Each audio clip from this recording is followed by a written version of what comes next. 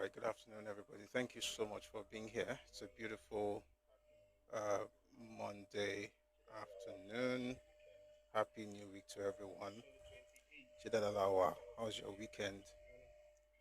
Solo 28, Ekwajometa, good to see you. Good afternoon. Thank you very much for joining us today. Um, Glad to be here. Um,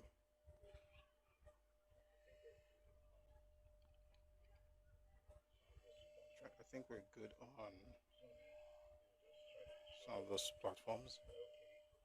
Just going to be, just try to ensure that we're okay. Just give me a few seconds to get that sorted. And please WhatsApp while you're at it. Let's share the live as well. Thank you very much.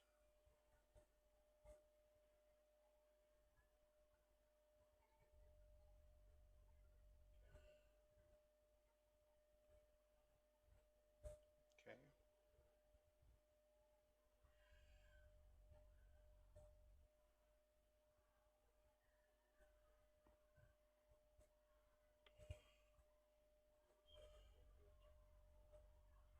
Okay.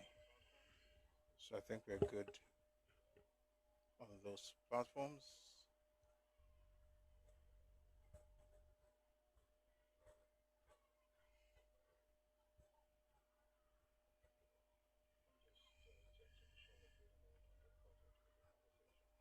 Let me just check to be sure we're good and then we can get started with the conversation. Thank you very much for joining us today. It's a beautiful day, and I'm very sure it's going to be a fantastic week for everyone. But how was your weekend? Hope everybody's fine. Hope you had a great one. Okay, beautiful.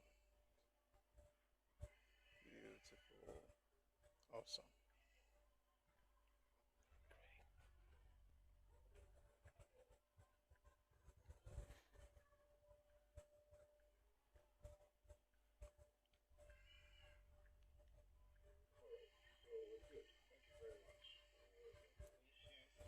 All right, so we're good. Thank you very much for your patience, and thank you for liking the lives on 3.2K likes on TikTok, which is quite good.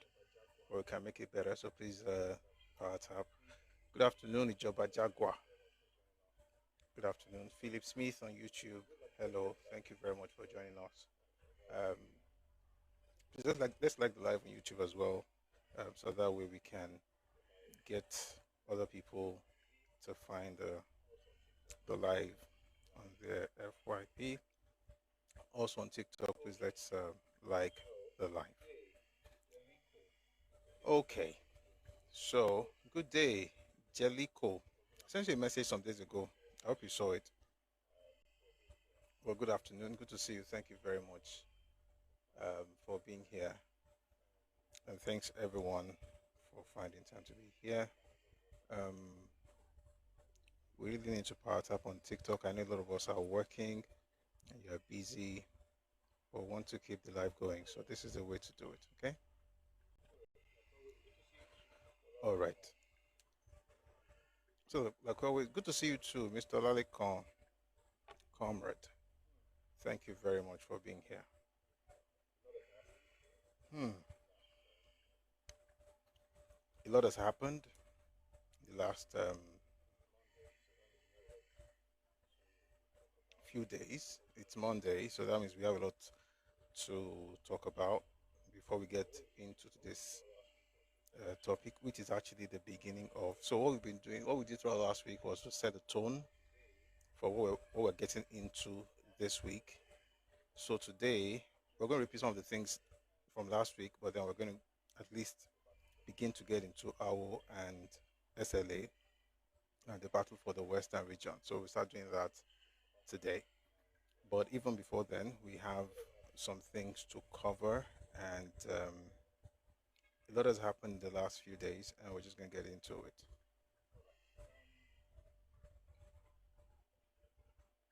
All right.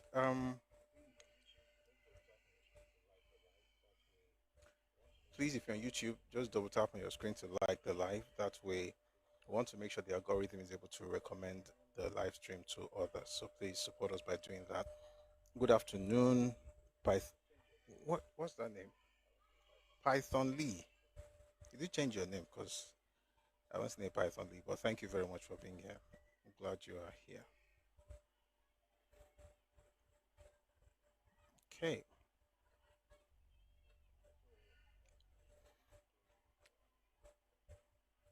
So shall we begin with? There's a lot of stuff here. There's a lot of stuff. But let's begin with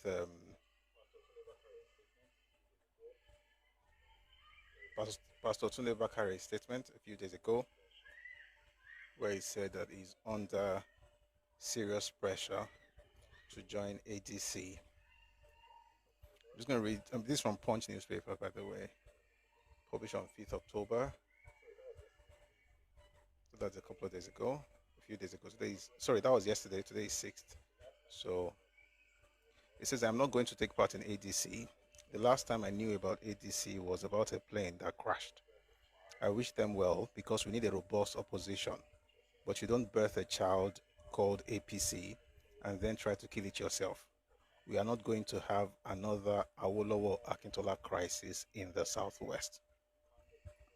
If God wants to remove Emilokan, he knows how to do it. You can't get the kind of thing Tinubu has brought without God's support. Several political figures, including a former governor and minister from the Southwest, had urged me to align with the ADC. There has been a lot of pressure on me from who is who to join ADC. They come to my home. Even while I was abroad, the hierarchy in the Southwest. You see, one second.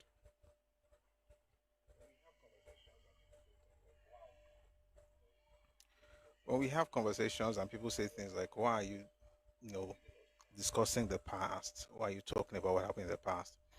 I see it a lot on YouTube, right? There are comments, people saying things like, why are you talking about the past? Of course, usually because it doesn't make the forebears look good. But you see, one of the good things about history is that it teaches you where your predecessors have made mistakes, and hopefully, if you're wise enough, you won't fall into the same ditch. So when he said that we are not going to have another Awolowo Akintola crisis in the Southwest, that tells you that it's someone who doesn't want to repeat the mistakes of the past. Where you're like, you know what, I know more than this person, I know more than that person. Before you know it, Operation Wet here. Maybe we'll get to it today. I don't think we're going to get to it today, right? This series that we are starting today,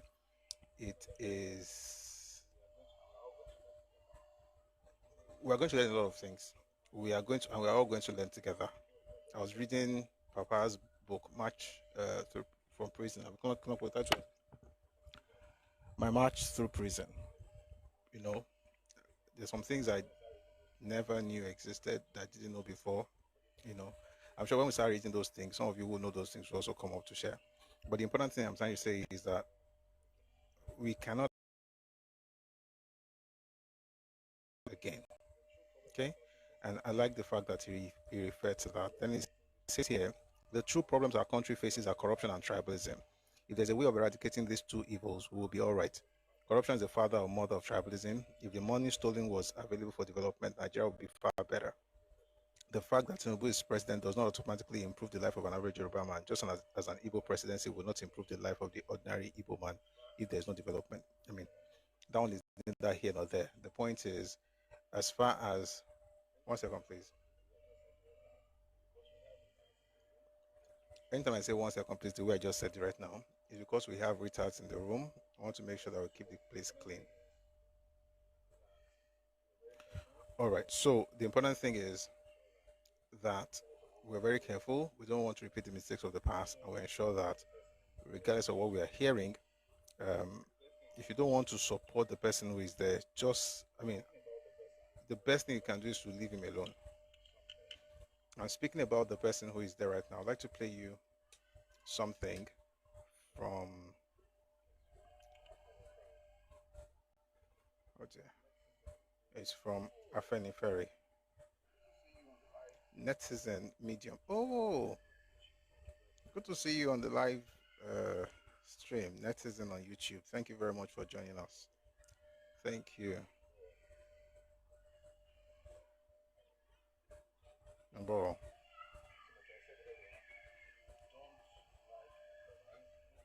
So, like I said earlier, if you don't like the man, maybe just leave things be rather than constantly trying to be contrarian and fighting. And then at the end of the day, it affects us. And I'll tell you this, whatever affects Yoruba land affects everywhere else in this country. They are parts of this country. Of course, we want peace everywhere in Nigeria, and may every region have peace. But I'll tell you this, there are parts of this country that is there, all right, as far as Nigeria's development is concerned. I'd like to take a listen to this. I hope we are good on YouTube. Okay, we're good. I'd like to take a listen to this. This is from an Afenifere chieftain, and in a conversation on Arise News. Take a listen, please. 2027 is coming. Some people will say yes. They don't. What they want is 2027. But I can assure you, 2027 landslide. Afenifere we wait for Ashwaju landslide. I can assure you that we know what we want. We say we are Yoruba. Who is a Yoruba person? That's who we are supporting. Our catchment area is Yoruba land. For Afenifere. For Afenifere. Good Nigerian. You know our ideology, you know our history. This Ashwaju's government, whether we like it or not, we are going to be there for as long as he's there. It's us now. He knows everything about what Afenifere wants, about restructuring, about looking after the poor people, about devolving powers to the states or region, or state police and so on and so forth, you know. So he knows everything. If he play politics to grab power, yes, he did it perfectly. He's there now. And he's implementing whatever we want. We know what he's doing. Things are very hard, but foundation, we know the foundation. A lot of people at the lower level will not understand what is happening. All what they want is, I want to eat, I want to eat, I want to eat. Yes, we're going to give them food, but let us lay a very good foundation for Nigeria. This government is just about two years plus. It's going to take about 8 years for us to say yes. We are out of the woods. It has happened all over the world before. People will say that the last 8 years before this government, yes, you know, it's of the same party, and that it was Ashwaju that brought General Muhammad Buhari. In-depth analysis. All right. So, of course, they're talking about the president, President Bola Ahmed Tinubu. But it was at an event this weekend where he had this to say. Please take a listen to President Tinubu. It was a burial of the mother of the chairman of APC. All right, take a listen to this. I inherited Islam from my family. I didn't change. But my wife is a pastor. She prays for me. No conflict.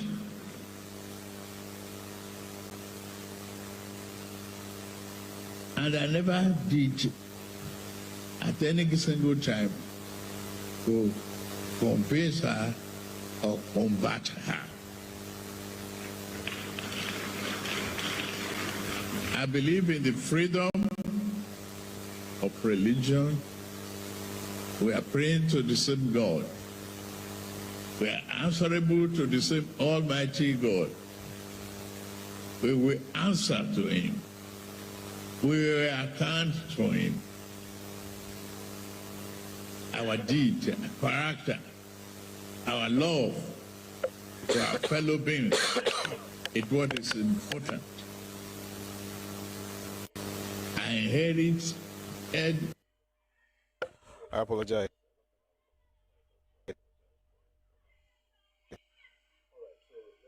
So I apologize for that. All right, so let's do some stuff in the southwest. The University of Lagos has stunned many by quietly positioning itself at the forefront of automotive innovation, unveiling Africa's first university-based automobile assembly plant. In partnership with Nord Automobiles, the Lagos-based facility has, since its inauguration on November 10, 2022, been assembling vehicles and drones, training students, and driving Nigeria's entry into advanced automotive technology.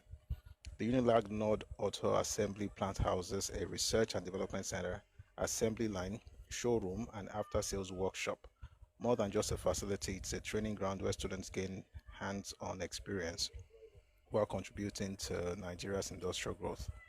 Unlike projects that thrive on endless propaganda, Unilag has chosen the path of quiet delivery, producing results that speak louder than words. This initiative not only strengthens Nigeria's auto industry, but also cements Unilag's reputation as a hub for innovation, education, and homegrown manufacturing excellence. That's from Fadu Ilemi, Fajimi. Essentially, the long and short of it is that there's a partnership between Nord and Unilag, and they are selling cars on site, on campus. So it's called Unilag Nord Automobiles Partnership, Africa's first university-based vehicle plant. So that's actually very, very laudable. And back to Tinubu now. I just want to read some things that the video did not capture from The Nation. From October 4, Tinubu assures Northern Christians of fairness. President Bola Ahmed Tinubu on Saturday reaffirmed his administration's commitment to fairness among Nigeria's diverse religious communities, pledging to unite the country under a shared vision of peace and prosperity. Speaking at the headquarters of the Church of Christ in Nations, Cocking in Jos, Plateau State, Tinubu told Christian leaders from northern Nigeria that his government is dedicated to ensuring justice and inclusivity for all citizens, regardless of faith. According to a statement by a special advisor on information and strategy, Bayo Onanuga, the president said, quote, "I have a mission to unite this country, ensure its prosperity, and we are making progress," unquote. He urged clerics to have faith in his leadership, adding that religious harmony remains essential to national stability. As leaders, we have the responsibility to manage religious issues for the benefit of all, he added. Tinubu also assured the gathering that his administration is determined to end insecurity and criminality. Quote, "We are defeating bandits, and we will defeat them. We will deal with them and combat the farmers-herders clashes," unquote. Noting that ongoing economic reforms are being executed to benefit every Nigerian. I was watching the news yesterday when the president made this statement, talking about even the religious dynamics of his own family. Him being a Christian, the wife being a Muslim, of course, is Yoruba, so we're not really surprised about that. But it's also important for us to understand the ramifications behind that. And one of the issues, right, happening at this moment, this whole thing from the US about religious crisis in Nigeria. Now, some people, for instance, have gone to town, with some of these things and say, oh, they're fighting for religious purposes and everything. I did a video last week. I didn't go deep into it because it was just part of the news, and people have been like, oh, are you saying that Christians are not being killed? You're a Muslim and you are saying this? Maybe it's my beard, but I'm not a Muslim. I'm a Christian. And like I said last week, it is not that Christians are not being killed. It is not that Christians are not being killed. It is that if you reduce the entire crisis to a religious crisis or religious war, you have lost the plot. In other words, although Christians are being killed, the vast majority of the of the components of this crisis, or the events that you see, of the attacks and the killings, are not happening for religious purposes. There's ethnic purposes in somewhere in there. There is land tussle. People want people's lands, and it's not always religious. And once you reduce it, we like this, black and white kind of conversation. Oh, it's just Christians versus Muslims. Then somehow you have intentionally acted as though you don't know, or maybe unwittingly acted as though you don't know that these Muslims are killing Muslims as well. Not that they're not killing Christians. That's not the point. But it's not like it's an exclusive religious affair. And somebody, I don't know, I think from South Africa said, "Oh, but something happened in Owo." I'm like, the conversation is actually about what's happening in the north, primarily North Central. And what happened in Owo happened. Again, you cannot hide like there's no religious what's the word now, component to this. In some cases it is religious, but to chalk everything down to Christians versus Muslim is to actually look at your own local issues through the lens of a foreign observer. And that foreign observer who is saying this, we don't really know what he has in mind. So when he wants to talk about it, he reduces it to religious, is Christians versus Muslims. Therefore, the idea is that you are a Christian, you're a Muslim, you start fighting, or you're a Christian, you're a Muslim, why is this happening? So it's not that there's no religious component, but we have to be very careful of just having this pedestrian conversation of everything is black and white, it's Christian versus Muslim. Before you know what's happening, we don't scatter everything. So I'm not saying that there's no religious, component, but that's not everything that we're seeing. Lands are being taken. People, what happened in Kogi, in Kwara State last week, is not religious. It's not. Because some of the people that were being expelled and killed were also Muslims. But it should not be happening, and it should stop. But the reason, you see, if you don't understand the problem you have, your solution might actually cause you more problems. Because if you think this is the problem, you are not proffering solutions to that thing based on your understanding of what the problem is, even if that's not the problem. So what that means basically is that by the time you begin to administer whatever solution you think you have, you might be creating more problems because the real issue you have left it.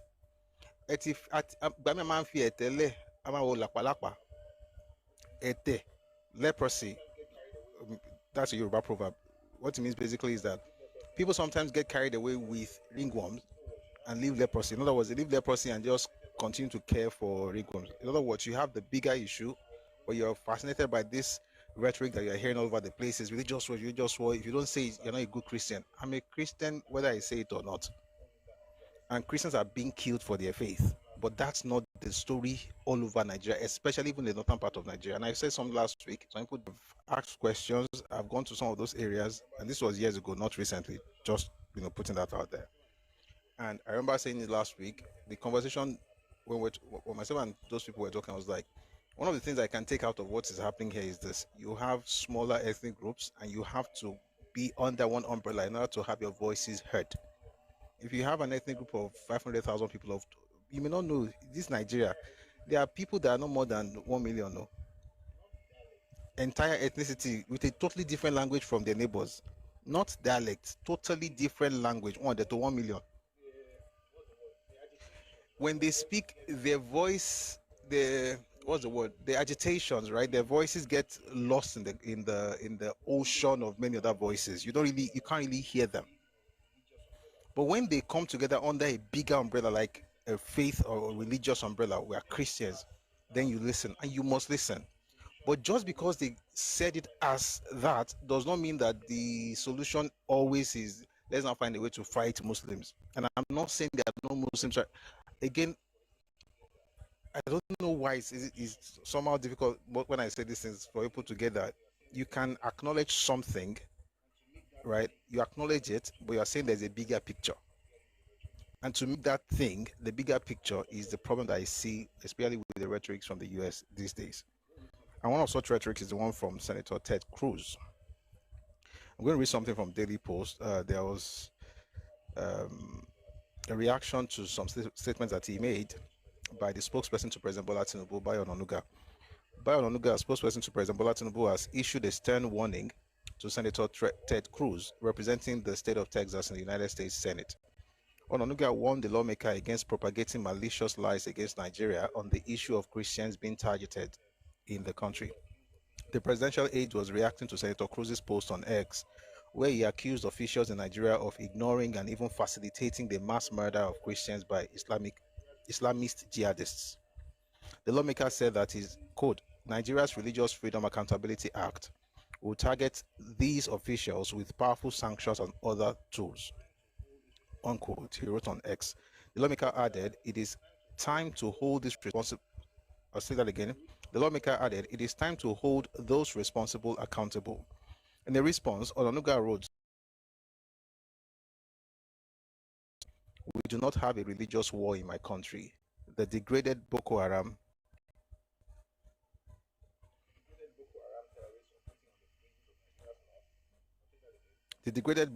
terrorists operating on the fringes of Nigeria's north. I'll take that again. The degraded Boko Haram terrorists operating on the fringes of Nigeria's northeast target everyone. They attack farmers, our soldiers. The bandits in the northwest, kill worshippers in their mosques. Christians are not targeted. We have religious harmony in our country. Stop these malicious lies.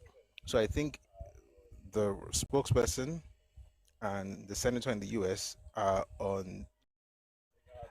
And so happens, for some weird reason, it so happens that the vast majority of those who are happy with this, rhetoric from the United States happen to be from one specific region in Nigeria. It's amazing.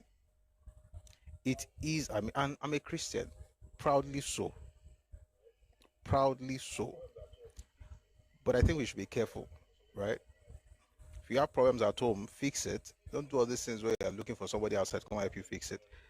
I think we've discussed this before. It happened in Ilorin. It also happened in Arochukwu. In Ilorin, what happened was that there was a problem amongst Yoruba people. Fonja decided to bring in Alimi, and some of this slaves, some of them Hausa, some Nupe, some Fulani, and a lot of Yoruba people, to mix everybody together. They had this Jama, and Alimi came to help settle whatever. The point is that when they are done settling it, they'll take over. The same thing happened in Arochukwu. It was two brothers, Ibibio, having issues. They decided to invite a Dibia, a priest from the Igbo hinterland. That one comes along in a bit to settle, says that he's settling or whatever, settling them. Decided to invite two other brothers from the Calabar area. They moved in, conquered the place. He moved in his people from the hinterlands and then dominated the place, and it became Igbo to lead. The two brothers were allowed to lead before they eventually now made it a totally Igbo Kini. So the idea that you have issues amongst yourselves, and someone say, really? Who is that? Paul, I don't know where you're from, but you can literally read. No, I'm not going to tell you that. I'm not going to tell you that. But if you want me, if you have any questions, please feel free to ask me. I will ask. Don't just say really. Okay, you know what? Since we are all learning, because nobody's now finished, so we are learning. So let's learn together. So it doesn't look like I'm just saying it, guys. Let me answer our brother with saying really. Arochukwu was actually not. The Arrow Confederacy was not something that happened until afterwards. Mumbo, let me read something to you. I'm going to read from Isiche. This is not today's topic, but we are here already, so might as well just do some reading. The book is called The History of the Igbo People. It's by Isiche. It was published in 1976. So, again, I'll just give you the names because I didn't mention the exact people. So, Nachi is the Igbo priest who was invited to settle conflict amongst the people, right? He then got the Akpa allies. Those ones had two brothers leading them. One was Osim Nubi, the other one was Akuma Nubi. Both of them were from the Calabar area, not Igbo. So the Aros, the Igbos, the Oga brought his people. And like I said, when the war ended, it was the brothers that were made. One of the brothers was made king, became the very first king of Arochukwu. It wasn't even Igbo. It was one of the two Akpa allies leaders. All right. The point I'm trying to make is this: if you have issues amongst yourselves, the person to solve that problem is not necessarily an outsider whose interests you do not know. You might just come in and take over the entire place because you just think that, hey, I'm just having problem, Oga. And I said that to say this. So this is what Ted Cruz actually put out, and on the surface it looks okay, but It is well. I'll read some part of it to you. 119th Congress first to require the Secretary of State to designate the Federal Republic of Nigeria as a country of particular concern, to impose certain sanctions and for other purposes. In the Senate of the United States, September 9, 2025, Mr. Cruz introduced the following bill, which was read twice and referred to the Committee on Foreign Relations. A bill to require the Secretary of State to designate the Federal Republic of Nigeria as a country of particular concern, to impose sanctions and for other purposes. Number one, be it enacted by the Senate and House of Representatives of the United States of America in Congress, assembled. Section 1, short title, this act may be cited as Nigeria's Religious Freedom Accountability Act of 2025. Section 2, in general, the President shall impose the sanctions described in Executive Order 13818, 50 United States Constitution 1701 note, relating to blocking the property of persons involved in serious human rights abuse or corruption on the persons identified in the report required under subsection B. B. Report required. In general, not later than 90 days after the date of the enactment of this Act, and annually thereafter, the Secretary of State shall submit to the appropriate congressional committees a report listing Nigerian persons who are A. Federal officials or state governors, who have during the period specified in paragraph 2 promoted, enacted, or maintained Nigeria blasphemy laws, including through public advocacy, legislative action, or executive enforcement directives. Or 2, tolerated violence by non-state actors invoking religious justifications to commit acts of violence, including persons designated as foreign terrorist organizations. But the thing is long. The point I'm trying to make is that when you look at it on the surface, it's actually very good stuff. They want to impose sanctions on officials who are supporting jihadists, people who are supporting the promotion or enactment or the maintenance of blasphemy laws. For instance, what is happening right now in the north, I don't see, personally, I don't think it's very sensible. A person says something, maybe it hurt people's feelings, maybe it hurts their religious sensibilities, maybe it should be punished, but it's going to be killed, sentenced to death for blasphemy in 2025, if you somehow, right? Now, but here is what we have noticed historically. What you are seeing is not all there is. A person saying, I want to do that because of that boy, I want to enact a law. If you want to do that, just do it. Don't push the narrative that there is a Christian, because the person with the one kill for blasphemy now Muslim, no be Christian. The person with the one kill for blasphemy for the north now Muslim. So if you won't have that, I don't even know how I switch to pidgin. If you're going to have that conversation, have it on the basis of, rule of law. It can't be based on Christian versus Muslim, because they're not trying to kill a Christian for blasphemy. They're trying to kill their fellow Muslim. So, like I said, on the surface, this particular bill makes sense, but knowing what we know about some parts of the world, it could also be another way to get into the business of other nations, which is not something that we're supposed to be celebrating at this moment in time. All right. I think I made my point. Okay. Someone says foreign intervention isn't always without hidden agenda. That's the issue that I have. I want to help you. I mean, if you have looked, the two examples I gave, there are many more examples. There are many more examples. I gave one in Yoruba land, one in Ibibio or Igbo area. When you invite people from outside, what they want to, you don't know. I don't know why some people are, I don't know, a particular people just say, yes, they must come, they must destroy this country. If they break Nigeria, what do you think you will be? Like in terms of with war, they must come, they must change this country, they must defeat Nigeria. These are Nigerians. These are supposed to be the emergency lovers of Nigeria, who are just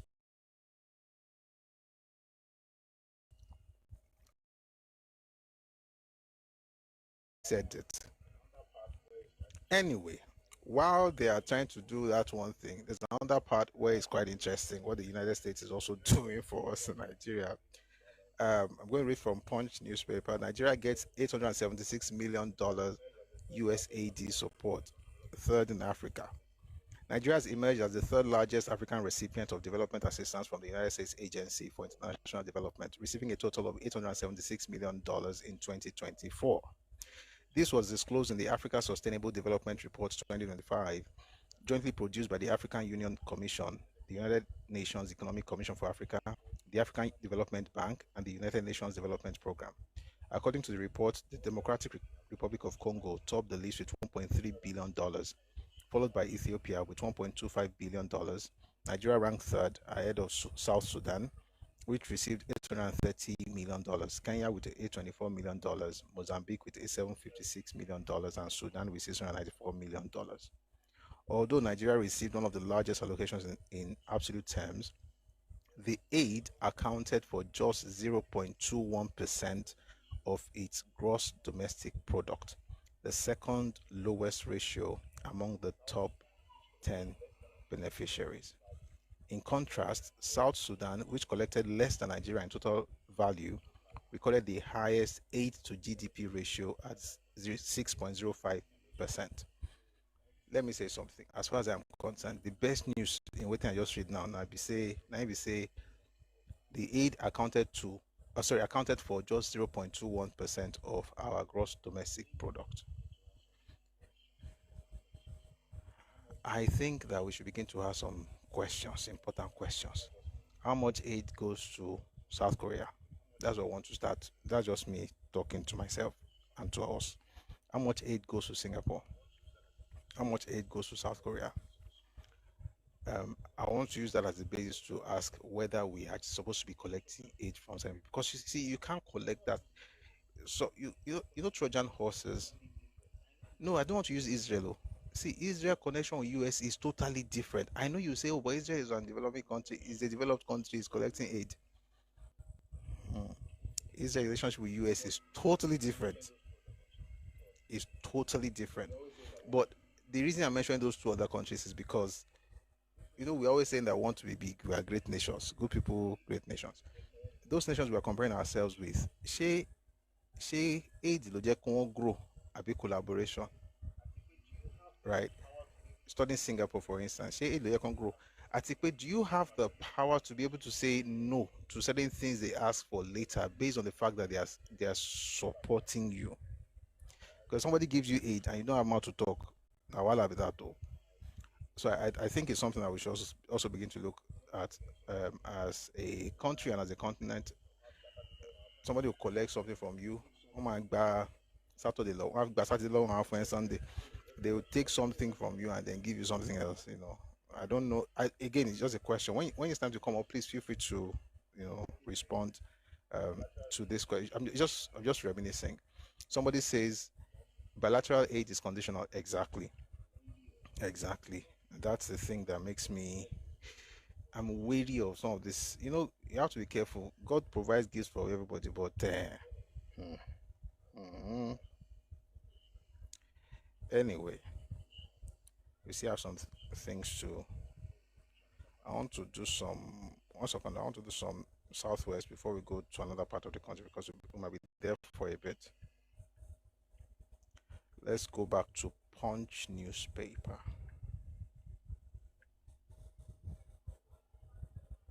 One second.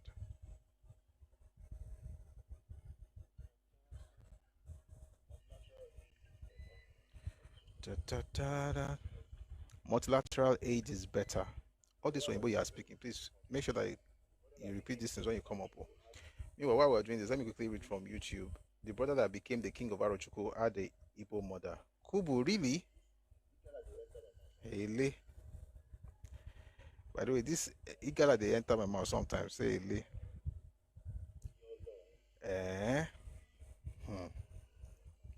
Oyolong. Afonja wanted to be Alaafin and ended up losing even in Ilorin that he was the ruler of. Yes. Not just that he lost Ilorin, he lost his own life. One day we're going to have this session on Afonja again. I've done it before. People think that when they say you are Afonja, it's like you are betraying somebody. Like these clowns, a bunch of buffoons on social media they call you Bible Afonja. That's not what Afonja did wrong. It's not like he betrayed anybody. Afonja was betrayed. The one that Afonja betrayed somebody, Afonja himself was betrayed because of Finuwenu Ojewo. He trusted the wrong person. Anyway, one day we're going to have that session. Someone says on YouTube, Ayomiku Awosheyi says, I believe the US, know what they are doing. I believe this is a retaliation to Nigeria's stance on Gaza issue. Yeah. A lot of people have said that, and it's possible. The vice president was at the UN, speaking. When you party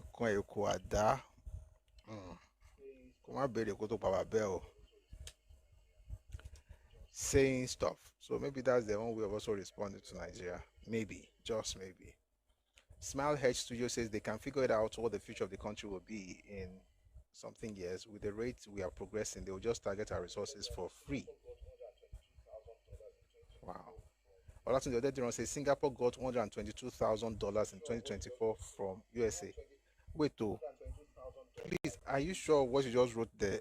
$122,000 need aid. Are you saying let me check. Are you saying $1 million?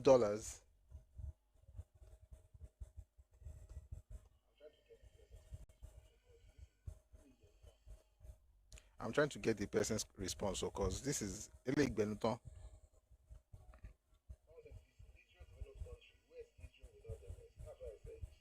Someone says, is Israel a developed country? Where is Israel without the West? That's why I said, should that Israel matter and whether they collected money?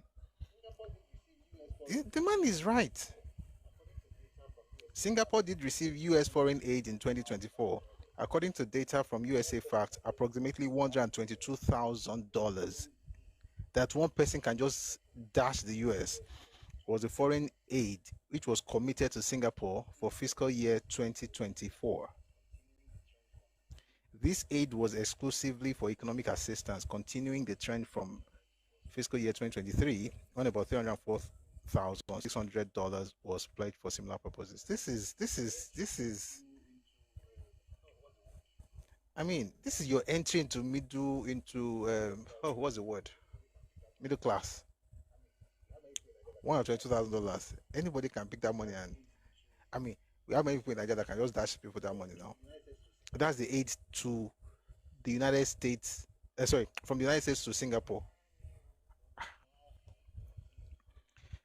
Olúwa mi o, lolùṣọ́ àgùntàn mi, èmi kì yóò ṣaláìní o. If somebody give you that kind of aid, and this person will just come tomorrow, can't tell you something. If you go close, I give the person back the money. So when you look at, I knew the money was not much, but I didn't know it was that low. I know South Korea got less than $1 million. Less than that. I think it was only less than $700,000 that South Korea got from the US.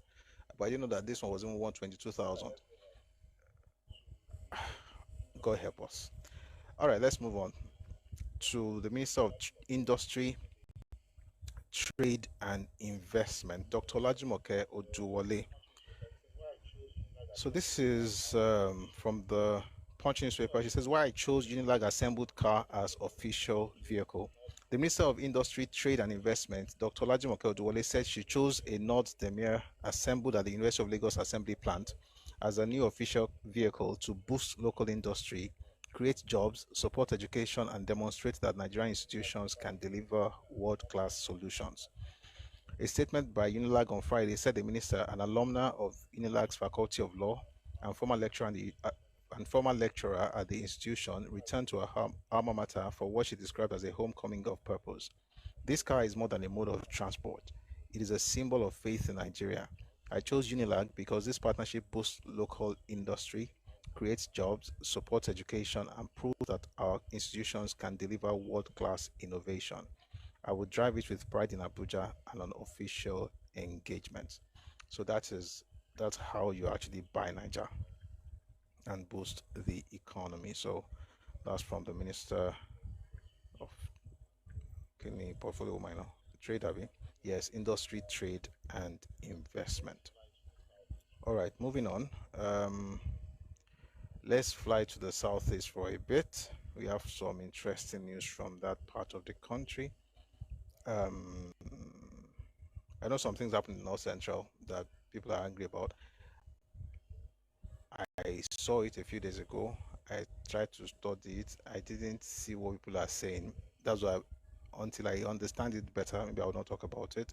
But I'll tell you what I found out. Something happened, Kene, over the weekend. A lot of Yoruba people are angry, but I'm trying to understand what it's really about. We'll talk about that when the time comes.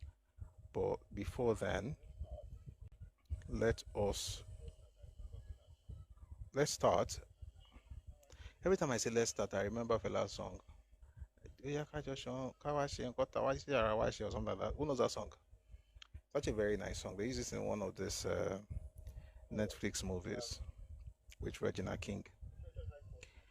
All right. A federal high court in Abuja, let's start from Abuja, then we'll go to the east.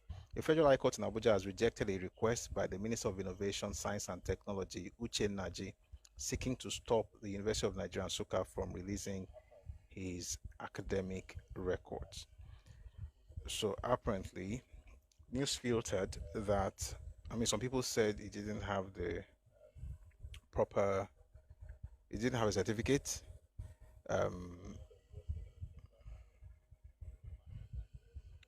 But I saw the worst thing I've ever seen in matters like this over the weekend.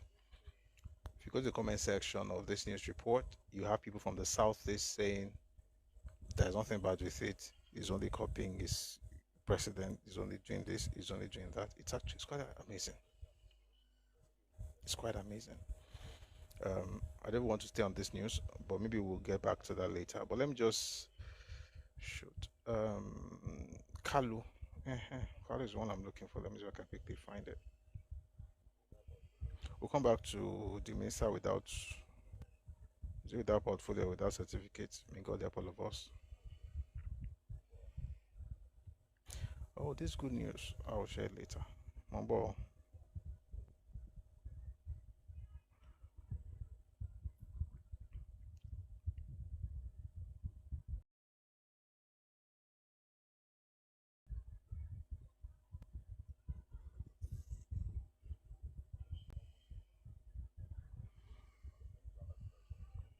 Just almost there.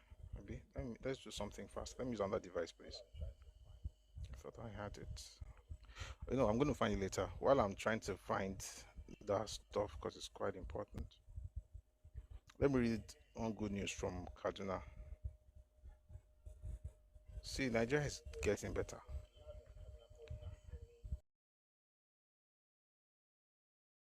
Kaduna called Naseni Lab. Right? What they did was to, let me just read this. Let me read Ozo's tweet. Right? It says, "Look how aggressive the bad boy look. Straight out of Naseni's lab in Kaduna, they've been grinding, mixing our sharp local brains with some imported beats, SK&D and CKD style, to birth this beast. The goal is cutting foreign dependency and leveling up our tech game. Shout out to engineer Karim Aduagba, the wizard behind the controls at Naseni's aeronautics squad. Due drop the bombshell at a stakeholder meeting in Kaduna in July. Project in the final stretch, maiden flight loading soon." The point is that they were able to actually create or manufacture a helicopter in Kaduna. First made in Nigeria helicopter. This is from Tribune, by the way. First made in Nigeria helicopter, almost ready to fly. That's from Naseni. All right. First made in Nigeria helicopter, and which is very, very good. And we should be proud of that. All right. I was going to play you something from Kalu. This is the Deputy Speaker of Nigeria's House of Representatives, Benjamin Kalu, at an event in Abia State over the weekend. Take a listen to this. Thank you, as Abians, for what you are doing in our state through our governor and what you are doing around the southeast. But I must say, it's about time, Mr. President, that we have another port in the southeast. Southeast are traders. We need a port so that our trading will be enhanced. Mr. President, I also want to say that the destruction, demolition of the houses, of the offices of our brothers in Lagos makes our heart bleed. Mr. President, for some of them who has not gotten the right document, my plea to you is to appeal to the governor of Lagos State to keep accommodating our brothers and please allow them to rectify their document instead of this, our governor. Please listen again, because I know here I'm aware. Please listen again, just one more time. Thank you, as Abians, for what you are doing in our state through our governor and what you are doing around the southeast. But I must say, it's about time, Mr. President, that we have another port in the southeast. Southeast are traders. We need a port so that our trading will be enhanced. Mr. President, I also want to say that the destruction, demolition of the houses, of the offices of our brothers in Lagos makes our heart bleed. Mr. President, for some of them who has not gotten the right document, my plea to you is to appeal to the governor of Lagos State to keep accommodating our brothers and please allow them to rectify their document instead of destruction.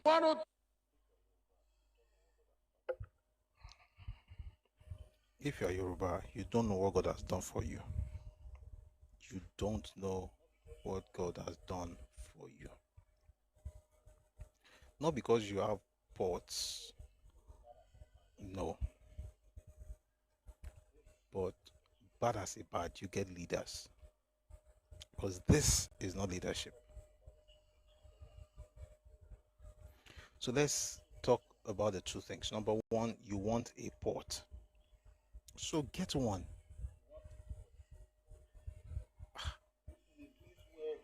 You want a port. This is a place where billionaires are wearing singlets. Like money in water, get one.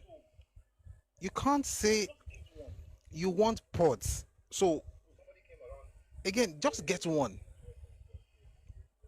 Oh, somebody came around, one of the interesting economists said, oh, port is on the exclusive list. So I was like, wait, maybe I don't really understand. So I went to check. The idea of port being on the exclusive list is for the operations, not for the building. And that's why Lagos State, in partnership with some private organizations, were able to build Lekki Deep Sea Port. They're building Badagry right now. Ondo State is going to start building very soon. There's the Deep Sea Port. People are doing stuff all over Nigeria. Which one is give us ports? And this is a problem. These people know exactly how to get their people riled up. They just drop something and everybody from the east just says, this is a shame, because, okay, so number one, there are three kinds of ports that you can have. You can have a seaport, which the east can never have.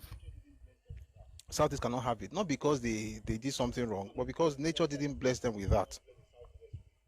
Okay, which is not a problem, because there are some things that nature did not bless the Southwest with. Actually, nature tried for us, I know, like, but you get the point. The point is there's something called comparative advantage. You will have some things I don't have, I'll have some things you don't have, and that's fine. But you can never have seaport in the Southeast. What's the other option? River port. Okay, so why not do it? Say government come and dredge. Why should they spend all that money to go and dredge river port where there is seaport in other parts not too far from you? Then you have inland dry port or dry inland port, which state governments are building. I think Oyo State is building one. Ogun State is doing one. People are building stuff. Why is it that leaders of a particular region tells the federal government to do something, and then you know what usually happens? The people are made to continue to believe that every other person hates them, and that the other regions are developing at their own expense, and that the money that should have come to them is going to other places. Not forgetting that the same money that's going to other places, the same allocation, you're also getting allocation. What are you doing with your own? What are you doing with your own? Why must it be from the federal government? It's quite sad. Then the second part is actually the one that for me I just think is this one is not sad, it's just disappointing. You are saying your brothers, the buildings that belong to your brothers in Lagos are being demolished, and that it causes your heart to. By the way, the president was not there, thankfully. He had other places to be. Anyway, that the buildings are being destroyed, but that the president should tell the governor not to demolish those buildings again.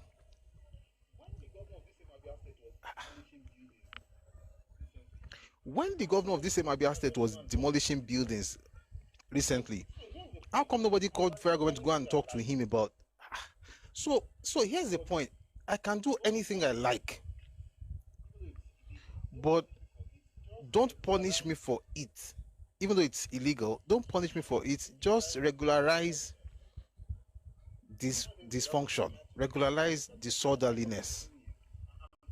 Someone says, but Abusi is trying to make sense of Katikati. I'm thinking about it, like maybe I can find sense somewhere in it. It's difficult, but I think it's actually impossible.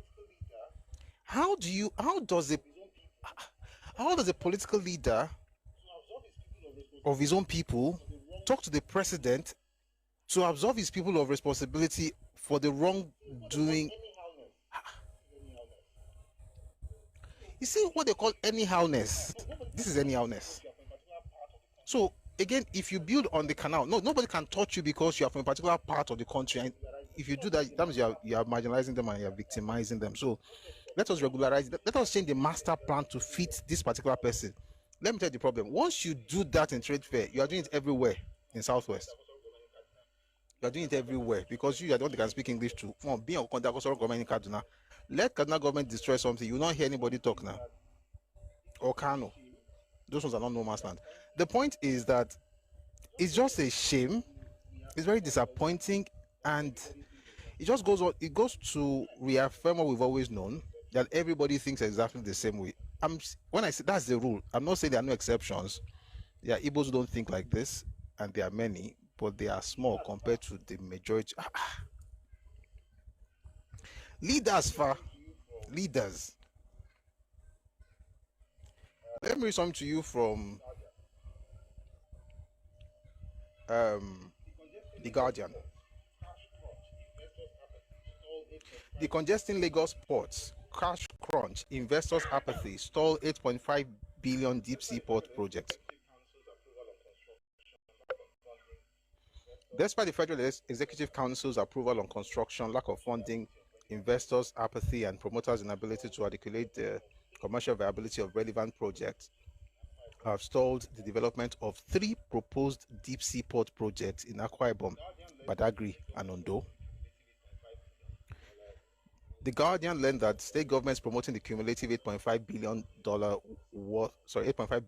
worth of projects, apparently to ease congestion in Lagos seaport hubs and reduce pressure on its infrastructure, are largely counting on private sector funding. But poor commercial viability of the projects as conceptualized, or poor marketing strategies, are major setbacks to attracting the required funding to transform the dreams to realities. All right. Key point, keyword. They are depending on private sector funding. In Akwa Ibom, in Lagos, that's Badagry and Ondo. Now, here's the question to people. Nigeria has about 7 ports at the moment. So what should Nigeria do now to improve those ports, to improve those 7 deep sea ports, for the state government to get busy with the ports they want to do and get private funding, or to waste extra money to be looking for how to build river ports in Southeast? That's one hand. On the other hand, for the ones that build on canals, should we allow the entire Lagos to be flooded so that we will not make some people feel like they're being marginalized in Nigeria? In other words, I saw, by the way, I saw a video last weekend. People literally pouring sand into the canal to build a house on top of it. I don't know where they're from. Actually, I do, but let's just say it for now, because we're speaking the language. They were pouring sand into the water to build on it. And once something happens, Lagos is smelling, the place is flooding, Lagos is not good, water don't carry everything. But now you they build on top water, but more not touch them. What we go do be say, we go sit down and say, more will adjust, like may nature adjust, accommodate your disorderliness. Anyway, it's crazy. But let me read something that I think is even more interesting. I mentioned Senator Ted Cruz earlier, put out a statement. One of the obedients said, "Dear Nigerians, pay attention. Senator Ted Cruz is no paperweight. The APC should be worried if they aren't already." Again, you know, like the way it happened the other day, you say stuff, and one of the major media persons then tweeted that one and says, you know that APC fellow who said obedience create a scenario inside their heads and then start rejoicing over the imaginary scenario was unfortunately not wrong at all. This is why I've been spending less time here on recent. You people are so depressing. So you have a bunch of interesting characters, just make up something, a scenario where Nigeria has to lose for their own to gain something. That's why they will never gain that thing, whatever it is. And speaking of gaining, we gained something over the weekend in Lagos. E1 Lagos GP happened and it was a success. It was beautiful. It was lovely. It was good to see people from different countries actually, competing on our waters. And by the way, we saw some people who said things like, "Oh, but the water is not dirty. It's dirty." I think people need to just calm down and use their brains. We're in rainy season, and this is what you have all over the world. Okay, it's not that the water is dirty; there's sentiment, But it was beautiful. Again, regardless of what the naysayers said, we liked it, and we look forward to more being done in Nigeria, but particularly in the Southwest. And I hope that other states, will also think of things like this, right? Ondo State, Ogun State, even Bayelsa State, Rivers State, Delta State. This is where we should be competing. Right? There are opportunities, like take advantage of what you get. They look for if what you have, what I'm about to say now is not good. But if whatever you have, shall take advantage of it. Use it. May God bless everybody. Which I want to talk. I tell you, I don't talk up because Jesus. Anyway, regardless of what you have, even if what you have is not what others have, just use what you have. But I really look forward to seeing more states, compete for things like this, where they're able to attract, foreign investment and foreign organizations. That would be very, very important. Moving away from that, by the way, that news is Okpo, but time's in law. I would like us to listen to Bishop Matthew Asan-Kuka. He was on Arise News some days ago, and he had this to say. Please take a listen. The machinery had already been put in place. As a little kid, I remember, all we wanted to do was just to see what the Sardauna looked like. And in my little village, they were going around with these screens showing us all kinds of things. We had all the wonderful things. Then we had a bureaucracy that really was oblivious to some of the things that have now come to haunt us: ethnicity, religion. Why Singapore is the way it is not because Lee Kuan Yew, yes, he did an extraordinary good job. But it's that inherited bureaucracy. He inherited bureaucracy. Yes. And the destruction of the bureaucracy, the destruction of society was escalated. Then ethnic identity and consciousness began to emerge. And I can tell you, most cannot come wrong.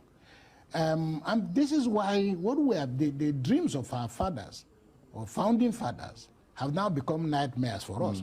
And we now ended up with a situation in which the recruitment process, whether it's for public life or the bureaucracy, all of those things came crashing. So I think we can say why we are where we are today.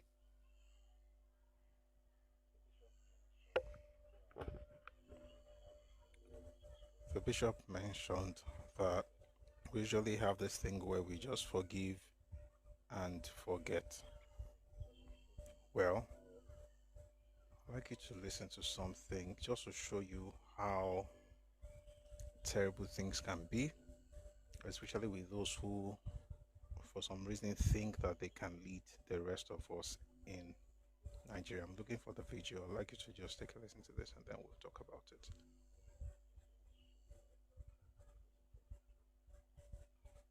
This is Showore. Take a listen, please. Were to be president of Nigeria today, the first thing I would do is to head to the Southeast and apologize to them for the war. Nigeria has a problem. And I've always said, Nigeria has an Igbo problem. And I'm not saying it to please people who are known as Igbos. But the moment they decided to take the action they took in 1967 to 1970, the war, Nigeria, having won that war in their eyes, never forgave the Igbos. There is a secret memo that whenever we position, don't give them opportunity. Otherwise, they will overrun.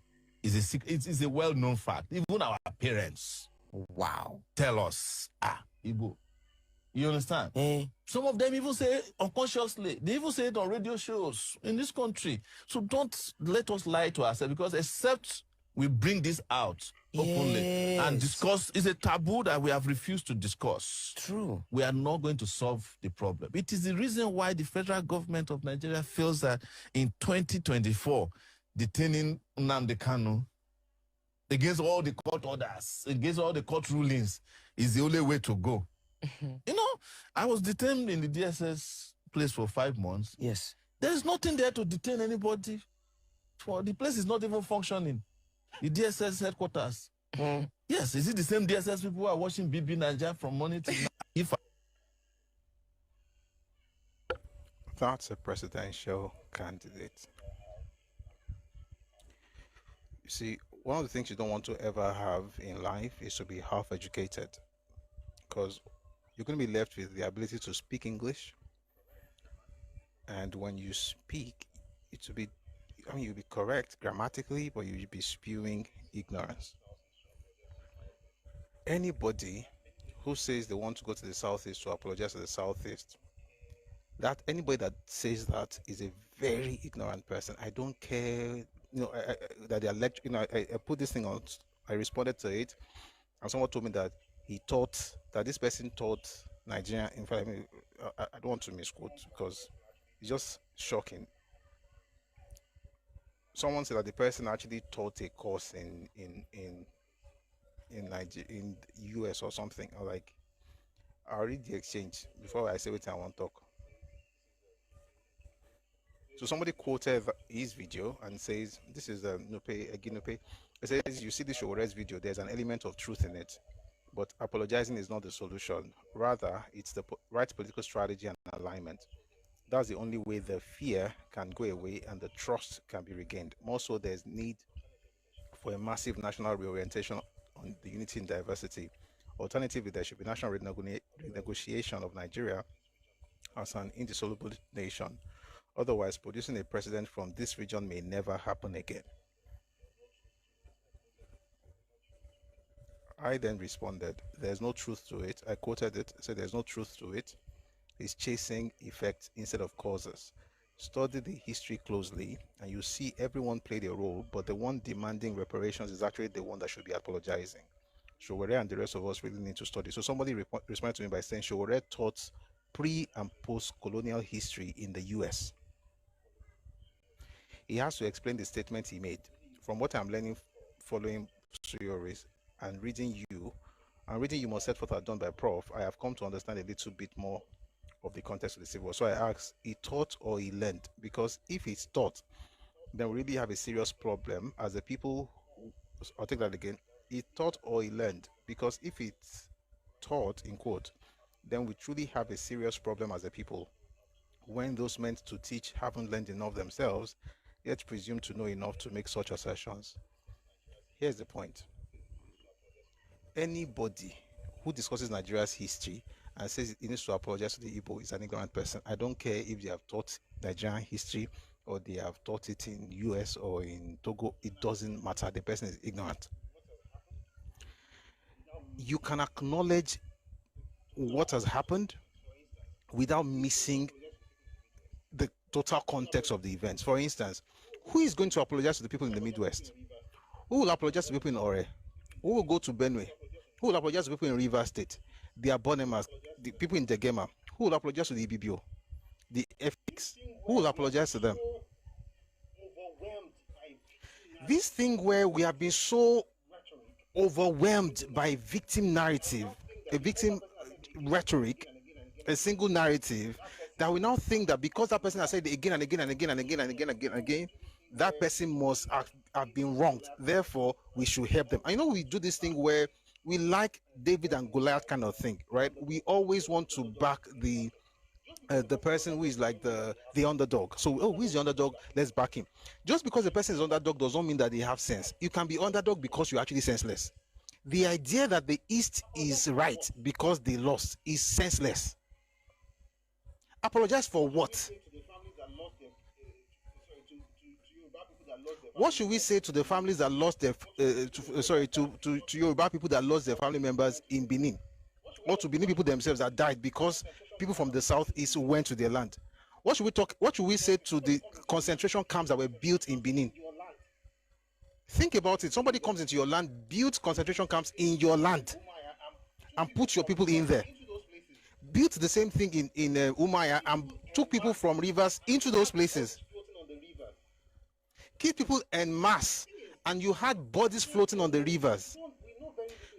You see, the thing is, Nigerians don't know. We know very little about what really happened in the past. Very little.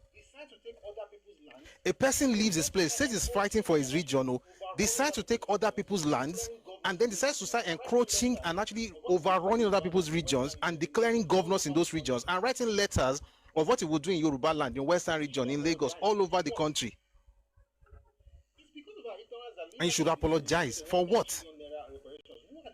It's because of our ignorance that leaders of the Igbos will say they want 10 trillion naira reparations. Who are they talking to? Their family members? If there's any group, I mean, with all due respect to the lives that were lost, because people died, and that is regrettable, and that's terrible. There is no way you can even politicize death. But if you are looking for reparations, the Igbo should be paying Nigeria reparations for many years to come. People were killed. Let me just please read from the minorities' perspective first. Let's even leave Yoruba people out of it, because we never know what we do. From September, you could they bomb Yoruba land. September of 66. War not begin until July. So 10 months before war even begin. Sorry guys, we have a retard just disturbing me. Go and talk to your parents. Maybe they'll teach you at home, because now lie and take raise you people. And they even try to help you. See, they talk nonsense. But you know what? I won't mute it forever.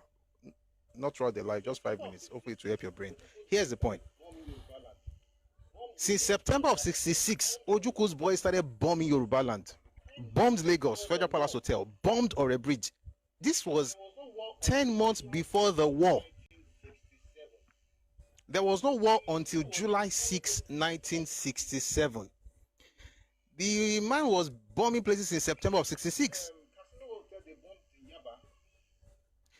The casino hotel they bombed in Yaba, the folks who died, the filling station they bombed that exploded and destroyed buildings and people lost their lives. How come nobody talks about these things? The Northerners who were killed in the east, how come nobody talks about the fact that 2,000 people were in the train journeying from the east to the north, and they were stopped by Biafran soldiers, by Igbo soldiers? There was no Biafra then, September of 66, they were stopped by Igbo soldiers. All the adult males in that train were killed and were thrown into the Imo River. Why doesn't anybody talk about this?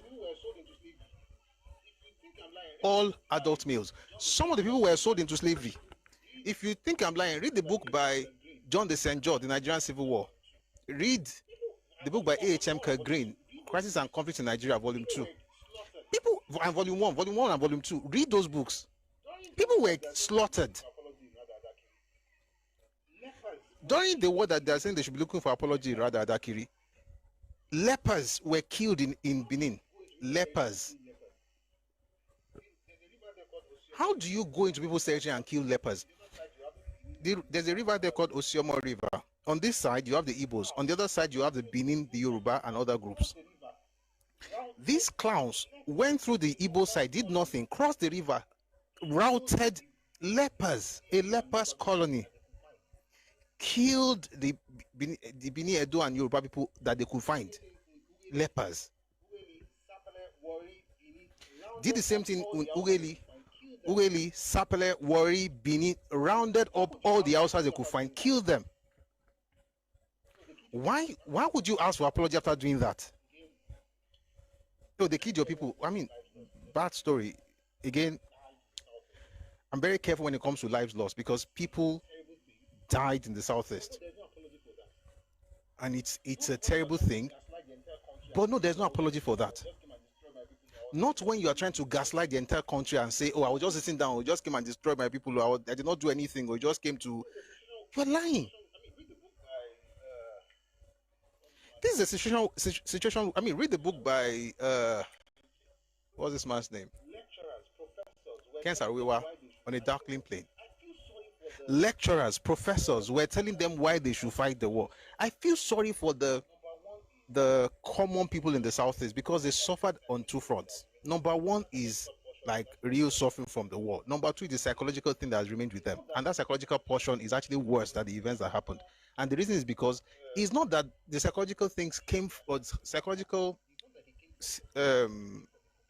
issues they are having, because they're still having it. It's not like it came from the war. It actually came from the propaganda of those who started the war.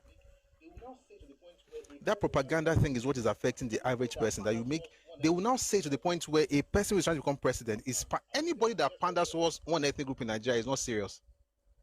You go and apologize. Apologize for what? For what? Like, I don't know. For what exactly? Oh, for people that died. Okay, so are you going to apologize for the Nigerians who also lost their lives? Are you going to, read the book by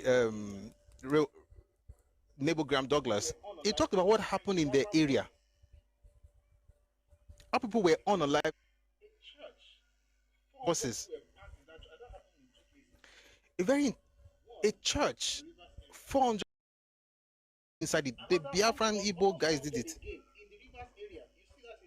How come nobody talks about another about almost 400 again in the Rivers area? You see that in the book by Nebo Graham Douglas. Put them inside one church, burnt the church down.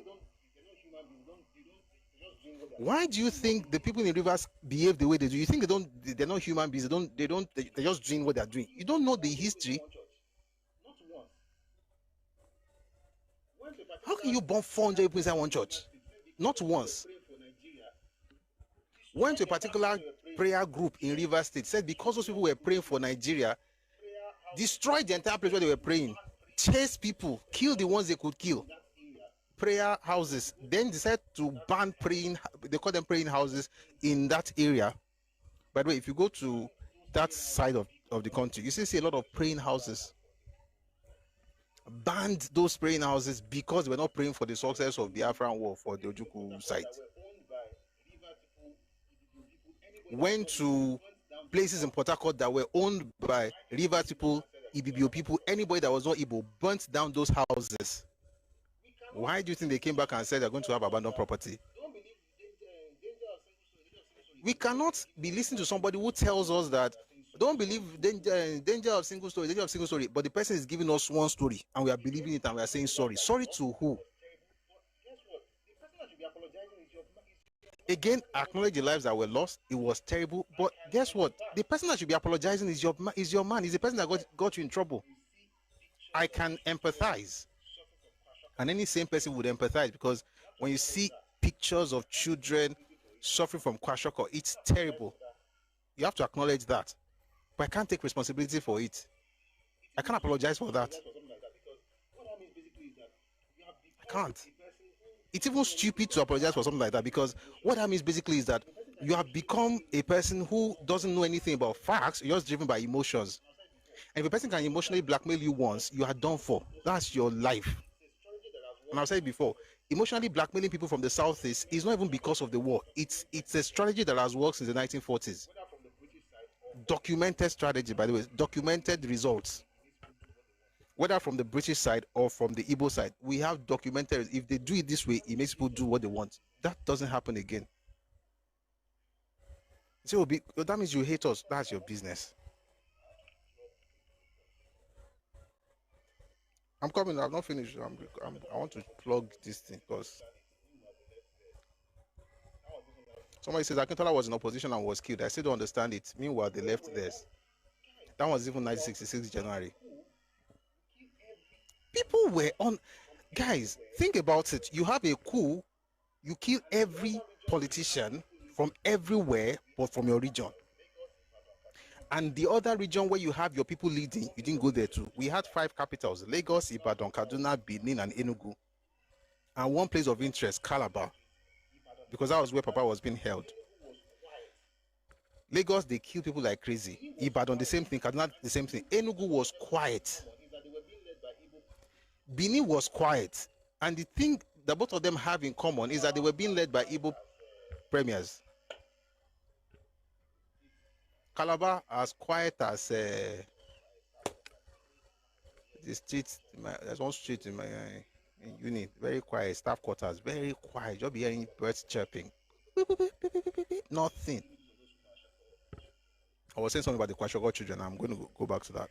When you see images of those kwashiorkor children, those kids suffering from kwashiorkor, it should pain you if you're a human being. But if you make any decision based on that picture, you are not a thinking human being. When you see that picture, it should touch something in you.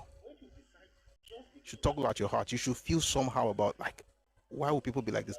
But if you decide just because of that picture, you are not a thinking person. I don't care that you have lectured in Harvard, it doesn't matter. The question you should be asking is this: why did this happen, and how did this happen, and who is responsible for this? Not, oh, look at what they did to us. What did they do? I'm very careful because people died, so you have to be very. But think about it. Human suffering is crazy. Like, you have to. It's something that one has to be very careful. But let me say something. I, again, empathize with people that went through that, but the apologies are not mine to give. The people to be apologizing to those people are Ojukwu and the people that got them into that thing. It's always had issues with protein. Almost forever. The meals in the Southeast have almost always been deficient of protein. This is documented. If you want to go into it, when we have the time, we'll discuss it. I'm just responding to what Shore said. They've always had issues with protein-rich food. Again, it's nature. Some things nature doesn't give you. And this is not. I'm not saying that it's their fault that they don't have it. It's just how it is, or how it was. So for fish, they depended on the rivers area. For beef, they depended on the northern part. That's Ogoja area. The food that the Southeast was eating, even before the war, most of it came from Ogoja. Most of what they consumed wasn't created in their own land. Which means that if you want to have war, since your surname is War, and they've begged you, they told you no fight, They had meetings. They had engagement. You went to Aburi. This thing is long. You went to Aburi, January 4, January 5, 1967. You went to Aburi. By March, the decree number 8 was promulgated. Your own people, Ojuku's people, said that decree number 8 contains 95%. One person, his name is N.U. Akpan, who was the secretary of the Eastern region. He said this stuff contains 95% of what we asked for in Aburi. As though that was not enough. Your own private secretary, that's Ojuku's private secretary, who also happens to be a lawyer, says that no, it's not even 95%, that thing contains 98% of the Aburi demands. The 95% claim, you find it in the book by N.U. Akpan, is called The Struggle for Secession. The 98%, you find it in the book by Ilari Njoku, The Tragedy Without Heroes. How can you have 95 to 98% of what you demanded in Aburi and you still say you won't fight? This was in March. And then by May, you declare Biafra. As you were declaring Biafra, you were unaliving people that there was no war. The federal government was still doing police action. In June, he declared Biafra. Federal government, Yakubu Gowon declared 12 states in May 27. He came along with Biafra May 30. There was no war. They were having, police action. Let's just try and settle this thing. Until now, when they start bombing places in present-day Benue State. Waiting, Igbo man they look for in Okene. Waiting, Igbo man they look for in Benue. Say you carry gun, go there, go do waiting. Now, while all this was going on, you didn't have any plans for your people in terms of food. You did not know that you don't have protein in your space. People that had kwashiorkor did not have kwashiorkor because there was no food. They had kwashiorkor because there was no protein-rich food. And that's one of the reasons Okporoko came into existence in Nigeria. In case you don't know, Okporoko came into Nigeria from Norway. That was their own aid that they supplied, stockfish, that the Norwegian government gave to folks in Biafra because, again, protein. So your question will be, okay, so how did they get protein before the war? I thought you would not ask. Two ways. Number one is that they, in fact, it is one way that had two sources. One way, importation. They always imported protein food into their space because even within the region, their own part of the region did not have those things. So when you're talking about, you don't have beans, you're not growing legumes, that will come from the north. You don't have fish, that will come from rivers. You don't have meat, that will come from Ogoja. So you are dependent on these places. So if you are going to say, I won't fight, I won't flex muscle. Awolowo traveled to Enugu May 6 and 7. The guy said, he won't fight, Isha won't fight. Since you want to fight so badly, how about find a way to ensure that your people the only thing that I think he did as far as protein was concerned is that he stole 400 pounds worth of granite from UAC. That's the only thing Ojukwu did as far as protein was concerned. He stole granite. The UAC, they are still looking for that granite. They've not found it. If you think I'm lying, please read the speech by Anthony Nauro in 1968, August 12, in Addis Ababa. That's the only protein arrangement that Ojukwu made. People didn't have those things. So before the war, you had to import. Then the question is that how do you get the money to import? Two ways. Number one, you imported based on the revenue that was coming to the government. But the question is this: where was the revenue coming from? Well, 64% of the agricultural revenue of the eastern region, the entire eastern region, came from the minority areas, not from Igbo area. 64%. Which is why when we're going to declare their own nation, they didn't want an Igbo nation, he wanted a Biafra nation. Why? Because he needed the land in those other minority areas for two reasons. Number one, for residential purposes and building stuff. Number two, for agricultural purposes. You don't have those things. Then you now went to the rivers area. You have some food from there, you have oil there. So you have to take those places and have your own nation. and we should be apologizing. The people where you disengage, where you kill for their own land, say you want, they must be part of Biafra. Nobody has ever apologized to the southeastern minorities. I mean the eastern minorities. Nobody. Crybaby. What kind of nonsense are we having in Nigeria? And this one's supposed to be a presidential candidate. The first thing I will do, I'll go and apologize. Go now. Shebito Bati win. How do you build a nation when everybody just moved by emotion? Someone just comes and says, oh, they did this to me. You didn't ask. Some of us are parents here. You know what happens to our kids, especially the youngest ones of them. You will just come and meet you and say, Dad, they did this to me. What do you do for the most? Don't you ask that? What did you do to your brother? Or what did you do to your sister? Just hey, what is Shama Malaysia? You know, last boss can be like that. Our mothers. Oh boy. Oh boy. I just remember growing up. You know our mothers with the babies. I want to Shama Malaysia. I feel oh. Because last boss are really wrong.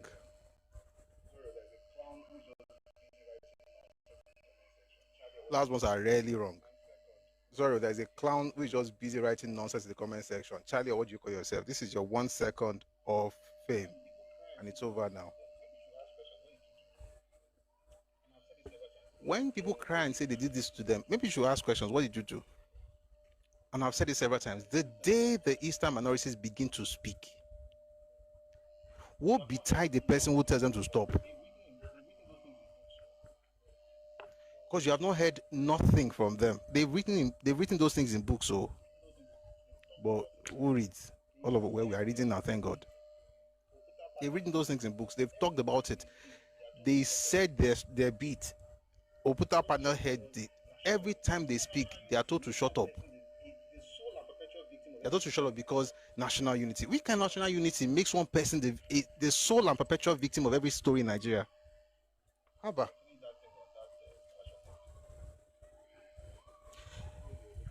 I'll finish that thing on that Kwashoko thing. 2 ways they were making the money. Number one, it was through revenue. Most of it was generated not by the Igbos, but by the Eastern minorities. Number two, and this is where the Igbos actually tried. Number two was through, I always forget this word. What do we call this thing that we do when you're living abroad and you're sending money back home? Please help me. There's a word for it.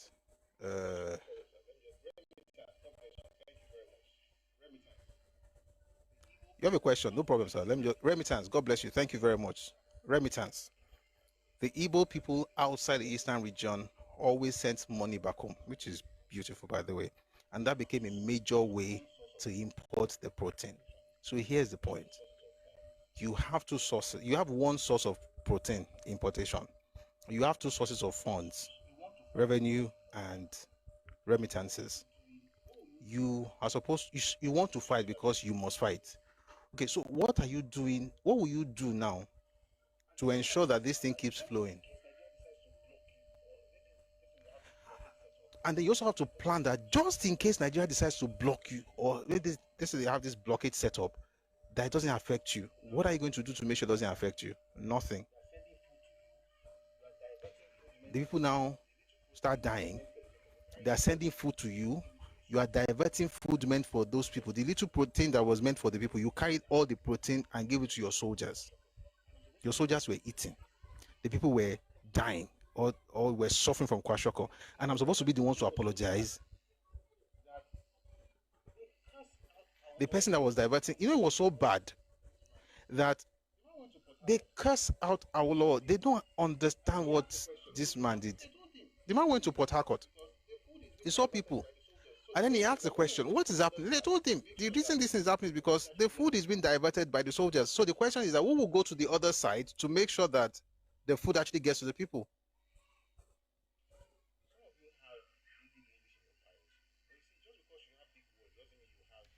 Some of you have big English in your bios. But you see, just because you have big words doesn't mean you have brains to actually contemplate. Let me not talk. Let me just mute you. Where was I? You have to now think of how to ensure that the people at the other end are able to get the food that you are sending to them. The question is this: you had no plan to feed your soldiers, you had no plan to feed your people. You are now asking that the government that you are fighting, your enemy, should feed you. Then the enemy sends you food, you use it to feed only soldiers, and then your propagandist, e.g., Okokon Ndem, e.g., Uche Chukwumerije, e.g., Chino Achebe, especially Okokon Ndem, then went on Radio Biafra to tell the world that the food has been poisoned.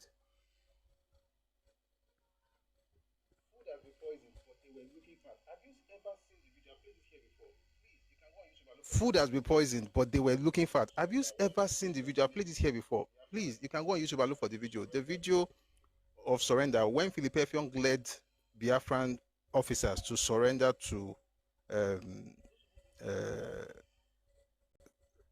go on. Do those people look like they are hungry? If you need if you need empathy, I will. Of course, there's compassion in my heart because I don't hate anybody. It's bad, but I cannot be sorry for it in terms of saying, well, I want to apologize on behalf of Nigeria for what? Our history will not talk about it. We'll be skirting around issues. The one we're supposed to talk straight, we not talk straight. The one we're not supposed to talk straight, we could just undo that one and say, oh, we must fight, we must fight, we must fight. I just wanted to talk about that that one that is quite crazy though, because if you're going to lead the people, at least you know their history. So apologize. Go and apologize now. Anyway, I don't even know if I finished answering the question.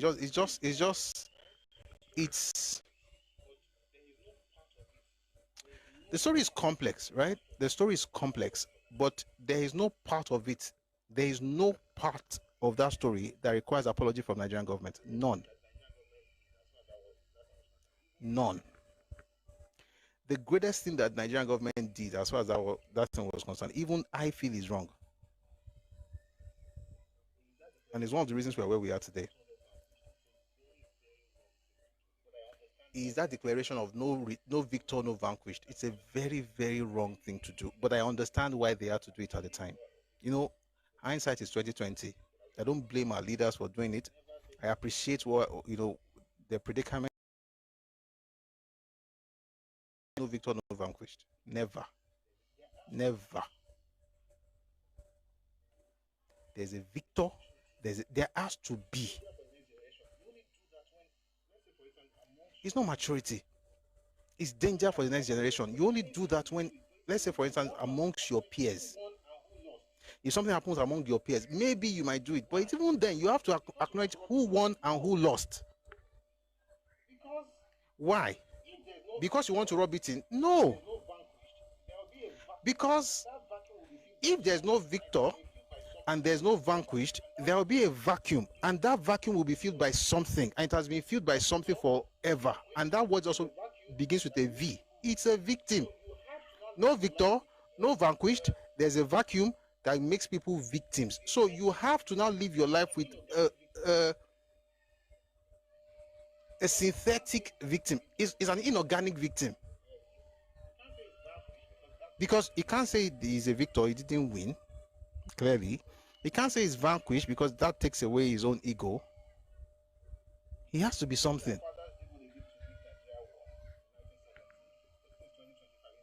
And so maybe our fathers did what they did to make Nigeria one in 1970, but this is 2025, it's been 55 years.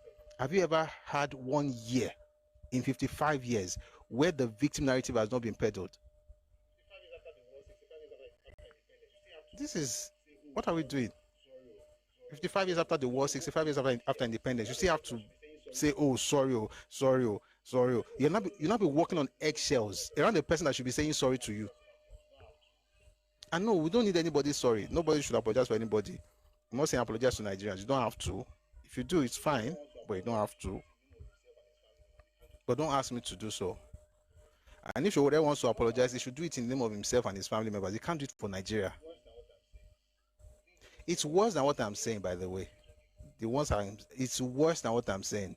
The things they discovered, the things Ojukwu did to his own people. A person decided that his people should not eat so that he can do content. You don't know how terrible this thing. I'm like this because I feel so sorry for the people. They've been lied to and they've bought it. People are saying that your people need food, medicine, and milk. And they are begging you. Let your people have food, medicine, and milk. How can they beg you if you're really the leader of your people? And you're saying no. Why? So you can take pictures. It's true now. He was creating content. He was doing content now. Somebody says I said do content. It's true now. He was creating content. They will take pictures, send it to Life magazine, take pictures, send it to the US. The person that was actually their point man in the US was the one who eventually had to write a letter in 1968 August and say, let your people eat. He published paper, he published it in Lagos. Sorry, in Lagos. In a paper in Kauai, in Lagos. So let the people have this thing. Why are you not allowing the food to get in? If you think I'm lying, guys, look for this name on social media. Sorry, on the internet. You can look for it. I think you can even find the letter. The letter is in a book by Brigadier General Alabi Sama. Tragedy of Victory. But I think you can find that letter online. It's an open letter. Robert Goldstein. Look for the name, please. Robert Goldstein. Look for the letter that he wrote in 1968 August. You find it there. He was begging. Say, the milk is available, the meat, the food is available, the medicine is available. Just let people get this thing across to your people. That's a leader. His children are the one in the comment section now insulting their parents. Some of them wear tie, beer, but no sense. You are just old for nothing. You are old like this. You don't know your own history. Your parents have brought you up with propaganda. You are now telling us to come and apologize for what Tojuku did. See, if you are talking to your parents, so whatever you said here in that comment section, you are talking to your parents.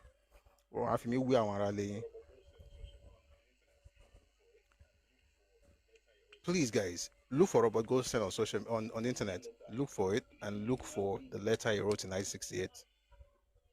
If you believe that letter, if you believe a human being, it's amazing how those who help you become villains, but those who put you in trouble become your heroes. It's the story of the Southeast.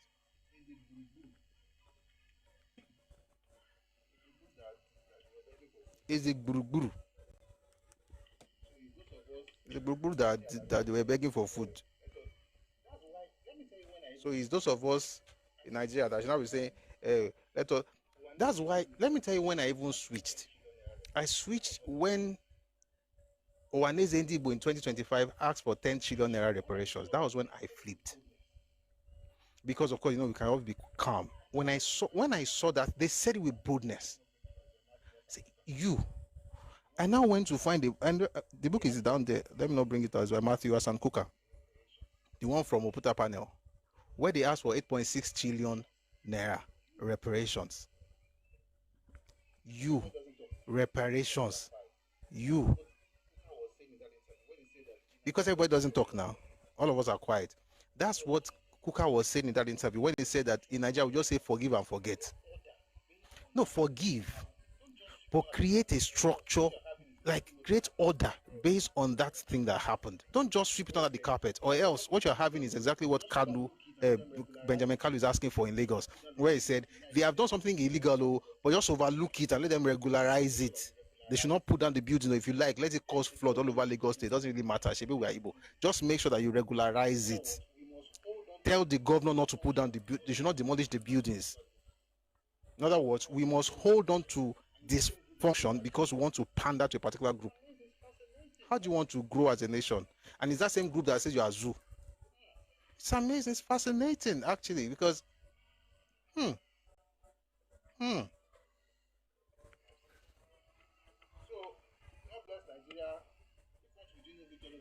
Enough said. So, God bless Nigeria. If we want to be doing no victor, no vanquish, let's not be deceiving ourselves that there was no victor, no vanquish. It's fine. It's fine. We know we are deceiving ourselves.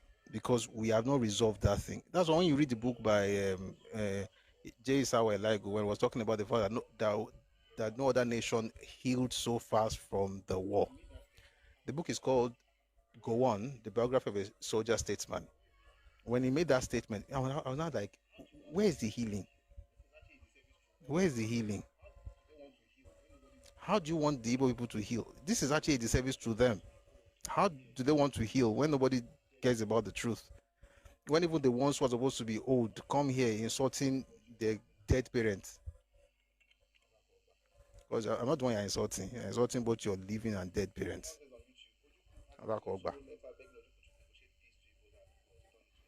Someone says on YouTube, Ojukwu, Azikiwe also wrote letter begging Ojukwu to negotiate peace to Igbo land was turned into it. I mean, it's a sad thing when you look at it from the people's perspective. When you see the kind of people that were leading them, God be with you. May God bless Igbo land. They need it. May God bless Igbo land. May God raise leaders in Igbo land who actually want the people to be healed and succeed. May God raise people after his own heart to lead the people politically and in religion. Because I see this in religion, I see it in politics, and it's a shame. May God raise people that, I don't know how it will happen, but I pray that a miracle will happen that will turn the heart of the people to truth and away from propaganda. May God, in his infinite mercy, heal Igbo land. Because let me tell you something about propaganda. If you live on propaganda, you and your children will suffer. You think you are blackmailing the rest of the country? Don't worry, we can afford it. You will not be able to afford the consequences. You have so perfected propaganda that today, that's what sells in the East. Somebody says, spend 10% of your time on Igbos or Yoruba affairs, you will see good changes. No. My people, let me tell you something. No, I won't say it.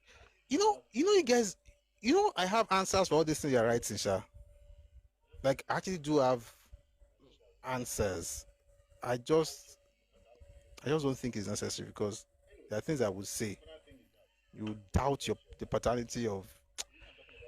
Anyway, the important thing is that God will bless your land.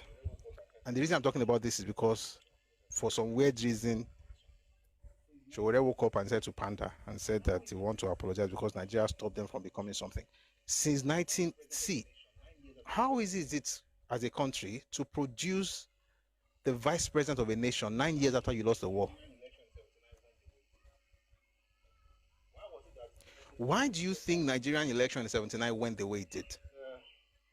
Why was it that of the three major parties, the NPN had an Igbo vice presidential candidate, the UPN had an Igbo vice presidential candidate, the NNP had an Igbo presidential candidate? Why do you think that happened in 79? Because Nigeria was trying to bring everybody together and say, we are one, you are with us.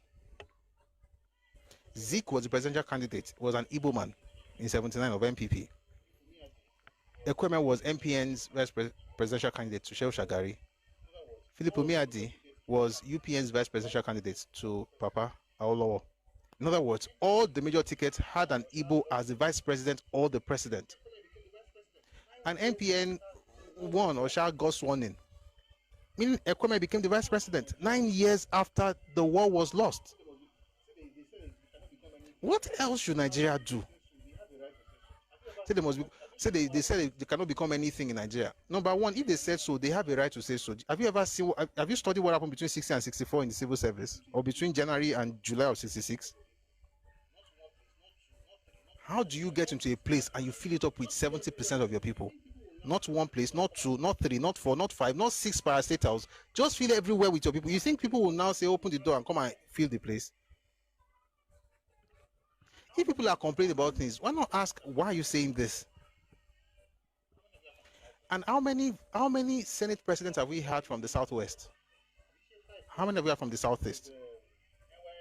Obasanjo's tenure, we had 4. Have we shared 5 tenure? It was Enwerem, Chuba Okadigbo, Pius Anyim, Wabara, Adolfo Swabara, and Nnamani. 5.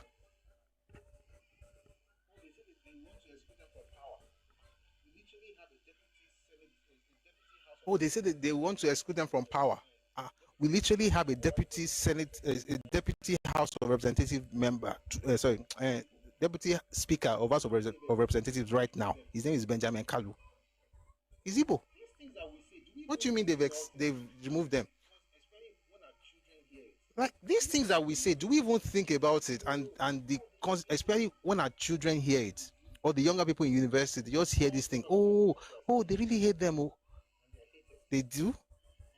And then all the local governments in Nigeria are selling, and they are hated, and they are trading, and they are living among the people that hate them, and they've not been chased, and they are still hated. Okay.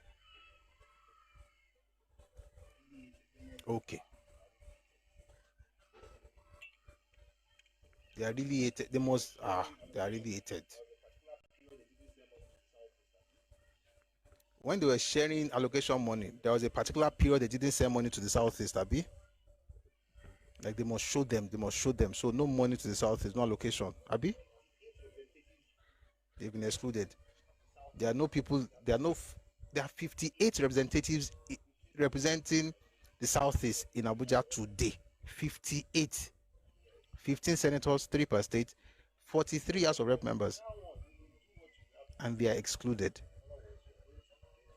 Oh, presidency, that one, you will do what you will have to do to become president. In other words, you are going to get in there, canvass, you will try, you may fail, you try again. You may even fail again, you keep trying. Nobody's going to vote for you because you are Yoruba or you are Igbo. Not anymore in Nigeria. Every region in Nigeria has been settled. Every region in Nigeria has been settled. The Southeast got settled in 79. The Southwest got settled in 99. The South got settled in 2011. Everybody is settled. In fact, 2007. South was settled in 2007. Nobody requires. You play the game. You might be like, and just in case I'm not clear, let me be clear. 79 was for the war that ended in 1970. That's for the Igbo people. 99 was for what happened in 93. That's for the Yoruba people. We were denied. So 99 and even then, Ekweme still went against that agreement. But let's leave that matter. Details, let's leave it. PDP issue. We'll talk about that another time. That was 99. 2007. Why was Jonathan made the vice president? Because of the crisis in the South. They've settled that one. Nobody is setting anybody. What about seaport and international airport? You can never have a seaport. Say amen. Because it's the truth. You cannot. Like, it doesn't. The only reason you can have. Do you know what can give you a seaport? I can't say it. It's very negative. You cannot. How are you going to have a seaport? Do you want to lose your land? Seaport, how? You can't have seaports. The people that have seaports, they have seaports. Leave what you cannot have and focus on what you have. You don't need seaports to make it in life. It's not like without seaports, man shall, what does the Bible say in Hebrews? Without Hebrews 12:14. Without follow peace with all men, without holiness, no man shall see the Lord. It's not like without seaport, no man shall see the Lord. You don't need seaport to make it in life. There are many parts of Nigeria. Ibadan does not have seaports. Ibadan has more revenue than the entire southeastern region. If it's by seaport, how come Ibadan has more revenue than the entire southeastern region? Say who closed them? Closed. It was never open. There is no seaport in Igbo land, and it is not a minus. Who did this to you people? Why must you have seaport? Say we are traders. Then use the one in River State. There are 2 ports in River State. There's one in Port Harcourt, there's one in One. There's one in Calabar. And One is functioning. Made a huge load of money.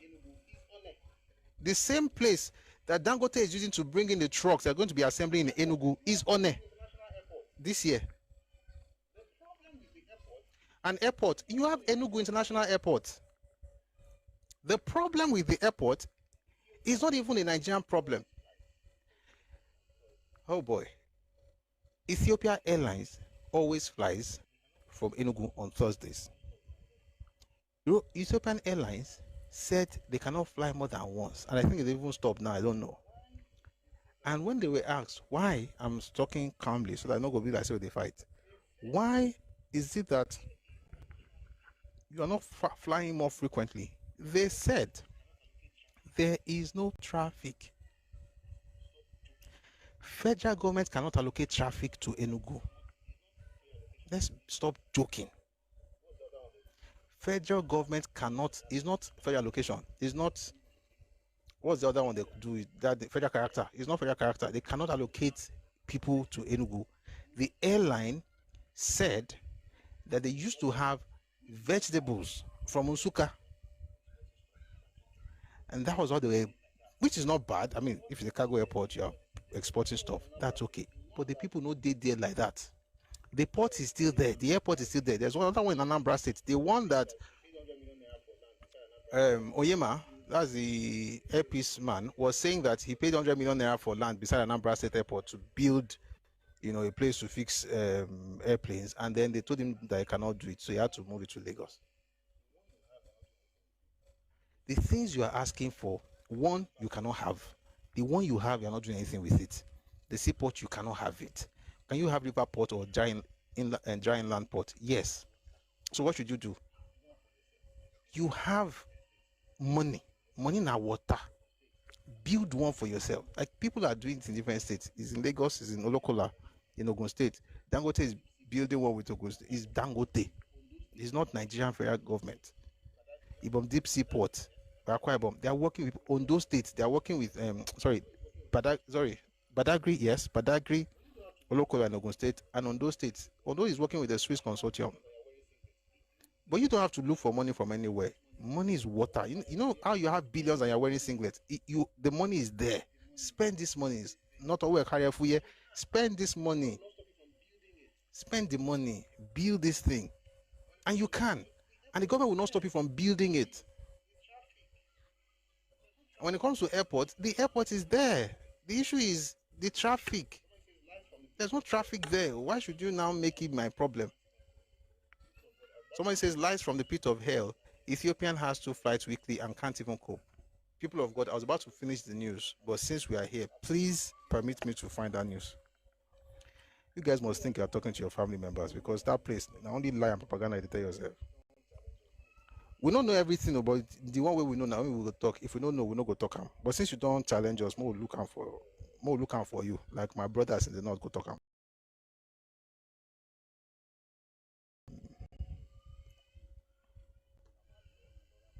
If I read this thing, just be running the wheel. I'm Alora Mirami. Mike is Soton.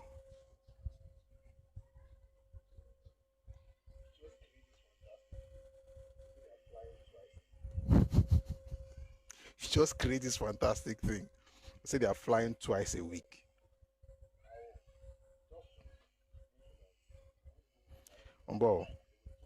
I'll just to make sure that when people challenge you like that, it's fine. By the way, it's okay that you're challenging. It's just that you were stupid for saying that it's a lie. You could challenge. I'm not. It's not like I know everything, so you can't challenge anything. You can even ask for sources. This thing you're saying, what's the source? They will provide it, but it can't be moving mad, telling people that they're lying. Oh boy, I hope I find that early enough, Sha. Many of them are richer than Elon Musk, really. Yeah.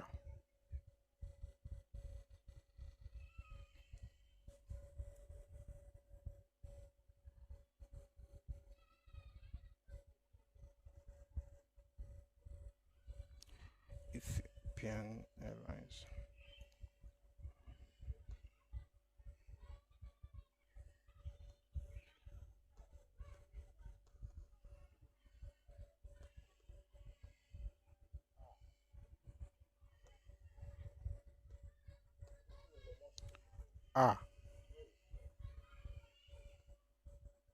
Who said Elon Musk is Igbo? You people, it is well with you.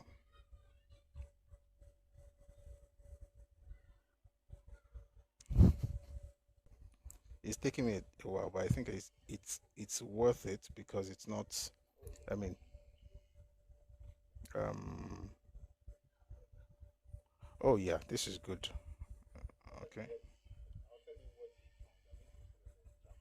Okay. I'll tell you what he found that made him say that there's traffic in Enugu. You might even find it funny. Let me read it to you from Aviation Metric.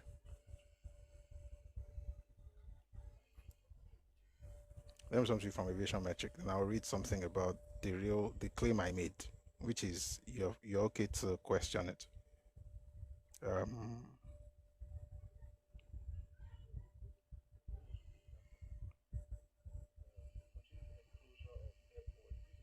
okay, let me just quickly read that stuff. The continued closure of airport. This is from Aviation Metric.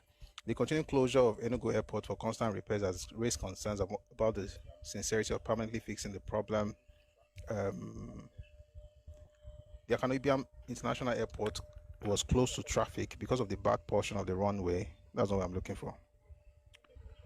Shortly after the FAN decided to close the airport for 2 weeks of intense repairs, United Nigeria Airlines also issued statements announcing the diversion of Enugu flights to Anambra and Asaba airports. What it means is that passengers traveling to Enugu, but whose flights are now destined for Asaba and Anambra, would have to drive from these two cities to Enugu, which is about a 2-hour journey. You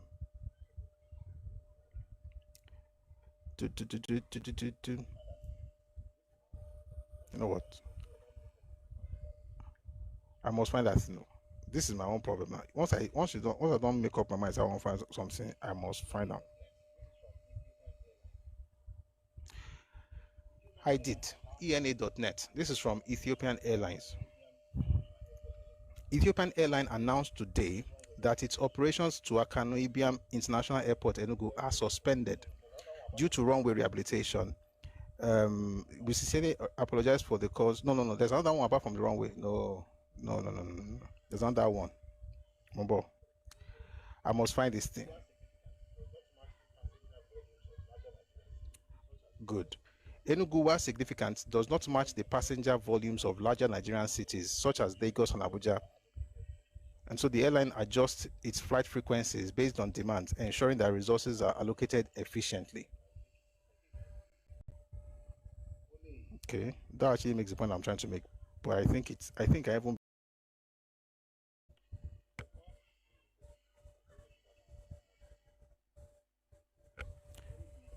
the point is this. Let me just read that one more time.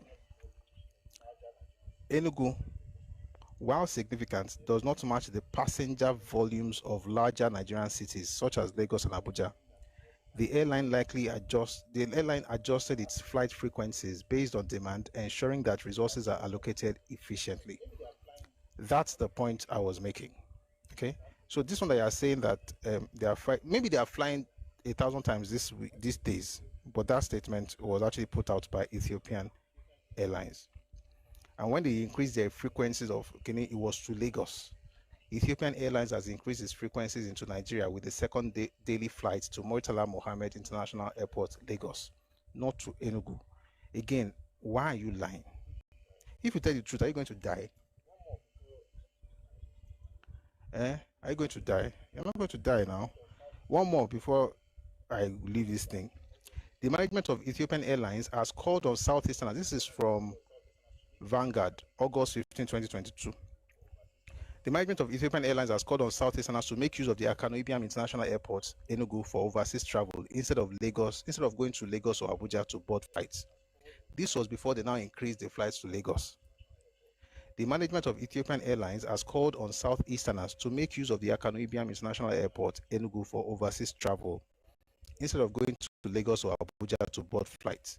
Speaking to journalists briefly after moving around the major streets of Enugu metropolis to create awareness and sensitize the public, the traffic and sales manager of the company, Enoch Sirac, said that there is a flat rate for international flight tickets for Enugu and Lagos Airport.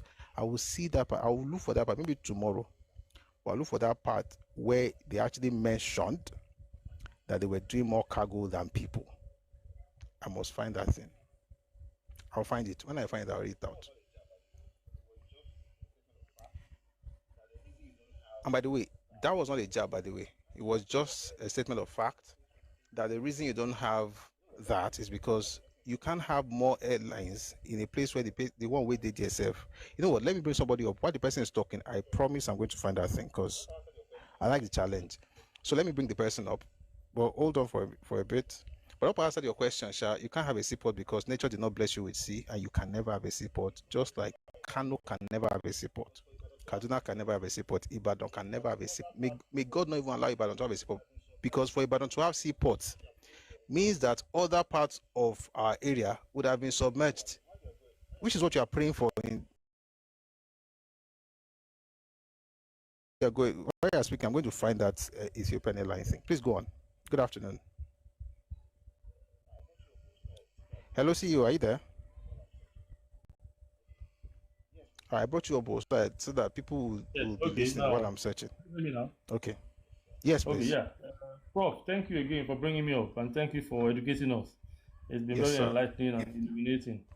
And God will continue to bless you, promote you, and protect everything that belongs to you. And even the ones that you have interest in, God will protect it. Amen. Okay, we're here again. Let me quickly speak to the demolition at Trade Fair, because this is one of my areas. From what I understand, that land was ceded by the Lagos State government to the federal government, and they made use of some portion of the land. By law, according to what's the name of the act now? The Land Use Act of 1978. Land Use Act. It ought to have reverted back to the state government since they're not using it again. But they now decided to allocate it to a third party, which is wrong in itself. But fine, they have now allocated to third party.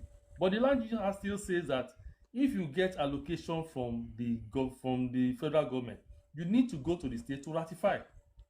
That's what the law says. Because the urban and regional planning law for Lagos State says that for you to develop any property in Lagos State, you must first get a permit. And the prerequisite for getting the permit is that you must have a CFO issued by the state. So people get on the land, that land has no layout plan, which is the first thing that you are even supposed to do. You must have a layout plan so that you show clearly where the roads are going to be, where the drainage is going to be, where the parking is going to be, and everything for whatever use. And then the state must approve it. There was nothing like that. Lands were allocated to them. They jumped in there. They began to build whatever they like without conforming to anything, because Lagos State has zoned all its territory.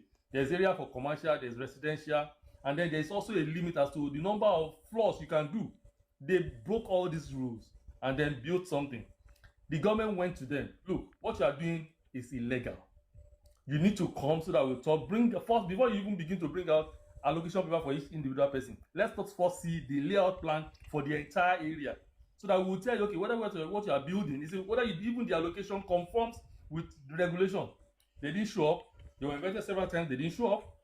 The Lagos State government sent officials there to go and talk to them. They detained those people for 6 hours. According to the report, they had to use police to secure their release. The commissioner himself went there. They embarrassed him. And then at the end of the day, the government sent them notices. They removed all the notices. And they go, well, since you don't want to comply, we have given you all the low-leave land. The government, even, I'm sure it was because of them that Lagos State declared amnesty for for development permits in Lagos State. And this amnesty, it was first for 1 year, then later extended for another 6 months to 1.5 for 1.5.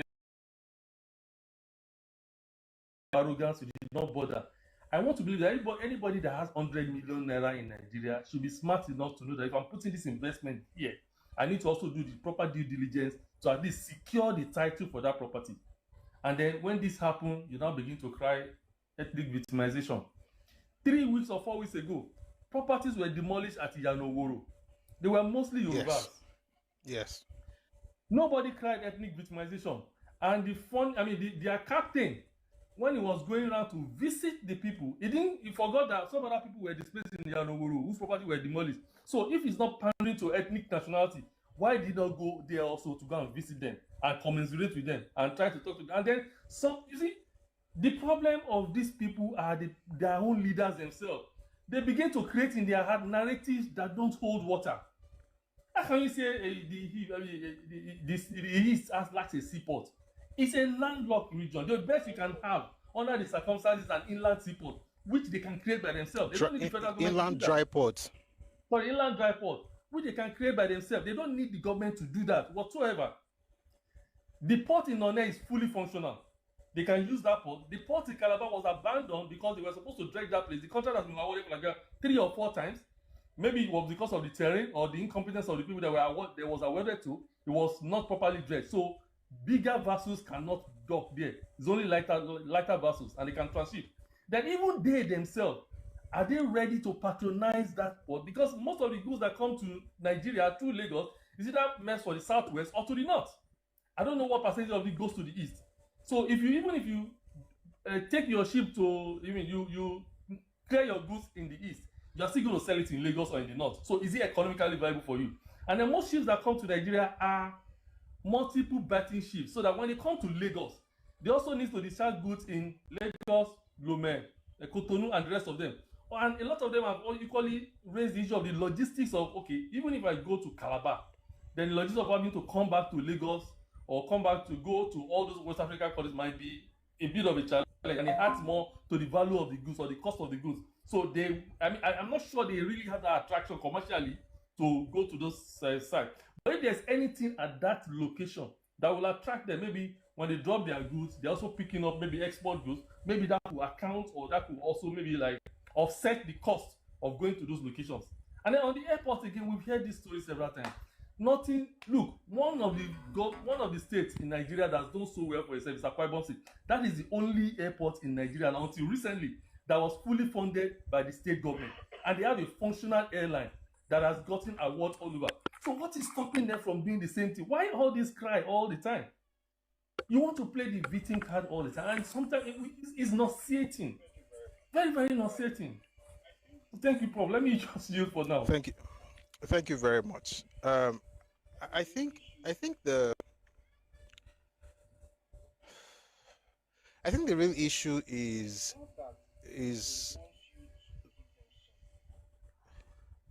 it's not that they want you to give them something. It is that the victim narrative has to be perpetuated, right? It has to be something that you always have to hear. In other words, someone, for instance, on YouTube says here that it says River Niger can be dredged to southeast to allow moderate vessels to reach southeast. So let the governors of the southeast do it. River Niger can, sorry, CEO, please mute. Can you please let me mute, or I can't mute? I don't know what's happening. No, it's okay. River Niger, you say it can be dredged and people can move in. Okay, fair enough. So why can't the governors do it? Olokola in Ogun State is going to be is the government working with a private enterprise. That's Dangote, right? Oh, thank you, moderator. Olokola is being done. That's the government of. Please let's power tap. But like I said, they don't want to issue you also alone. You. If you're on TikTok, please power tap. This is training activity. You mean say want to issue you one here. Like I said, Olokola in Ogun State, that's been done by the government and Dangote.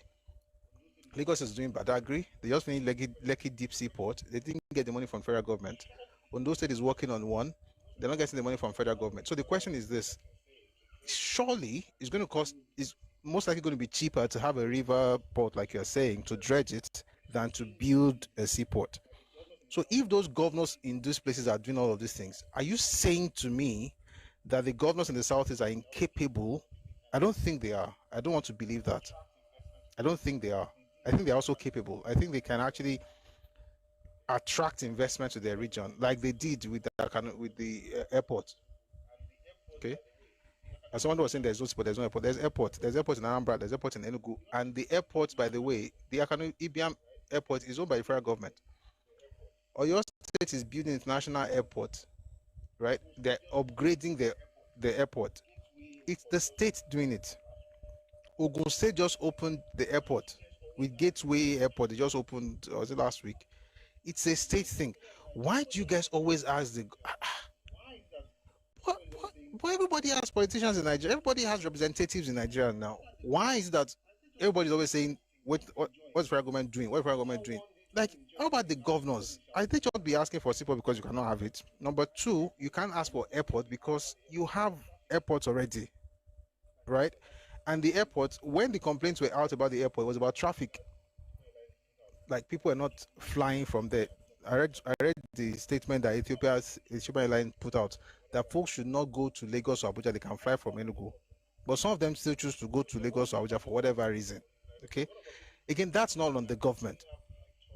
So your own job as a person is like, okay, what opportunity do we have here? Can we have like tourism? Can we, attract people to that particular part of the country? A lot of people want to do stuff. How about the security challenges? That's what you think about, not to be shouting, give us airport. Do you want we don't give you? They won't put another one on top of them. And if you have any problem with traffic, you find a way to get people there. All right. Why did Jonathan not do it for them? Sorry, somebody's asking on TikTok. Why did Jonathan not do it for them? I don't know. But I know that federal government did the Onitsha port. So you have a port. If the people really need it, people don't need this thing. One and Lagos, which one is closer to the southeast? It's One now. Why are they not using One? Do you know why? Let me tell you one thing that people don't usually talk about. More than 60% of the imports into Nigeria ain't in the southwest.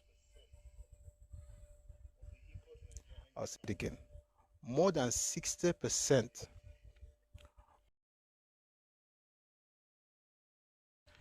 That's the reason for the port.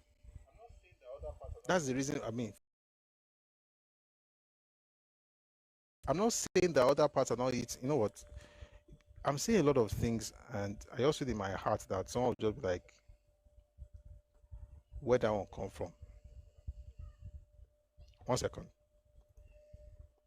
Since we are making claims now, it's important to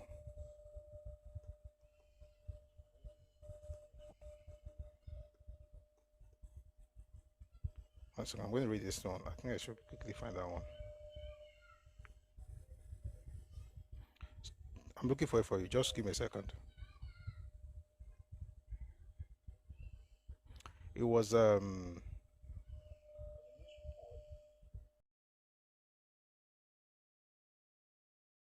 was a news report.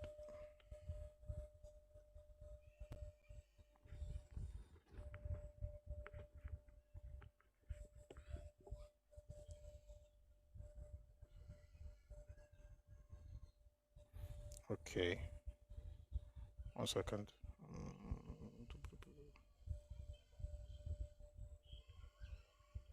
I found one. I think there's another one. This is AP News. There's another one that I think will even give us more information. All right.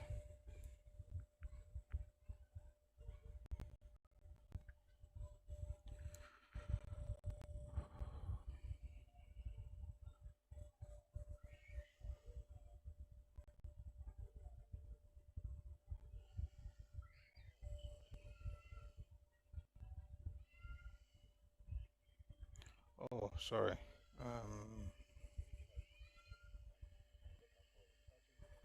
Oh boy, I make these things thinking that is like at my beck and call. It's actually over. I can't find it, but I'll find it.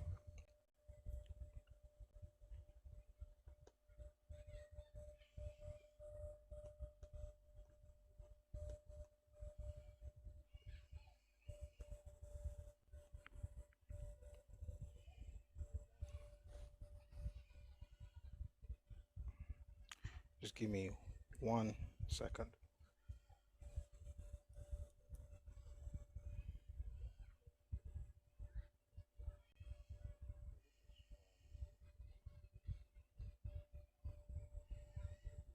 Okay, this is from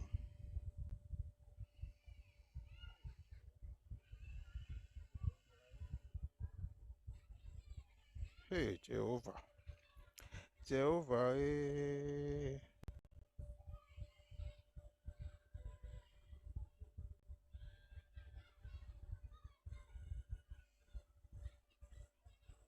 Okay. Okay. I think this will work. I think this will work. Just give me a second. I'm trying to make sure I have more than one stuff so that it's easy for me to. I don't want to have to say something else because there are many things I want to say, but I would have to be opening sources for everything. So I might as well just get like one or two sources before I say what I want to say now. So this is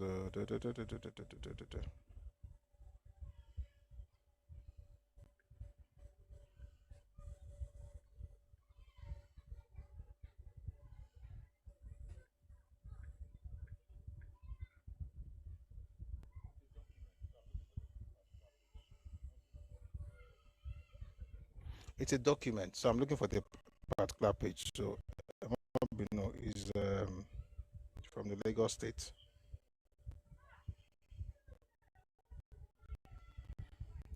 In the area of total importation, Lagos has remained the largest receiver over the years, given its strategic and economic importance.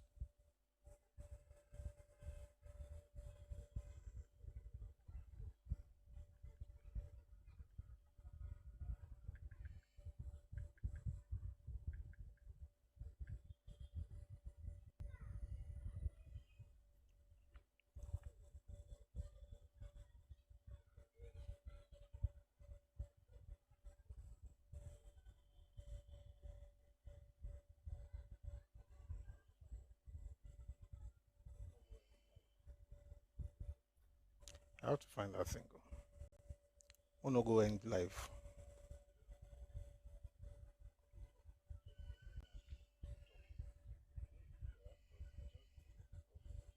So I'm looking at two documents. I know it's here, but it's just a bit difficult for me to find it right now. It's Lagos Economic Development Update 2024 from the Ministry of Economic Planning and Budget, Lagos State. And then there is the document from trade.gov, Nigeria Country Commercial Guide. That's from the United States. Talks about importation. The issue is, I've read this thing again and again, but looking for the exact point is where my issue is. But it's in these documents, by the way. But since we're talking, it's important for me to actually highlight exactly where it is. Just give me some time. I'll find it.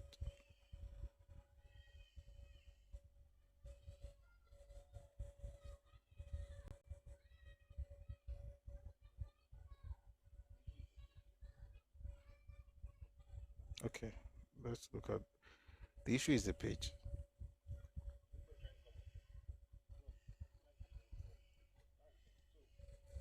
Is anybody trying to come up? Grok. I don't like using Grok. That's the thing. So I prefer looking at the books, because the thing with somebody saying I should use Grok on TikTok. The thing about Grok is that sometimes people feed it with stuff, and then AI can, when it comes to data, sometimes it can be right though, but even if you use it, you also have to look for source, right? So that you know exactly what you're looking for. But is anybody trying to come up? This would be a very good opportunity to allow someone else to speak while I find that circle. I'm going to find it somewhere there, but I just don't know the page. This is from International Trade Administration. It's there, but I'll find it. Anybody wants to speak? If nobody wants to speak, I will promise you to bring it maybe tomorrow, so I don't keep everybody here. But it's in this book. It's in the book, but I can't find it.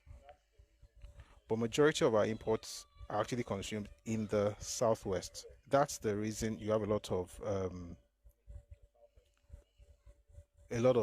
concentration in the southwest of Nigeria.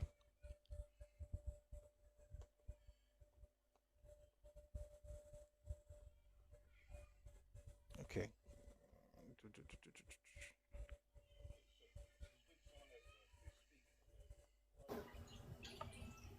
Okay, so it's good someone else is off. Please speak, and then while you're speaking, I'll find the stuff.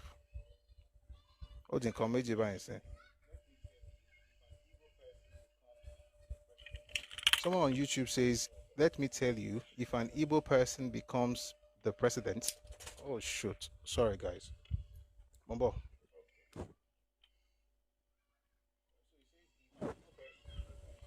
Okay. So he says, if an Igbo person becomes president, let me tell you, if an Igbo president becomes president, there will be river ports in southeast.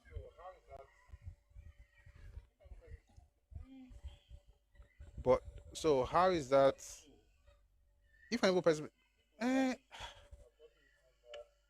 don't think so, because if it were that easy, they would have gotten it under. They would have gotten it under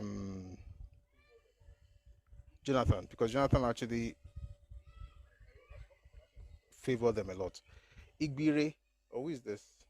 I hope I'm pronouncing your name correctly. Please go on. Oh. Yeah, host. Good afternoon. Good morning. Before you butcher my name, I apologize. I apologize. No, it's okay. It's okay. No, it's okay. I'm just only joking. You understand?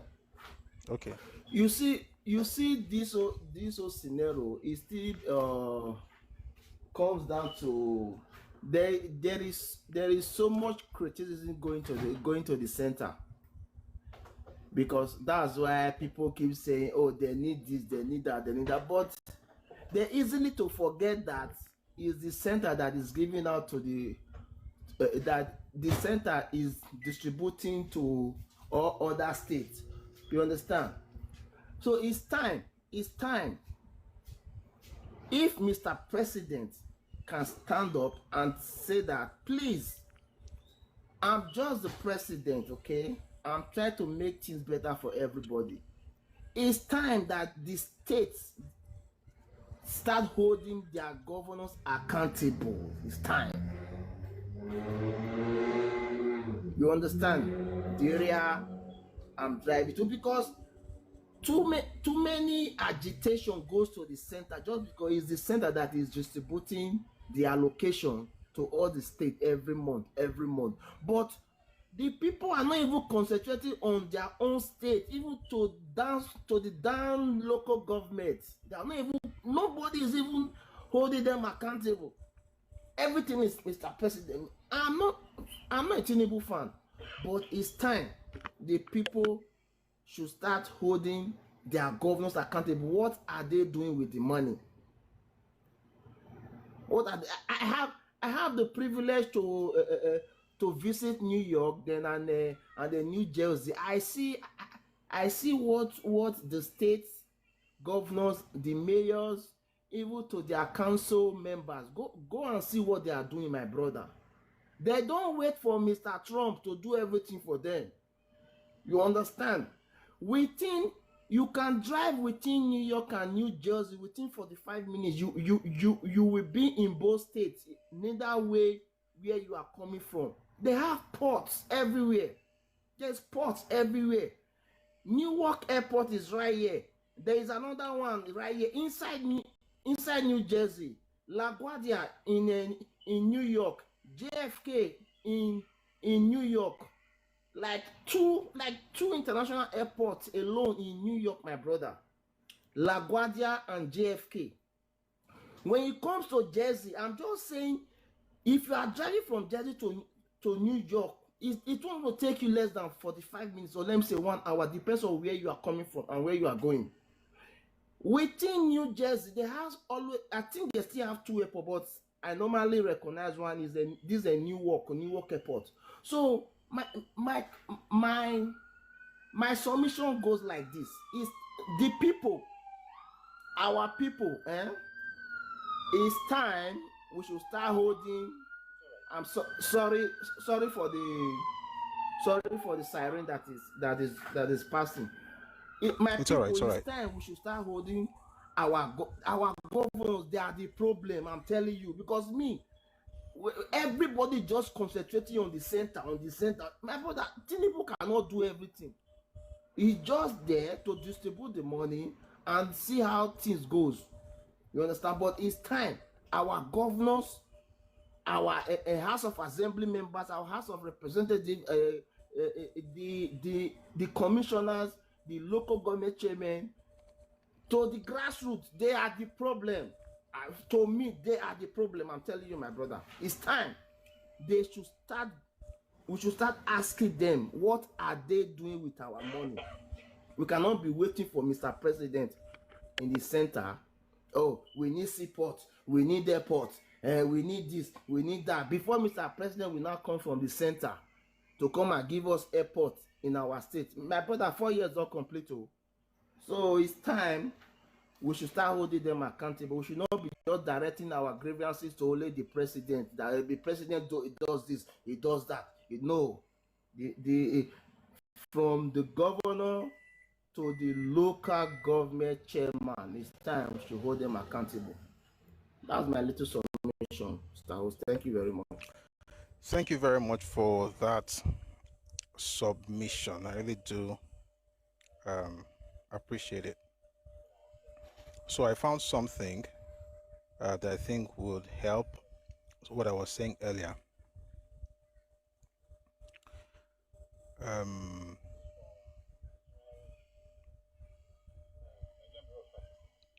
This is from the Nigerian Bureau of Statistics, nigerianstats.gov.ng. Q4 2023 Foreign Trade Report. The Southwest Zone accounted for 6.9 trillion naira in imports, which was 85.4% of the total value of imports into Nigeria. In comparison, the North Central was a distant second with 5.6%. Okay.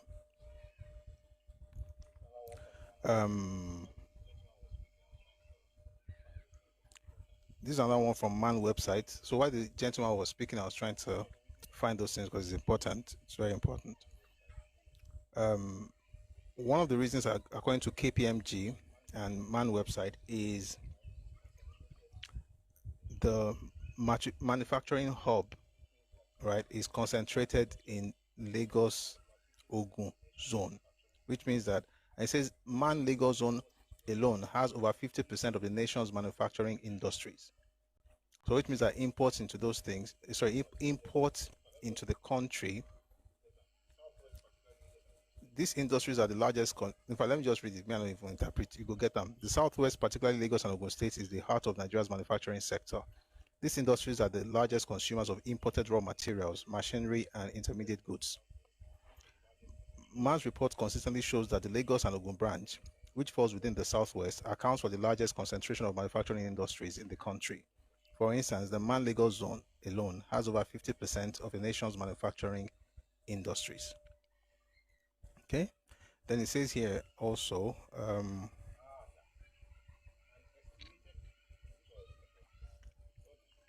an estimated, this is what I was looking for. God is good. Somebody say all the time, God is good. God. I found it. An estimated 65%, this is from North Court, Lagos, the premier logistics hub.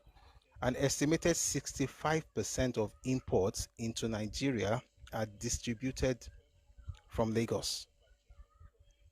This is a key proxy for consumption as it refers to goods that enter the national supply chain from Lagos-based distributors. There's something else I'm looking for. I hope I find. I think this is here's my issue, right? What I want to say, I've said it, I found it, but it's not heavy to let me. I like when things are incontrovertible.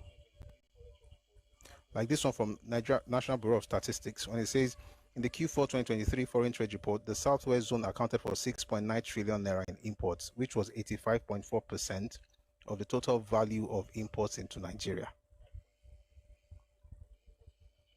85.4. Here I said 60, 85.4% of the imports into Nigeria. And then it goes on to explain the fact that the manufacturing hub of the nation is in the Southwest, the concentration of industry and manufacturing. And of course, you know, it makes sense that folks who are manufacturing in the Southwest would not import in the South. They will import raw materials or whatever it is, machinery and things like that, close to home. That's why that becomes the basis of that stuff. When it comes to consumption, it's between 60 and 70%, but at one point, 85.4% of the total value of imports into Nigeria came from the Southwest. There's a particular document I'm looking for. That's everything I've read now is true, but there's a particular document I'm looking for. When I find it, I'll let you know. because all these things are also important for us to, if you can find NBS, that's Nigerian Bureau of Statistics, Q4 2023 Foreign Trade Report. It has some of those things there as well. So, you know, sometimes you can have, you have these apps that you can use keywords in a particular document. So I'm trying to use it while I'm talking right now. But it's not usually very easy to do it while I'm talking because I'll be distracted. I don't want to, you know. But yeah, that's basically it. So those are the sources that I wanted to ask. Someone said you have blood in the comments. Really? What does that mean? Nothing can happen to us, so. And to me, me. Anyone tries anything, themselves and their family members just take their head to carry it.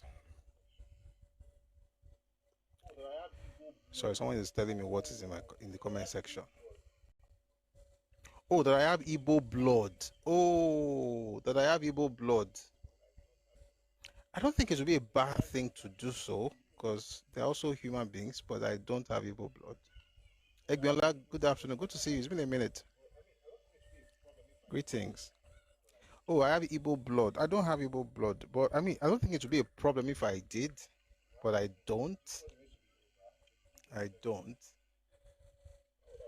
Why? I mean, do you know what it means to be Yoruba? It's the biggest flex on earth. Why would I want to have it mixed with anything else? But I mean, there's. Sorry, guys. I don't think there's anything terrible about those who are Igbos. I mean, we're all human beings after all. The only issue is that civilizations are different. And that is me being very generous on the assumption that not only Yoruba people have civilization. I hope you get the point.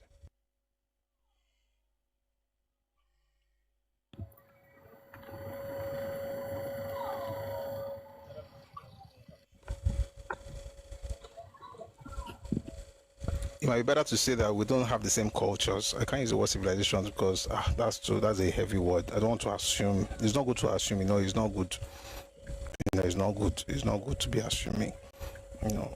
But we have different cultures. But I don't think it's. I mean, everybody. We're all one nation under God. After all, it shouldn't be a problem for me if I can't. By the way, because I'll trade my ancestry. Sincerely, there's no drop, which would not be a problem if there were, but there isn't. There isn't. Everywhere is cheche, according to some people who know themselves. Everything is ibile, millet. I think I've given you the source I wanted to give you. I already told you the source, National Bureau of Statistics. What I'll do is I'll make sure that all the sources are available before I start saying it, so that I don't have to spend so much time to look for them. But that's from the National Bureau of Statistics. Most of the goods that get into Nigeria are consumed in the southwestern part of Nigeria. Not all low, but more than 50%. Some records say between 60 and 70%. So I decided to choose the 60% because that's the better. When it comes to manufacturing, most of that also stays in the western region. That doesn't mean that other people are not doing well. It's just that if you think of manufacturing today, let's even forget. We're going to the topic very soon. So let's do this little exercise. If you think of manufacturing today, and you're looking for a state that is synonymous with manufacturing in Nigeria, what state are you going to mention? Please just humor me in the comment section. What state or which state are you going to mention? If you have manufacturing, I'm never from that state, but I know you most likely you're going to say that state. That's the state you're going to mention. Manufacturing, you think of a particular state. Exactly. Togo. Does that mean there's no manufacturing in your state? Of course, there's huge manufacturing. I mean, huge. The other day, we were driving into Ibadan. The express, the kind of things that people are building in those places, not homes now, factories. Then you have mining, and then you have quarries and all these things. huge stuff going on in your state, but still the first place you think of is Ogun State. So what that means basically is that if you're importing machines, it will end up there. When people say importation, they always think of rice and beans. It's, thank God we don't have to import beans, yeah, but you get the point. There's a lot of things that just end up in the southwest. Then from the southwest, it is now distributed to all other parts. In some cases, in other cases, it's just consumed in the southwest. There are some products that some parts of Nigeria cannot afford. And when I say parts of Nigeria, I don't mean that there's nobody from a particular region that can afford it. Of course, there will be people that can. For instance, let me not even say that. You get the point. I mean, for instance, let's say for instance, let me not even. For instance,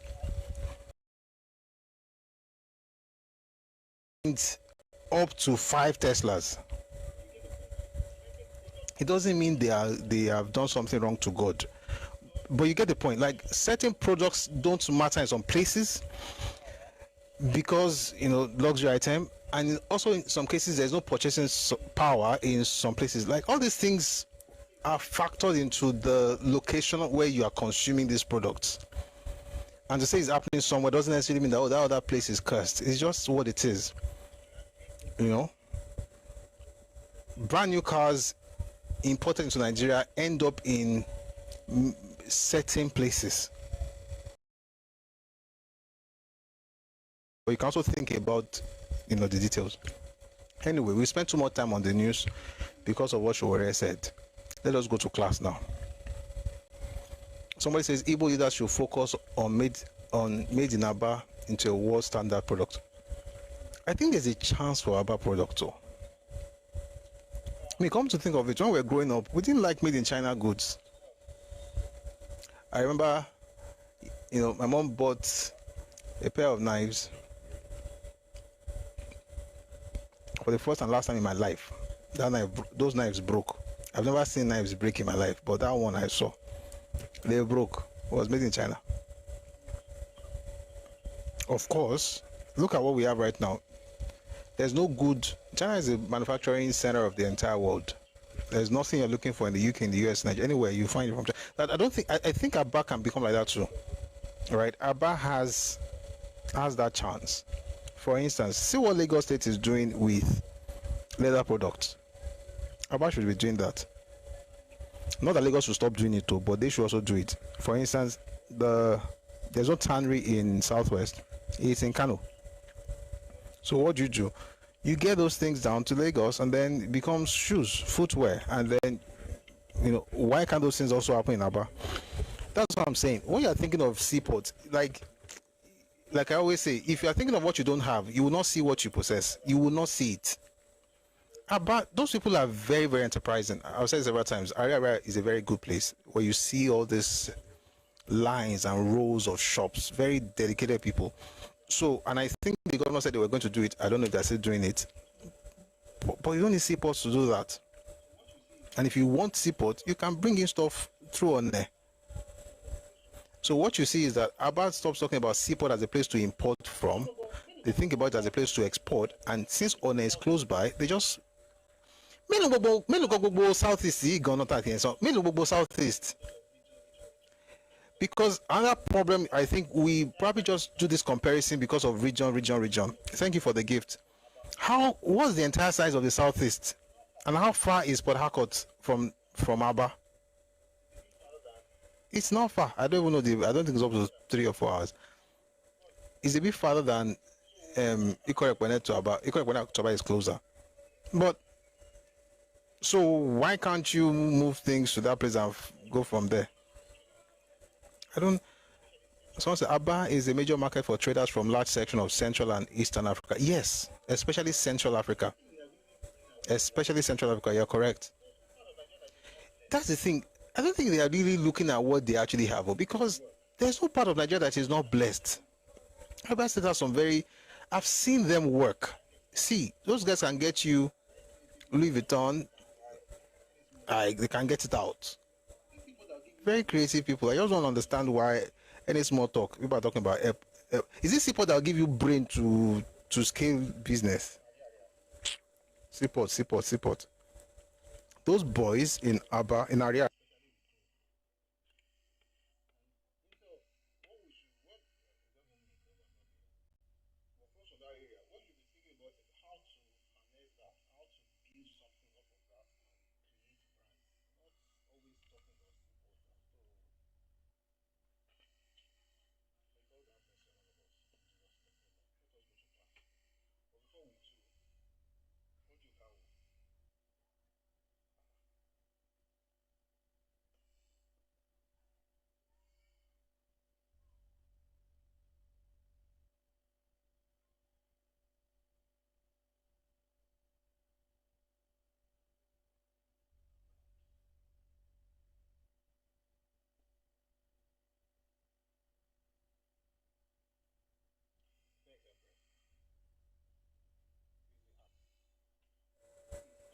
Thanks, Empress. Is the app. I'm using a different device for audio now because this one is about to go off. So let's do a little housekeeping before we get to class. Please like the live. Thank you. If you're on YouTube, please like the live. If you're on TikTok, please power tap and share the live. Thank you very much. Winsome says Aba is closer to an airport than Ibadan is to Apapa. You are very correct. The journey from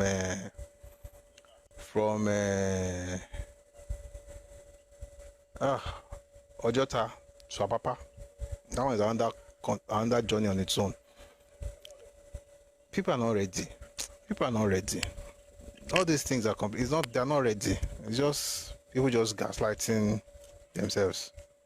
If you mention Seaport, I've told you before that once I heard one of these people, I don't know, they used to have these meetings in the US. I think he should be done with his PhD now. Once I heard him say that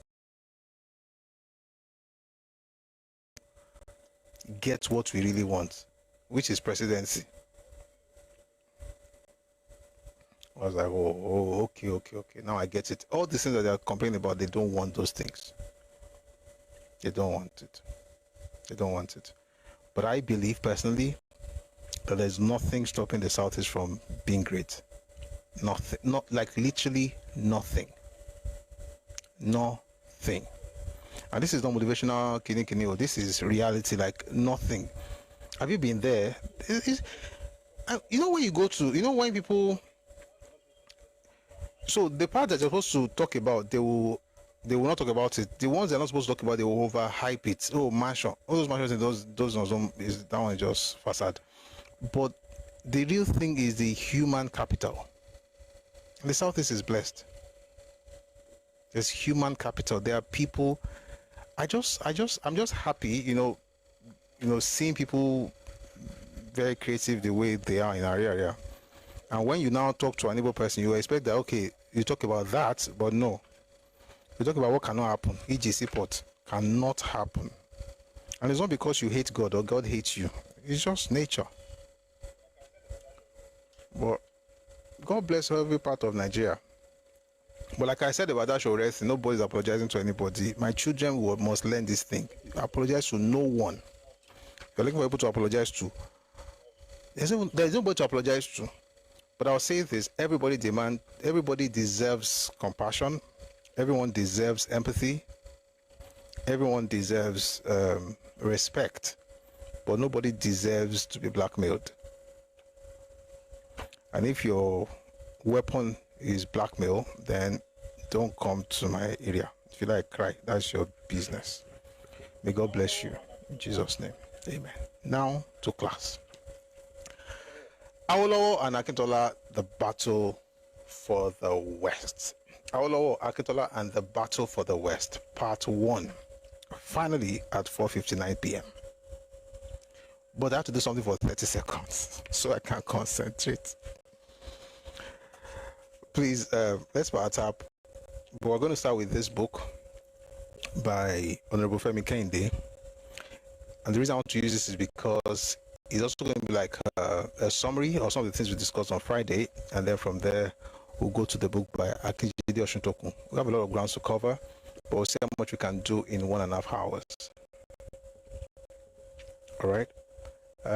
Thank you very much. So let's power tap. And please, I like to crave your indulgence, just 30 seconds, and I will be back so that I can concentrate. It's important.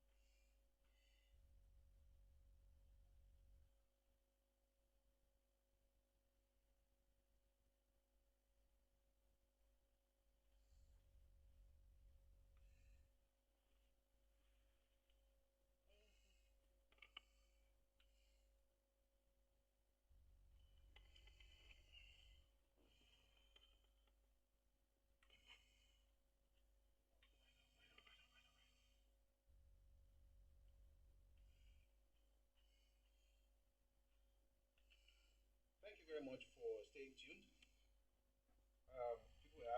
tuned. Thank you very much for staying tuned. People were asking earlier, talk about Yoruba Matter. Today's class is actually Yoruba. Ditto the next sessions we'll be having. But like we always do, we have the news, bring people up, and then we'll go to class. So that was the news segment. Now we're going to have some reading to do.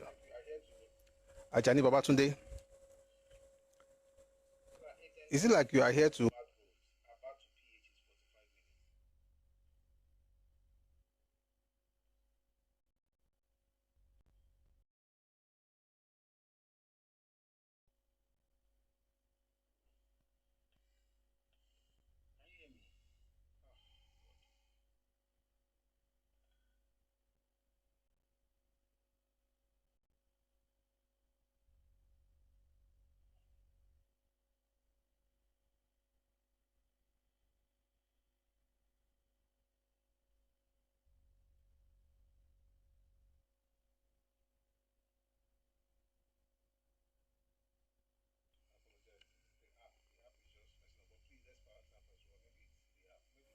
I apologize. It's the app. The app is just messing up. But please, let's power tap as well. Maybe it's the app. Maybe it's maybe we're not power tapping enough because I don't know what else. So please, let's do that. Thank you very much for your support. Now let's get into it. So today we're starting, having done what we did last week, which was to kind of try to create some kind of foundation.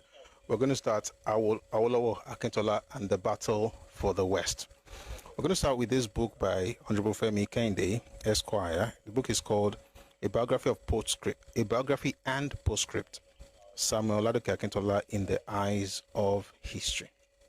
So we've done a lot about how he was born, how he grew up, the work he did, how he joined the NYM, how he was a teacher, became a produce examiner, working the, oh dear, it is well. But this is going to take me 2 seconds.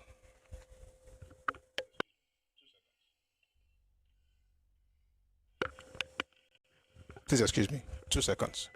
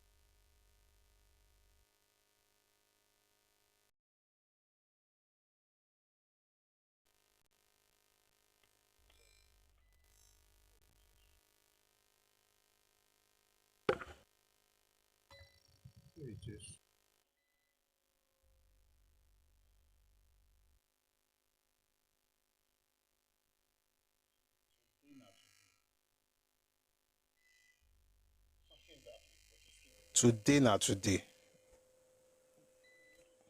Something's happening, but just give me a second. I don't know what's happening. Just give me a second, please.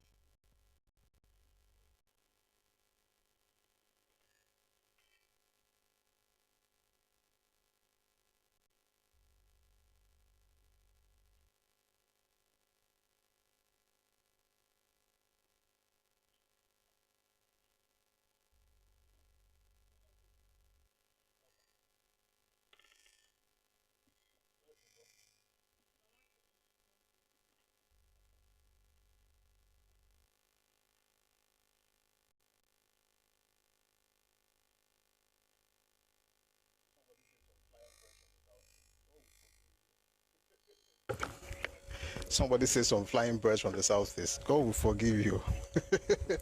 But thank you very much for your understanding. I was switching the power source. I think this is good. We shouldn't have that problem till the end of today's session. But please power tab. I think that may be one of the reasons we're having audio issues. So let's. I was saying earlier that about Akintola. We've talked about. He was born July 10, 1910. We talked about his, how he moved to Lagos. Became a teacher, having studied in Baptist school in Gomosho. From there, became a produce examiner. Worked in Nigeria, became a journalist, was in the UK, studied medicine, went back to study law, returned to Nigeria, started his journey with two people, eventually joined the NY. He was a new development traveled, joined the joined Action Group, and so on and so forth. So what we're going to do, if the audio is too low, increase the volume on your end. It has to be that. All right, so let's move very quickly so we talked about what happened in 19. The audio dropped. Hey, Jesh.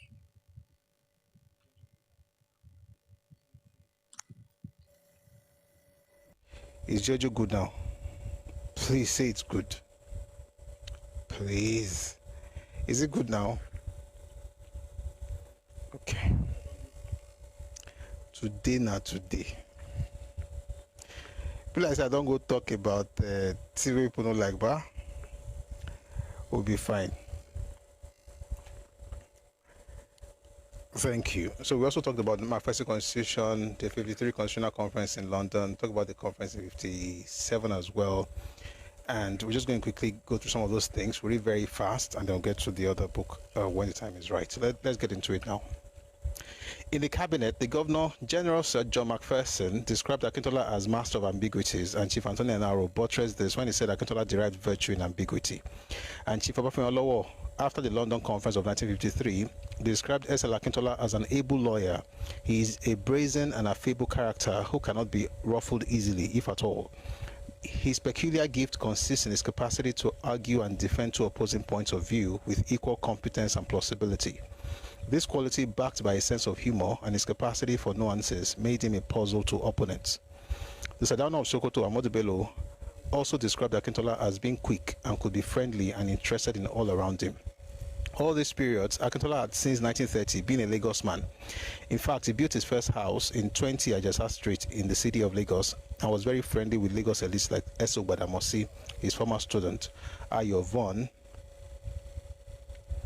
Sakufo Abayomi, H.O. Davis, Dr. Akinola Maja, Dr. Akoni Doherty, and others.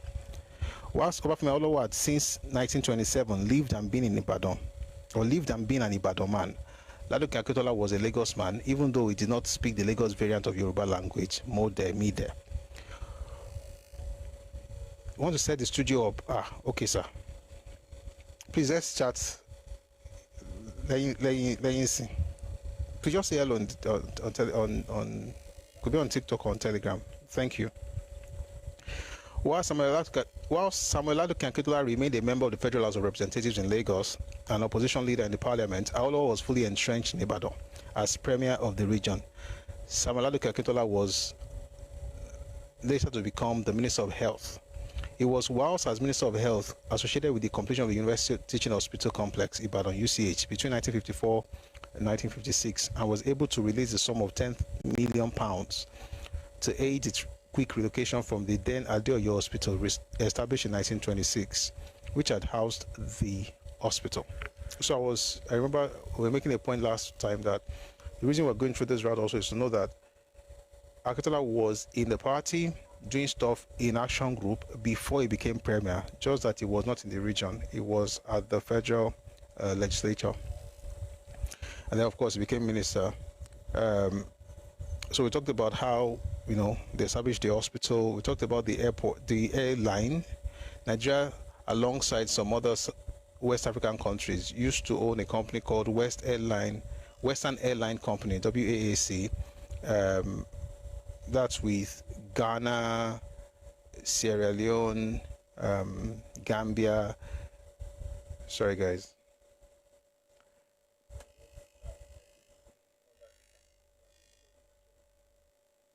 You are wearing glass like Undertaker. You are saying somebody is stressed. It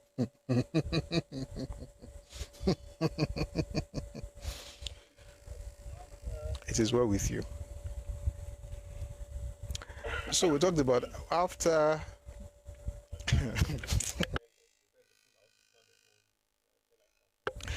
after Ghana gained independence, they said to pull out to start their own airline company. So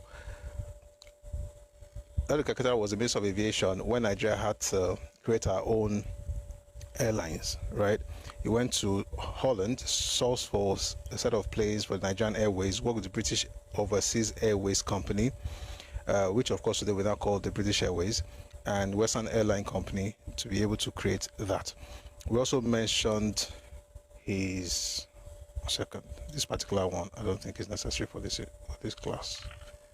This is his personal stuff. All right.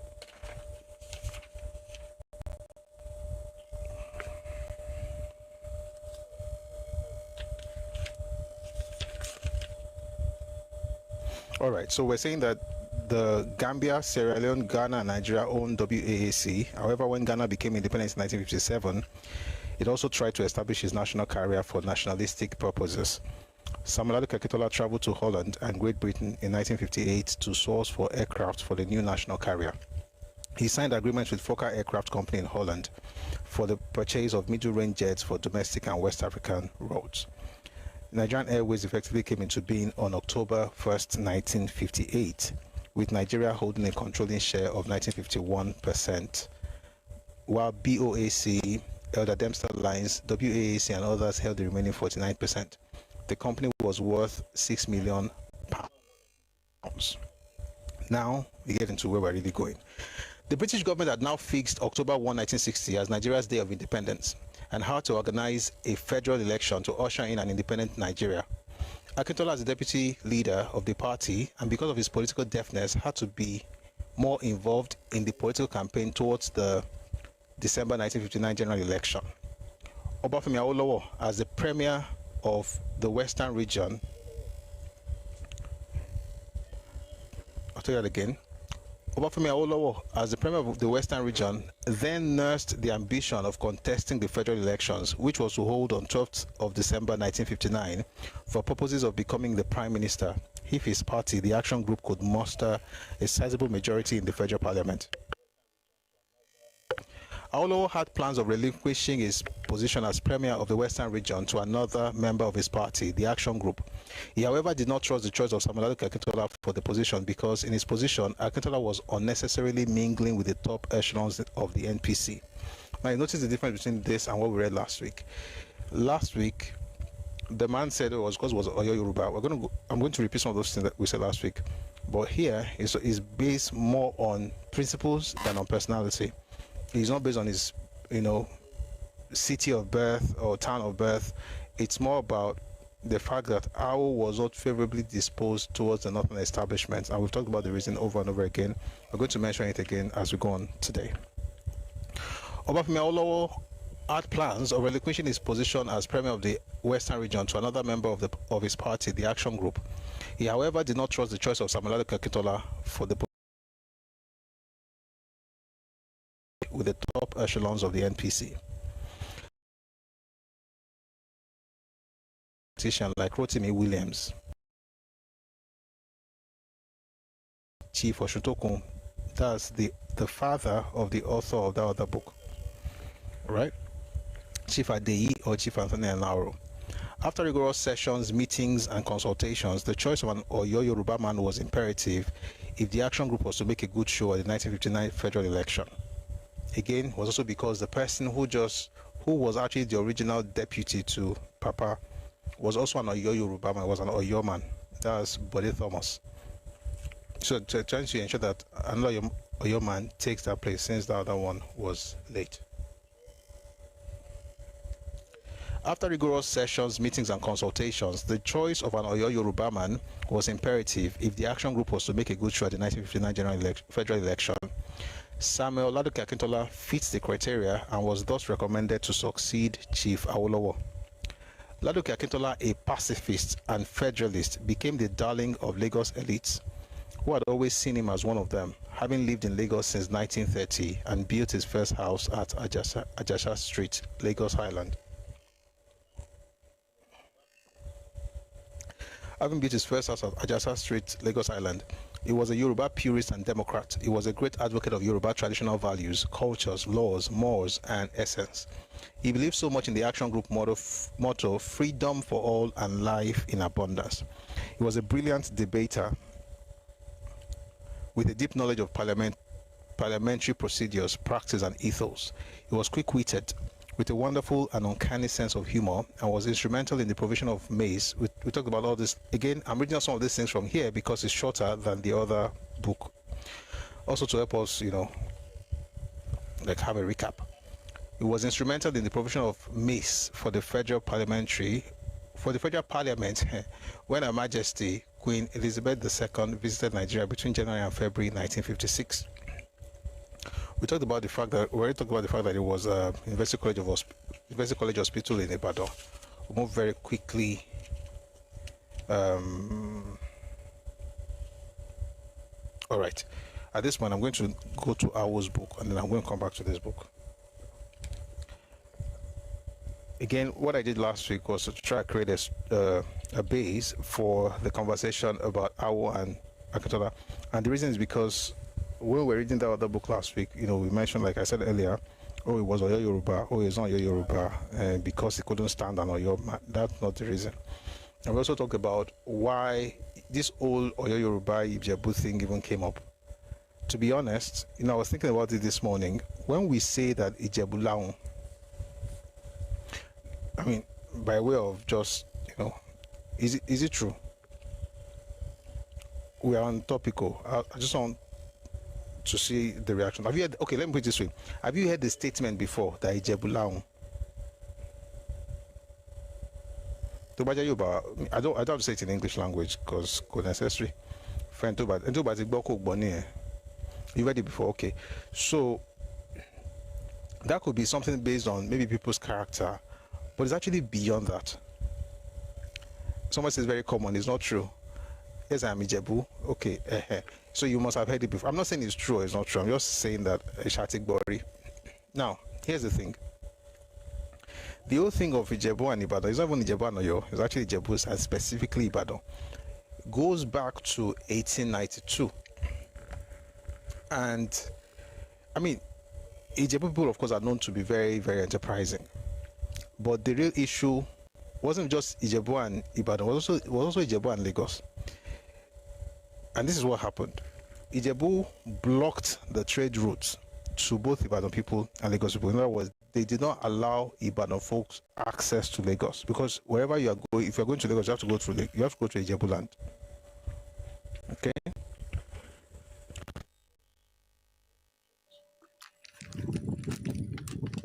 This session is just interesting. One second, please. Everything is just fine here. Let me put it that way.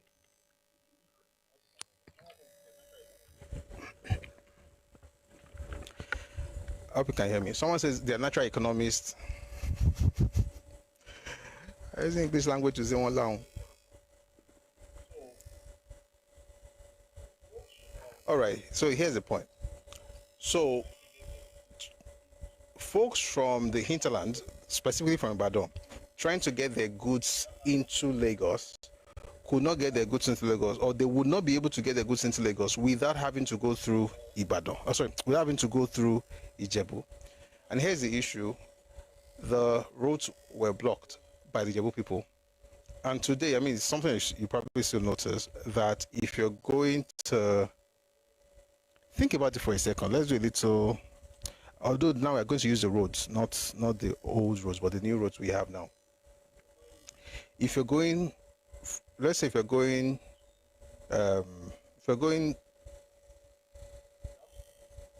to Ogun State from Lagos, you have to go through. Sorry, guys. I'm trying to keep an eye on the streaming on YouTube. All right. Oh, great. We're good. If you're going to Ogun State, you have to go through Ijebu land. If you're going to Oyo State, you have to go through. At the time, it was also Ijebu. Now you can say Remo, but it's Ijebu. They used to be part of the old Ijebu thing. So, for instance, if you're coming from, let's say, Ibadan now, you have to come through a concept Ogere, which is Remo land. Or you come, and of course, Shagam, which is Remo land. If you want to go, want to use this other area, Ekpe, you have to go to Ekpe is the Ijebu land. So essentially, what we're saying is that if you're trying to get to Lagos, gone, there's no way you're not going to go through Ijebu land if you're coming from Ibadan. Do you understand? So what Ijebu did was to block that. In other words, when the people bringing the goods from Ibadan are coming, you can also go through Egba, but the Egba still block the route to Ibadan. Yes, Egba and Ijebu were together on that particular matter, but no, they were going through Ijebu. To go through Egba that's a very long journey. To go through Egba to Lagos is a longer journey. But the main blockade was actually Ijebu. It's a longer journey now. When Egba are you going to take to Lagos? No. Egba supported Ijebu, but Ijebu was the path to Lagos. There's no Egba land does not get to Lagos. So. Unless you're talking about Yewa. Egba Odeko. Anyway, the point I'm trying to say is that you have to go through Ijebu land, and then Ijebu decided to block it. And what they now did was this: they will get stuff. Someone says old road via Ifo and Songo. Once you get to Ifo and Songo, you're in Awori land now. That's not Eko. Eko is not Lagos State too. Eko is not Lagos State too. It's Ifo Egba land. Even if you get to Ifo, I don't know, is it for not Yewa? I'm not worried any. But to get to Lagos, and you come through Ifo, you still have to get to Ota. Ota is Awori land now. And that is not Lagos, so. I don't see the path to again, not Lagos State. I'm saying Lagos, where they were selling stuff in 1892, not 2025. Oh. So if you go, if Egba land Odeko, Ijebu is different. If you are going to Lagos, you go through Ijebu land, whether it's Lekki or Ekpe or the other one. I don't know the border that Egba has with Lagos. Awori is Lagos. You're not getting my point, though. I'm not talking about the people that are there. I'm talking about the land. I'm not saying does Egba people have a land bordering Awori people? Of course they do. I'm saying, do they have a land bordering Lagos town? Lagos, not Lagos State, Lagos town. You have to, if you are, let's say maybe this will help. This is Awori land. Awori land is almost completely surrounded by either water or Ijebu land. If you want to get to Awori land, you have to go through Ijebu. That's the point. I'm not saying that they are not other Yoruba land. So you have Yewa here, you have Awori, you have Ibadan, you have Oyo, you have different people, but you must go through that Ijebu thing before you get to that. Before you get to Egba. That's what I'm sorry. Before you get to Awori, that's the point I'm trying to make. The point I'm trying to make is that they control the trade route, essentially. I think that maybe I should just stop explaining too much. They control the trade routes, and they stopped the Ibadan people from accessing Lagos. And because of that, someone said Lagos town was Awori land. Awori had no problem with Ibadan. I think you're expanding this thing beyond the point. It's simple. Egba land was one of the routes via Ibafu and Owode.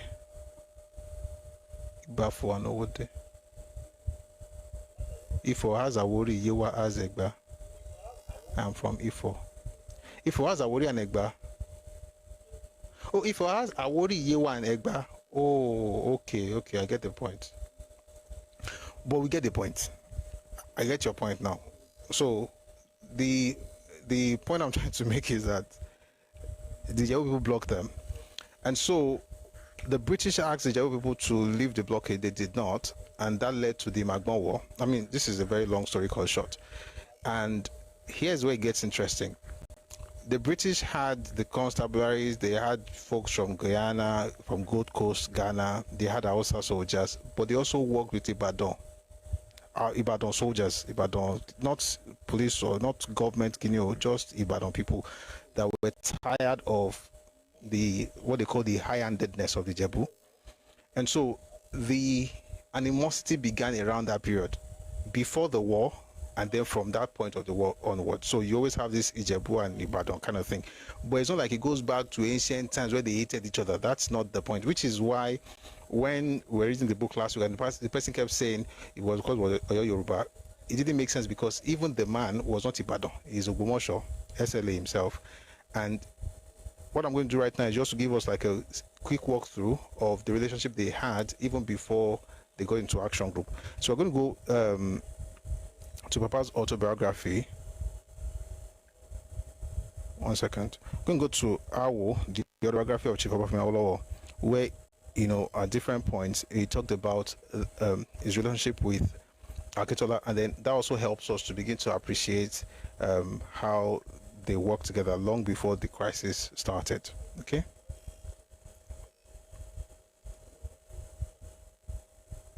So the first thing, which I mentioned last time, was how they worked together as journalists in the daily service.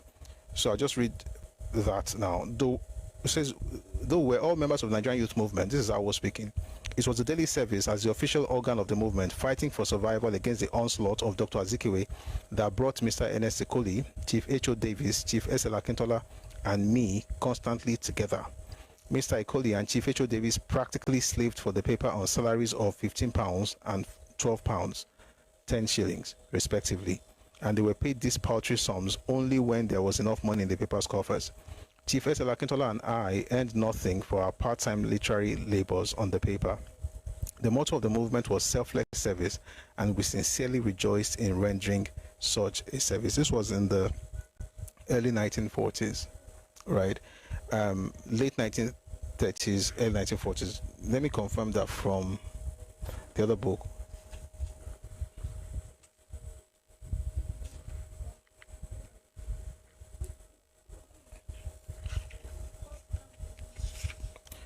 Here he says,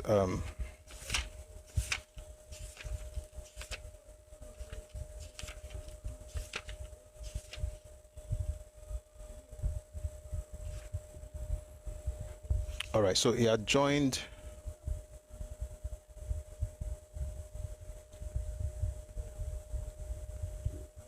one second.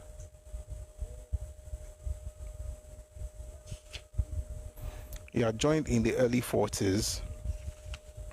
I joined the NYM in the early 40s, right? And so that means that both of them knowing each other did not start with Action Group. They had known each other working in the daily service. No, not the NYM, daily service I meant. They were both writers. They were both journalists for the daily service, right? We talked about all of this earlier, okay? I'm trying to make sure we're not missing anything so that once we start, I don't want to go back and forth. We also mentioned how Akintola eventually became the editor of the paper. That was before he eventually traveled to the United Kingdom to study journalism and later on law.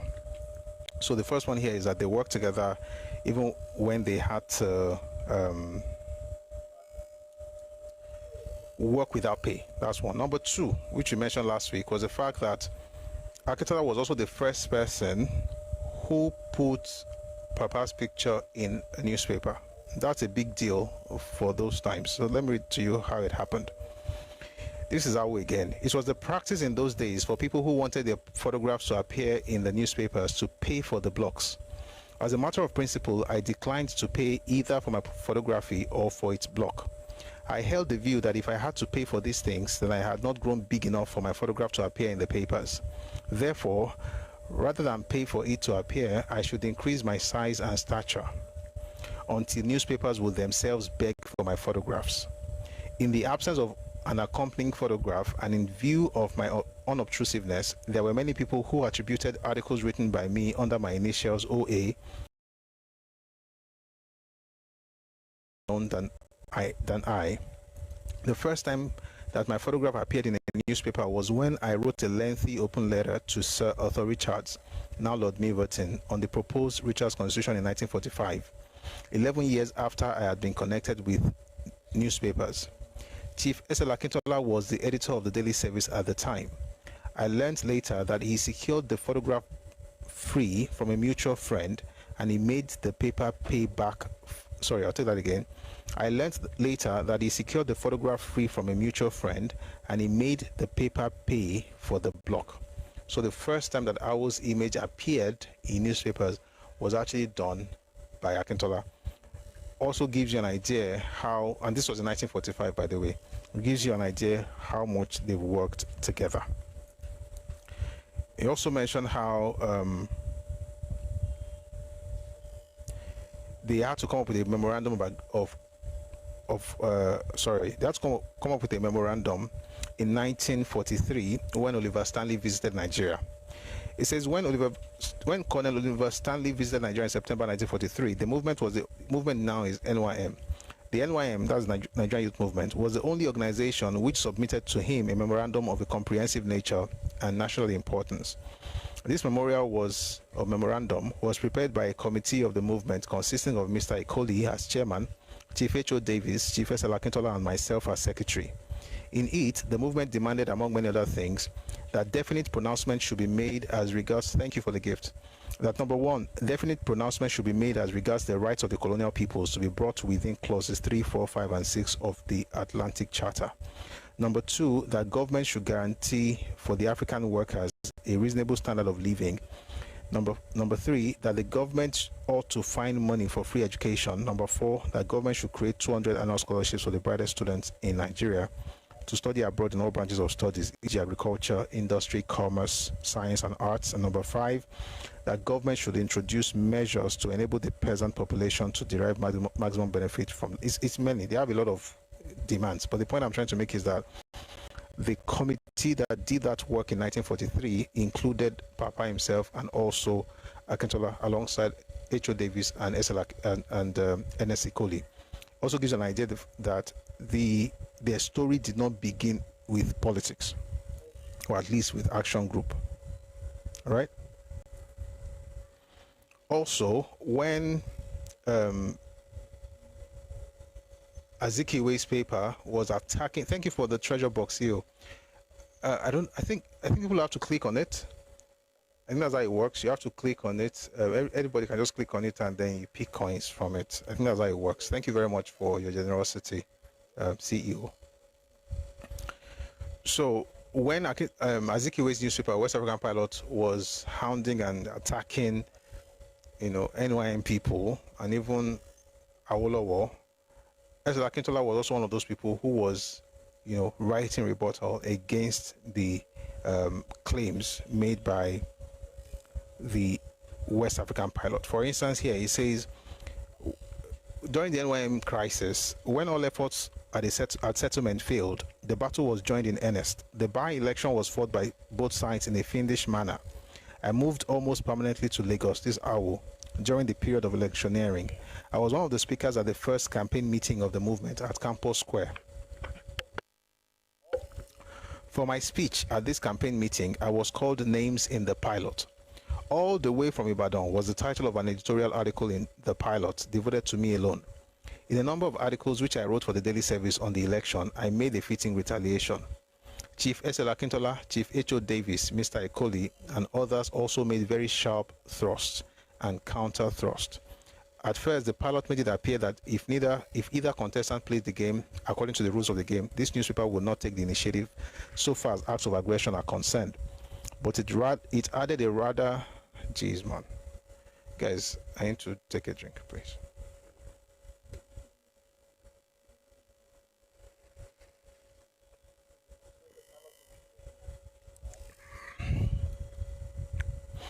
It says, at first, the pilot made it clear that if either contestant played well, they were not going to get involved. But later they say if anybody played any dirty game, they're going to get involved. Essentially, what we're saying is that, and we'll talk about this a million times, so we don't have to repeat everything. But the point is that there was an issue in NYM in 1941.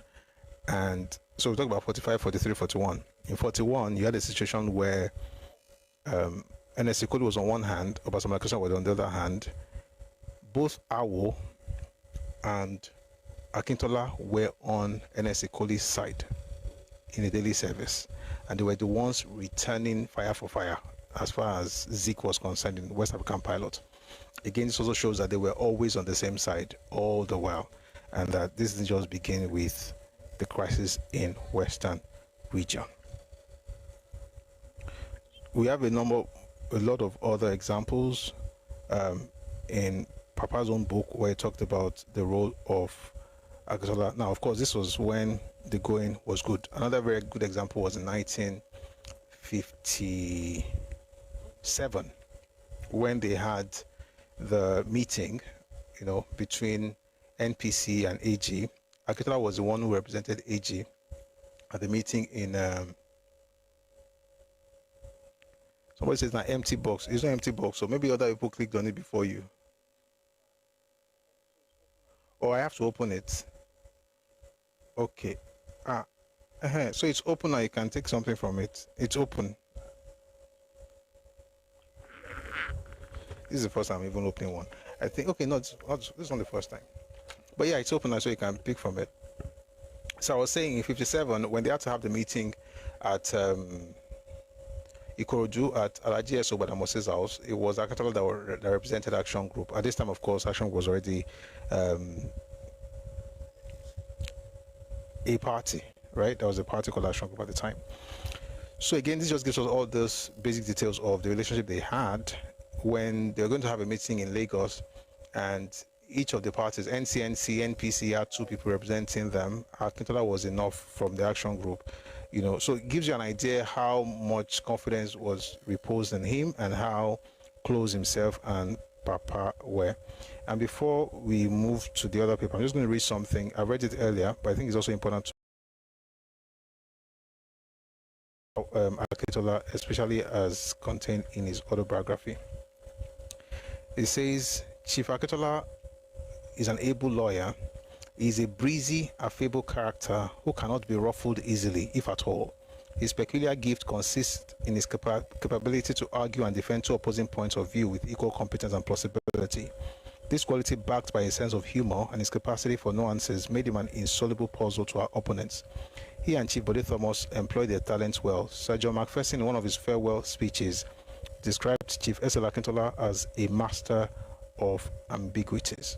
So that tells you how much respect he had for him. Having said that, let's go back to the other book now.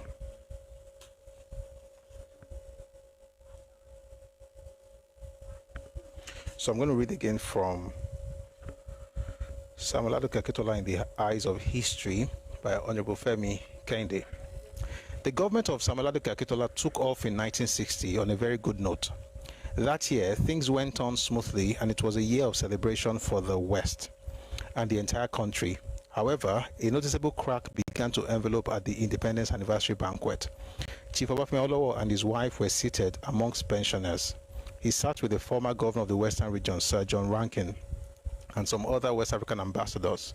This was an indication that the federal government of Tafawa Balewa would not tolerate Obafemi Awolowo as a direct opposition leader. Despite advised by some of Awolowo's loyalists to go back to the Western region as premier and complete his tenure, which was to effectively come to an end in 1961, he decided to stay put in Lagos and stay out of power, which he had been used to since 1952 as the man calling the shots. He was advised to follow the example of Dr. Nnamdi Azikiwe, who, upon failure at the Western region, returned to the Eastern region to reclaim back his seat from Professor Eyoita. When the Prime Minister at the state banquet joined his podo, Sir Chief Ade Tokunbo Ademola, the Chief Justice of Nigeria, in pouring scorn on Awolowo for calling himself a leader of the opposition, Awolowo said in his measured response to both the Chief Justice and the Prime Minister, quote, "In a dynamic society and politics, there is always something for thinking people to oppose. Chief Samuel Akintola, as the premier, had Mr. S.A. Ogunshola as his principal private secretary, Mr. J.A. Adeniyi, private secretary 2, and R.A. Obaleke as private secretary 3. His private secretary, Obaleke, was assigned also as a private secretary to the ministers without portfolio. Obaleke expressed the uniqueness of Samuel Akintola, describing him as intelligent, humorous, and sound. Apart from being a politician of high caliber, he could also be described as a good Yoruba philosopher. His private secretary duties were also to attend to visitors assigned to them by the premier, payment of scholarships to indigent students on behalf of the premier at their various institutions, and also referral for employment in the civil service. As a family man, he specifically assigned Obaleke the responsibility of sending money to Yomi, his son in London. According to Obaleke, he will pay the money in Barclays Bank, Dugbe, which will then be transferred to Yomi in London. Anybody knows what Barclays is now in Nigeria? Again, it's also a way to also engage us. Anybody knows what we call Barclays in Nigeria? I know a lot of you know. It's just to make sure that we are all asked. So what do we call Barclays Bank now in Nigeria? Anybody? I said it.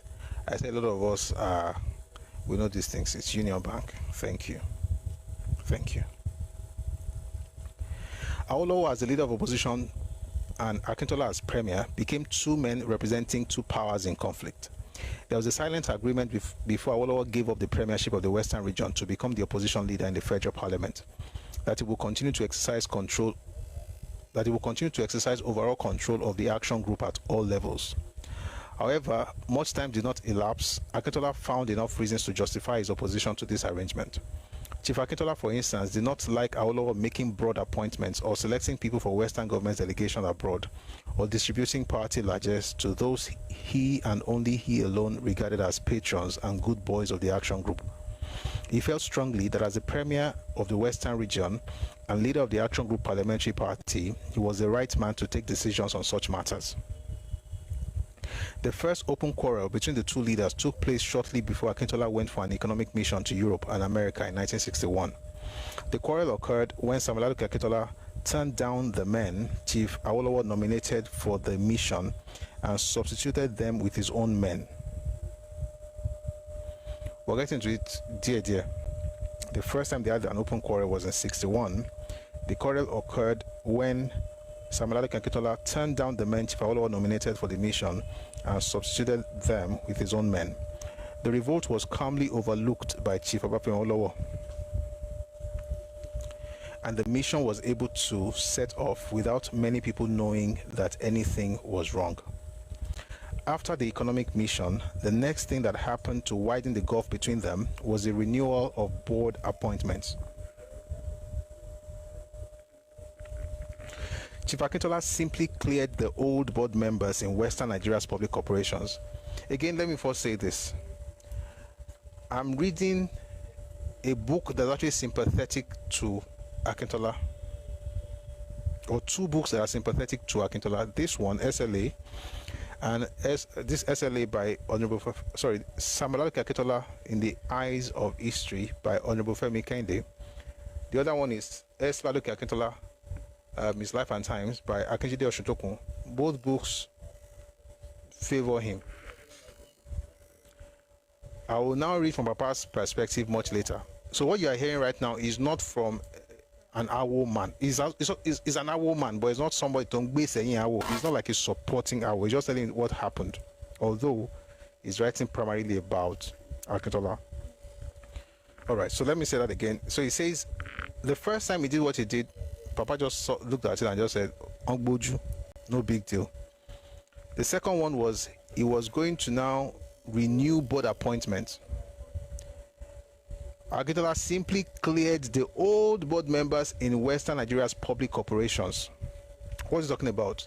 Like Caxton Press, like WNTV, like housing, anything.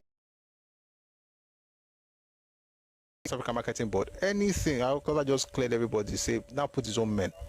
So begin to see where the issue is. So the first thing we noticed last time was the fact that Akintola was already working in the federal government before he was recalled to the region.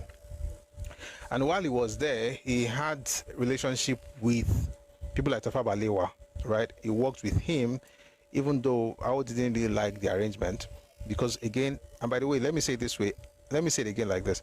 Awo's aversion for working with the North had nothing to do with them as a people. It was about the system of government that the society itself practices, which was feudal in nature. And Awo felt that the people should be the ones determining their own destiny, not just a collection of aristocrats. That was why Awo didn't like the Northern establishment. But Akintola worked with them, or at least with Tafawa Balewa, when he was minister, when he was in the federal parliament. All right? So that's the first thing we noticed. The second thing we're noticing here is this. Akintola began to push back in order to assert some form of Emina Moambi. And here's where the thing is a bit clumsy. Although Awolowo was no longer the premier of the region and he had gone to the federal parliament, he was still the leader of the party. And for a lot of people who, again, sometimes people like extremes. Some people say Akintola is a terrible man, we don't like him. Then some people say, oh, I like Akintola, I don't like Awolowo, therefore Awolowo was trying to get power from him. I don't know if you've heard it before, that Awo, went back to the Western Region Parliament and said to Akintola to give him back the seat, and was fighting over power. None of that happened. What really happened was that although he stopped being the premier of the region, he still remained the leader of the party. And because the party is supreme, even if you are the premier, you have to listen to what the party is saying, right? As represented by the leader of the party. Now, is there high-handedness? Perhaps there could have been, but it wasn't a matter of people fighting over a seat. It was about somebody retaining authority as the leader of the party, even though he has given you the right to become the premier of the region. Having said that, let's continue. So it says, after the economic mission, the next thing that happened to widen the gulf between them was the renewal of board appointments. Chief Akintola simply cleared the old board members in Western Nigeria's public corporations, like the printing corporations, the housing corporations, and the radio television corporation, and put his own nominees in their places. He felt it was his right as the premier and leader of the Action Group Parliamentary Party to do so. Chief Awolowo, on his part, managed by the skin of his teeth to prevent an open quarrel on the matter. Another thing Chief Akintola tried to do was to stop huge loans his government and his controlled organization had been making to certain individual Action Group leaders. But Chief Awolowo successfully resisted the moves. Another thing that further brought them into an almost open quarrel was the decision of the government of West Nigeria to increase the local contribution in the West Nigeria secondary grammar schools. It was because Chief Akintola and his government made this increase in opposition to Chief Awolowo's wish that all the Nigerian newspapers, directly or indirectly controlled by the Action Group, so unanimously attacked the increase, despite the fact that individuals and public organs that are normally opposed to the party welcomed it. In other words, if you have a party now, right, and you're doing stuff, your opposition likes it, but your party hates it, there may be an issue somewhere there. You can't say because it's like, imagine President Tinubu does something right now, and everybody hates it, but LP. Kubu says Fadira's Akintola was published in the newspaper.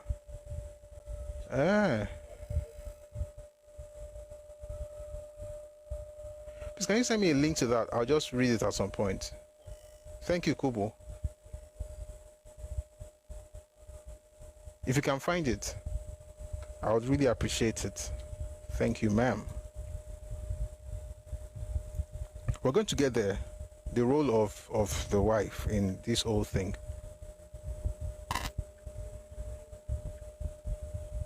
But let's continue. I'll take that paragraph again. Another thing that further brought them into to increase the local contribution in Western Nigeria secondary grammar schools.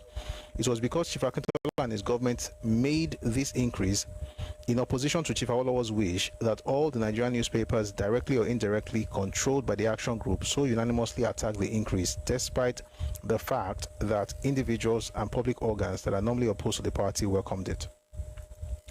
That Chief Akintola climbed down on the increase was because of the sudden realization that to insist on it in the face of the concerted attack from the Action Group leadership and newspapers would greatly injure the government of Western Nigeria. As Chief Awolowo publicly admitted, another issue that helped greatly to promote the leadership of the Action Group was whether the party should or should not drop its ideology of democratic socialism. This one is actually quite deep. Following the Ashby report of the post-secondary school education in Nigeria, 1956 to 1960, it was recommended that the Nigerian College of Arts, Science and Technology be merged with the University of Ibadan. However, the regional Minister of Education, Dr. S.D. Onobamiro, had sensed that the West was not fairly treated. He alerted the Premier that the Nigerian College of Arts, Science and Technology in the Northern Region was already being proposed as the nucleus of the regional university, and that the Western Region should also have its own regional university. Realizing that the majority of students then applying for university admission came from Western Region, I'll explain this thing. The Western Region government decided to reject the Ashby recommendation regarding the Ibadan branch of the Nigerian College of Arts, Science and Technology. And through subtle influence and the relationship of Premier Akintola with the federal government, was able to claim the college from the federal government as the nucleus of its own regional university. For the site of the university, there was a very strong Ekiti-Ondo lobby, but the government eventually decided firmly for Ile-Ife. After a favorable report by the architect Irving Sharon of Haifa, Israel, in the selection of the permanent site of the university and the assurance of ample land by the governor, the Oni of Ife, Obadiah Jadiremi, with land 5 miles square, they earmarked the regional university, and the University of Ife came into being in 1962, with Chief S.L. Akintola as its first chancellor. However, the University of Ife started from the reclaimed campus of the Nigerian College of Arts, Science and Technology in Ibadan, now the present North Campus of the Ibadan Polytechnic. Let me explain all this to Renchi. So there was Ashby report 1959-1960, and the idea was to take over the Nigerian College of Arts and Science, Science and Technology, which was in Ibadan. Interestingly, again, if you grew up in Ibadan, you know that there's actually a path, or if you schooled in UI, there's a path that links Polytechnic, the northern campus of Poly Ibadan, and University of Ibadan. That northern campus of Poly Ibadan used to be the Nigerian College of Arts, Science and Technology. All right. Now, what Oyinbo wanted to do was to merge that institution with UI. To be fair, Onsumora. But the regional Minister of Education in the Western Region, Onobamiro, discovered that what the British wanted to do in the north was different from what they wanted to do in the south, in the west. In the north, their own Nigerian College of Arts, Science and Technology was going to be upgraded to a university, which is ABU. So, which became ABU eventually, right? So the folks in Western Region then said, you know what, we shouldn't allow them to merge it with UI. Let it also be upgraded. And that's why, in case you don't know, University of Ife actually started in Ibadan. Okay? The very first campus of University of Ife was the North Campus of Poly Ibadan today. That place that was Nigerian College of Arts, Science and Technology that Ife used eventually now became the Polytechnic Ibadan, and it's still Polytechnic of Ibadan till today. And of course, they built the school in Ife. And after Papa died, it became Obafemi University. It took its first set of students. It took its first set of about 244 sets A. It took its first set of about 244 sets of students. What kind of English is this? I think there's an error. It's a typo. It took its first set of about 244 students on the 22nd of September 1962 with 5 faculties: agriculture, arts, economics, social studies, now social sciences, and law. University resided in Ibadan until January 1968, when he finally relocated to its permanent campus in Ile-Ife. His first vice-chancellor was Professor Oladile Ajose, and succeeded in 1966 by Professor Ezekiah Oluwasanmi, a University of Ibadan agricultural economist. We're going to come back to this book. Okay, let's just finish this chapter, then we'll go back to the main book. Akintola as federal minister was not very prominent in the region, despite being the deputy leader of the party. He kept very much to the background, allowing the leadership to have his way. He and a few others like Chief Ayorosiji and Chief Abiodun Akerele, a partner in the law firm of Awolowo and Akerele solicitors, started to question the way things were, particularly the direction the party was going, which they felt would relegate the party to perpetual minority in opposition.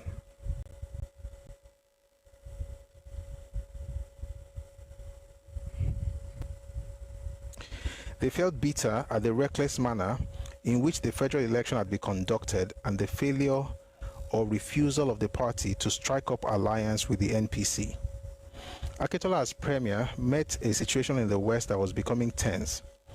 The income from the region's produce had dropped as a result of the fall in the price of cocoa and other raw materials.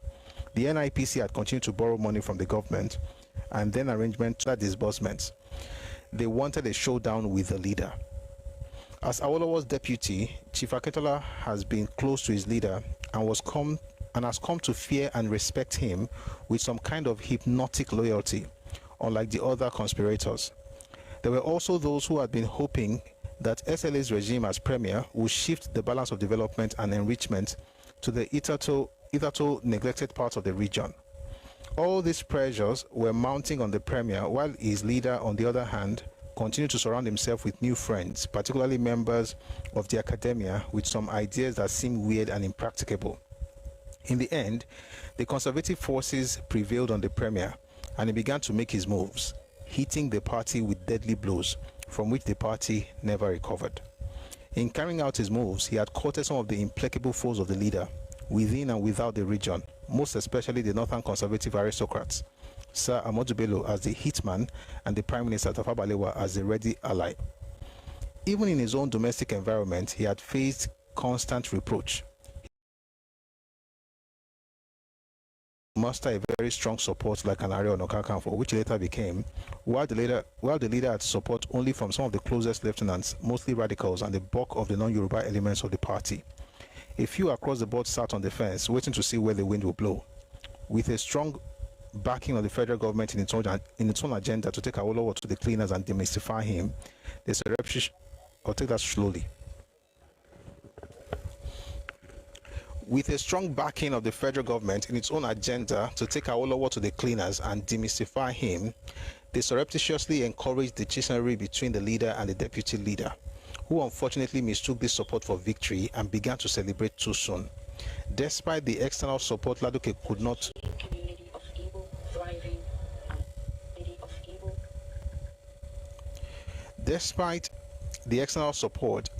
not defeat his enemies, and his attempt to put a victor stand on an undefeated enemy proved fatally disastrous.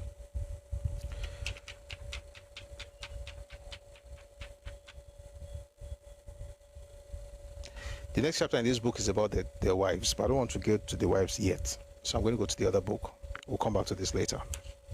Don't worry, everything will administration as Premier of Western Region. Chief Esel Akintola was returned unopposed. That is, he was elected by acclamation to the Western House of Assembly.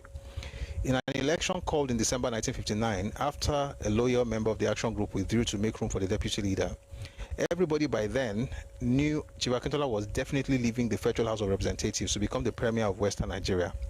Commenting on these changes taking place in the Western region, the London Times described Akintola as a man of intelligence and straightforwardness, who is held in respect by friends and opponents.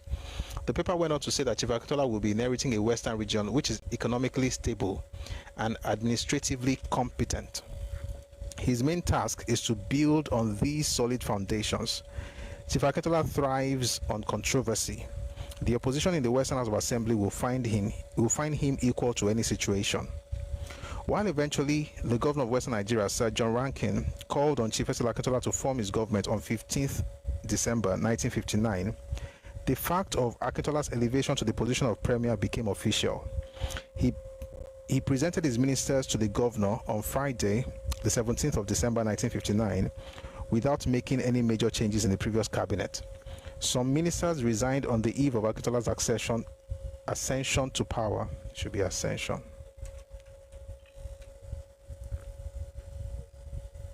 These included Chief Akintola, the Minister of Agriculture and Natural Resources, who got a job as Director of the United Nations Food and Agricultural Organization based in Rome. Anthony Elaro left the Western region for the Federal Parliament. The period of the change of premiership in the Western region was not an auspicious one. The Action Group had just lost out in the struggle for political supremacy in Nigeria, and the NCNC and the NPC had formed the federal government, which would take Nigeria to independence on October 1, 1960. 1 second though.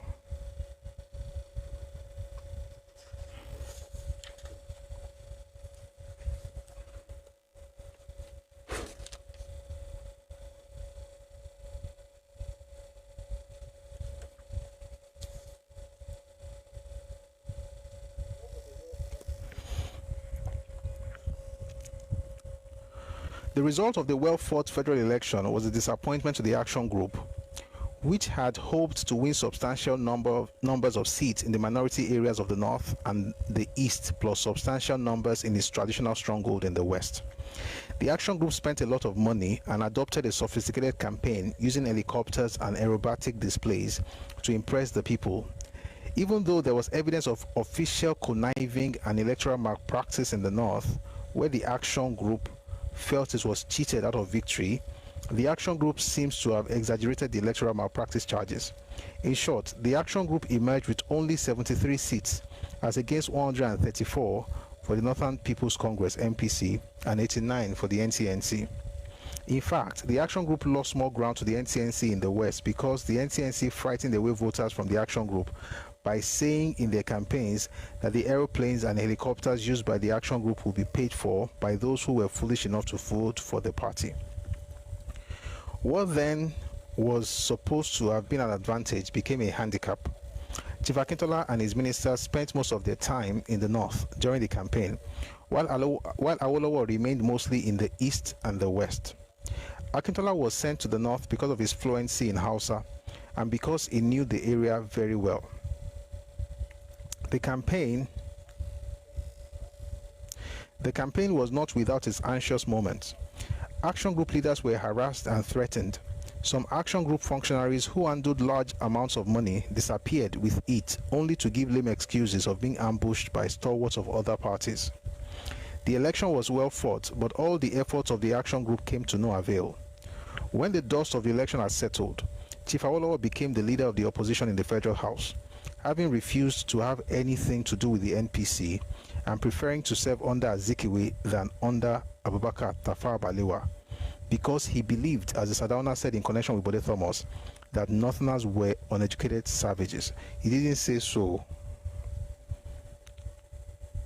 By the way, that statement that I just read now, that I said in quote, is something you will find in the Sardauna's own autobiography, My Life. He believed that folks in the south thought Northerners were savages. And Oshitokun is saying perhaps the reason Awolowo did not want to serve under Tafawa Balewa was because they were savages, but that is not what Awo said. Awo did not work with them because of the feudal system. And I've read it here before. If you read the book Adventures in Power, Book 2, Travails of Democracy and the Rule of Law, Awo mentioned why they were trying to penetrate the north. It wasn't about being a savage, it was about the fact that they had a feudal society and it hampered development for the people, although the aristocrats were fine. But also tells you that even back in 1960, I would have still preferred to work with Azikiwe, even after Azikiwe them had disappointed them.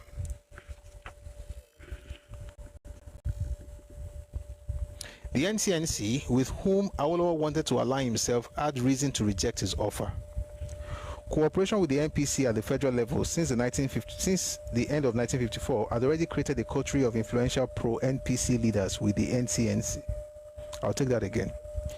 Cooperation with the NPC at the federal level since the end of 1954 had already created a coterie of influential pro-NPC leaders within the NCNC. The most important of them was Chief Festus Okotiebo, who as federal minister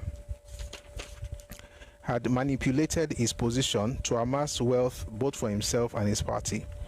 The NCNC ministers under Abubakar Tafawa Balewa naturally favored continuation of the relationship with the NPC. The NCNC also regarded the Action Group as a worse enemy than the NPC. After all, the NCNC never went into any political competition with the NPC in the north, except indirectly through its ally, the NEPO. Whereas its local encounters with the Action Group in the non-Igbo East, and more especially Lagos and the West, were both bitter and embittering. What he's saying basically is this: while the NPC, and again, Papa, here principle, but yeah, I think could have maybe done it in a different way.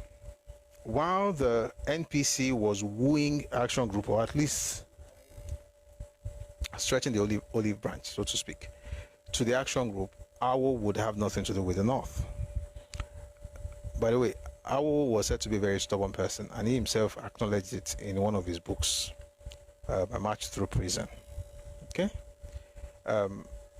So, that's my March Through Prison. That's a book that he wrote. I didn't go to prison. No. All right. So, and I'm not going to anyone. So, Awo, while the NPC was trying to work with Action Group, Awolowo was bent on working with Azikiwe instead of with the North. But here's the crazy part. It's actually a very funny mix. NPC wanted to work with AG. AG wanted to work with NCNC, but NCNC actually prefers NPC. Right? And that's because AG was trying to gain inroads in the North, ruffling the feathers of the NPC in the North, also trying to gain inroads in the East, ruffling the feathers of NCNC in the East, but still prefer to work with the NCNC because at least they don't have feudal system, whatever. But the issue is that NCNC people would rather work with NPC. That's the Northern People's Congress. All right, let's go on. The NPC and the NCNC had a common deep dislike of the Action Group, which had been promoting and campaigning for creation of states for minority peoples in the North and the East. The Action Group was, of course, committed to the creation of the Midwest state out of the Western region. It was also quite apparent. Please, on TikTok, let's part of this is showing activity. I have to stop because I have to drag a piece of puzzle.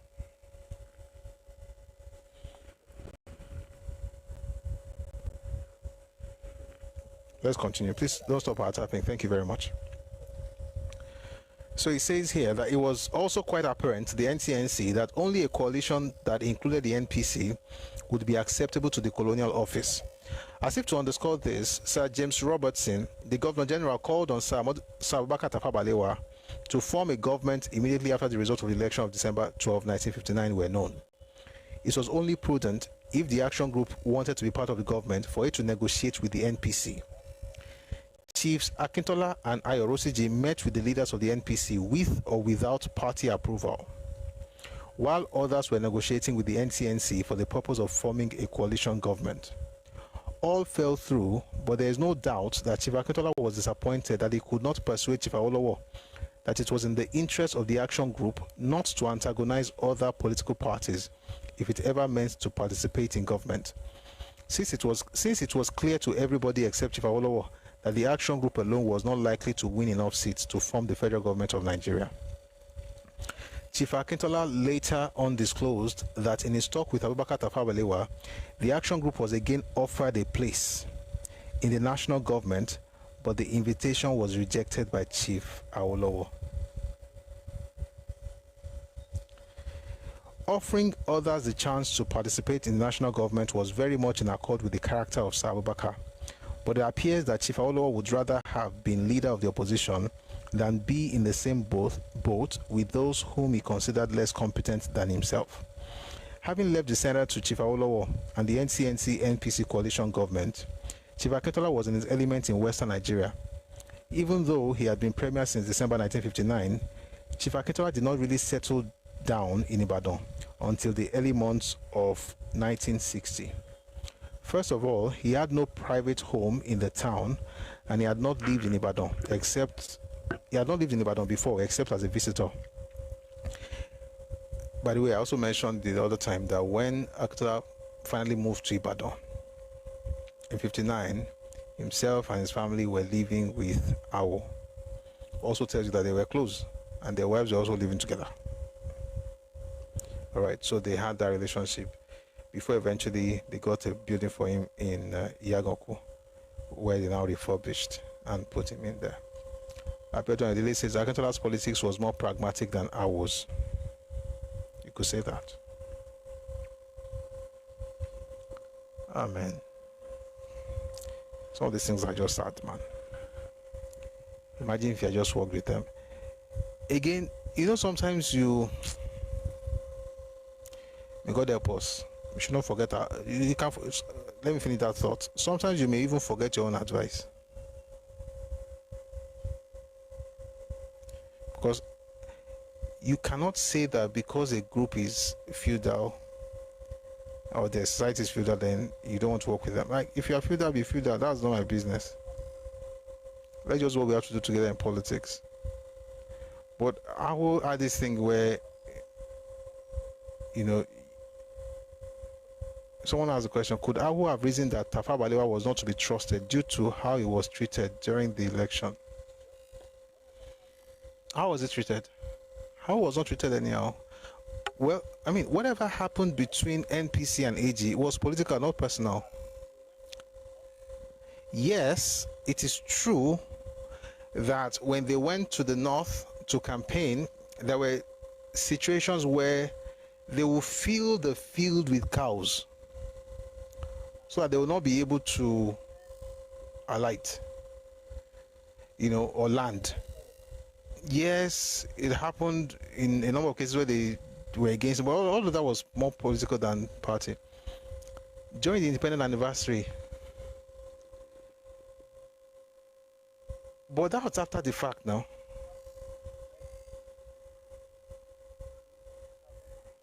This happened 1959. Independence happened October 1960. So whatever Tafawa Balewa did, which is neither here nor there, because some of those things you see had the British being part of that. But that happened after Awu, you know, rejected their advances. So you can't blame. I can't really blame Tafawa Balewa for this. So I can't really blame him for this. I think it's just Awu being Awu. Like, you. And to be honest, he's been writing about this since the 1940s, talking about, but that only confirmed Awo's feeling towards her. No, Awo did not have a specific feeling to. He didn't say that he had a specific feeling towards Tafawa Balewa. Awo did not have any feeling towards Tafawa Balewa. No. You said he did. Source, please. Please provide the source. Because yesterday I was still reading the book A March Through Prison, and this was even in the this was much later. This was in 62, 63. Again, so me, I have not found a particular thing that he had against him as a person. I don't know that exists.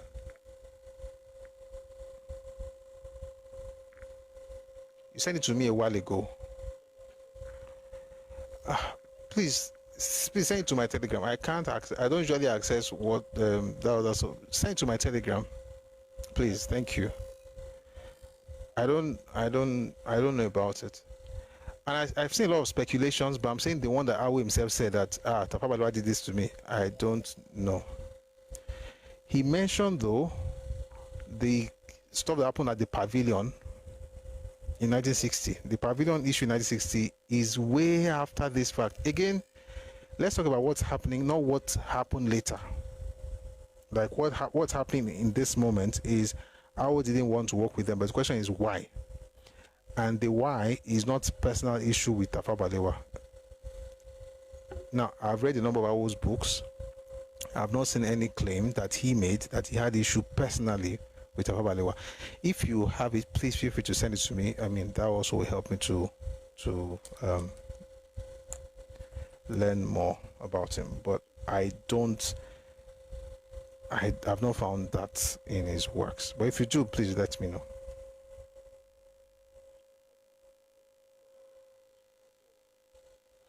All right. So I think we're done with that conversation. Yeah, so I don't know. It was all, you know what, let me read his own words so that it doesn't look like we're just, because again, it's important that there's no need to have conjectures, right, if the person is here to speak. Thankfully, Awo is here to speak. So let us listen to Awo. Where is that book? Oh, okay.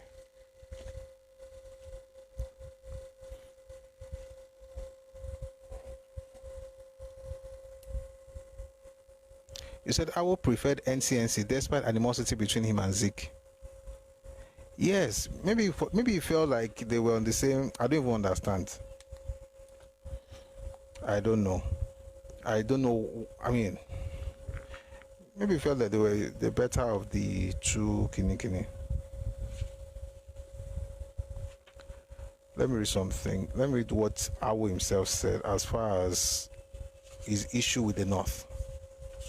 It's not even with the northern people, and it wasn't, from what I've read so far, it's not personal. But let me just read what he said. This is from the Travails of Democracy and the Rule of Law, Adventures in Power, Book 2.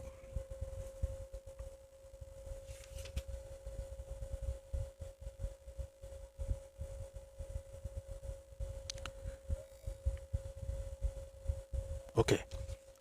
It says here, for the first time in all his princely life, even the Sardauna of Sokoto, Sir Ahmadu Bello, felt himself compelled to descend from his royal pedestal, to take to the roads and marketplaces, to meet the common people, to solicit their votes. To him and the other members of his ruling feudal hierarchy, this was a novel, monstrous, and totally unbearable event. In the normal course of things, no one had dared or would even have been tolerated to dare to challenge the leadership and behest of the Sardauna. In his realm, his word was law. It was his place and birthright to govern and command, and it was the bounden duty of the common people within that realm to submit and obey. Whatever the object, nature, and character of his rule and command. One of the things that the AG set out to do was to destroy the very basis of this feudal concept. No, it's not like don't say he didn't want to work with Aboki. He did work with Northerners. You know what? Let's spend some time on this. I think it should be worth it.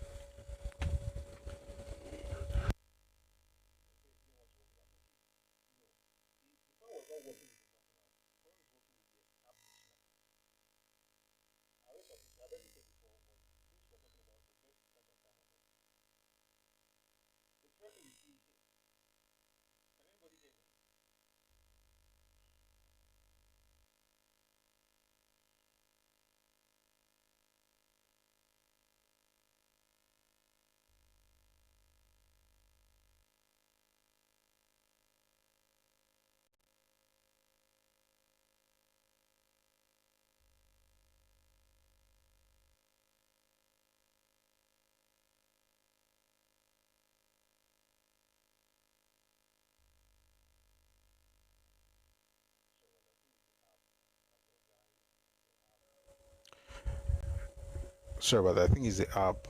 I apologize. It's the app being the app. All right. Where were we? Can you hear me now? I hope you can hear me. Hello? Anyone? Can you hear me? Can anyone hear me?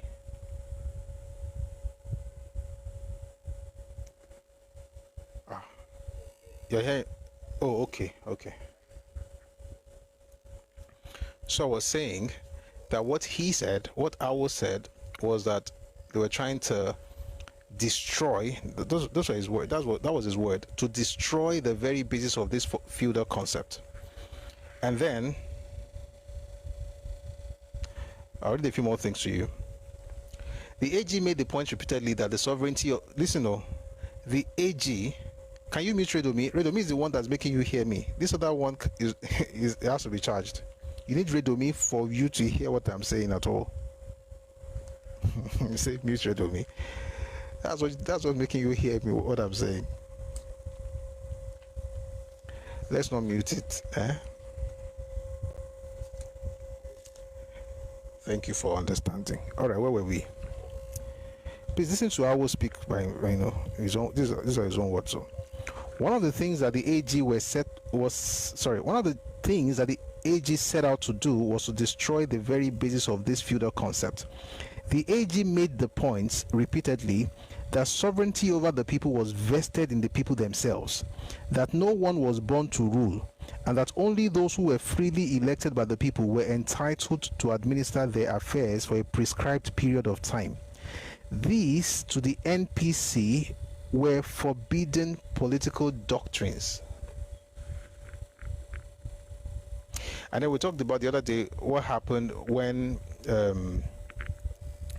Sardauna went, to campaign, and then went on a campaign trail and discovered that there was dust everywhere in his nose, and he said he wasn't going to forgive Awolowo and all of those things. We've talked about that before, but let me read a few more things here. It says, in fact, let me just read it since we're here. One day, the Sardauna, after a series of public meetings and rallies, stopped at a catering rest house to have lunch. He took out his handkerchief, sneezed into it, and found that his nostrils were filled with dust. He looked at the handkerchief with obvious dismay, shook his head, and said in a voice that carried the depth of his feeling of utter revulsion and resolution, "I shall never forgive Chief Awolowo for this. I shall never forgive Chief Awolowo for this." With the inimitable Sardauna himself mounting the rostrum to appeal to those he regarded as his own serfs for votes, all the members of the hierarchy, including the then incumbent Prime Minister Sir Boubacar Tafawa Balewa, lost no time in following his example. We of the AG regarded this reaction as a very welcome and salutary augury for democratic practice in Nigeria. Someone says, from hindsight and current realities, the feudal system should be handled by the Northerners themselves. Whatever system they want to do in the North, they should do it. It's not my headache. If you have to support them, you give them tacit support or covert. So it says, we of the AG regarded this reaction as a very welcome and salutary augury for democratic practice in Nigeria. However, for the entire feudal hierarchy, all that was too much for them, and they too must have vowed, like the Sardauna, never to forgive Awolowo. A report in the Sunday Express of 20th December 1959 at page 2 summed up the attitude of mind of the hierarchy. Here goes the report. I shall divide Nigeria into two. Please listen to Awolowo's perspective, so that we can balance, I shall divide Nigeria into two and hand them over to my lieutenant. Sir Amadu contended that NPC's new decision to invade the South politically was a reply to the recent invasion of the North by Southern political parties. He cited a portion in the Quran which says, "You have come to our home, and from now on we shall be taking the battle to your house." Sir Amadu claimed that, like his great-grandfather Shehu Othman Danfodio, who he said after his conquest divided the conquered country between his two sons, I too, after conquering the South, will also divide Nigeria into two to be taken charge of by two of my lieutenants. He said the South had already been handed over to Alhaji Abubakar, the Prime Minister, and added that before his resignation from politics, he would appoint another lieutenant to take over the administration of the North. He presented a cloak of authority to Balewa. Awo was merely just quoting a report from Sunday Express of 20th December 1959.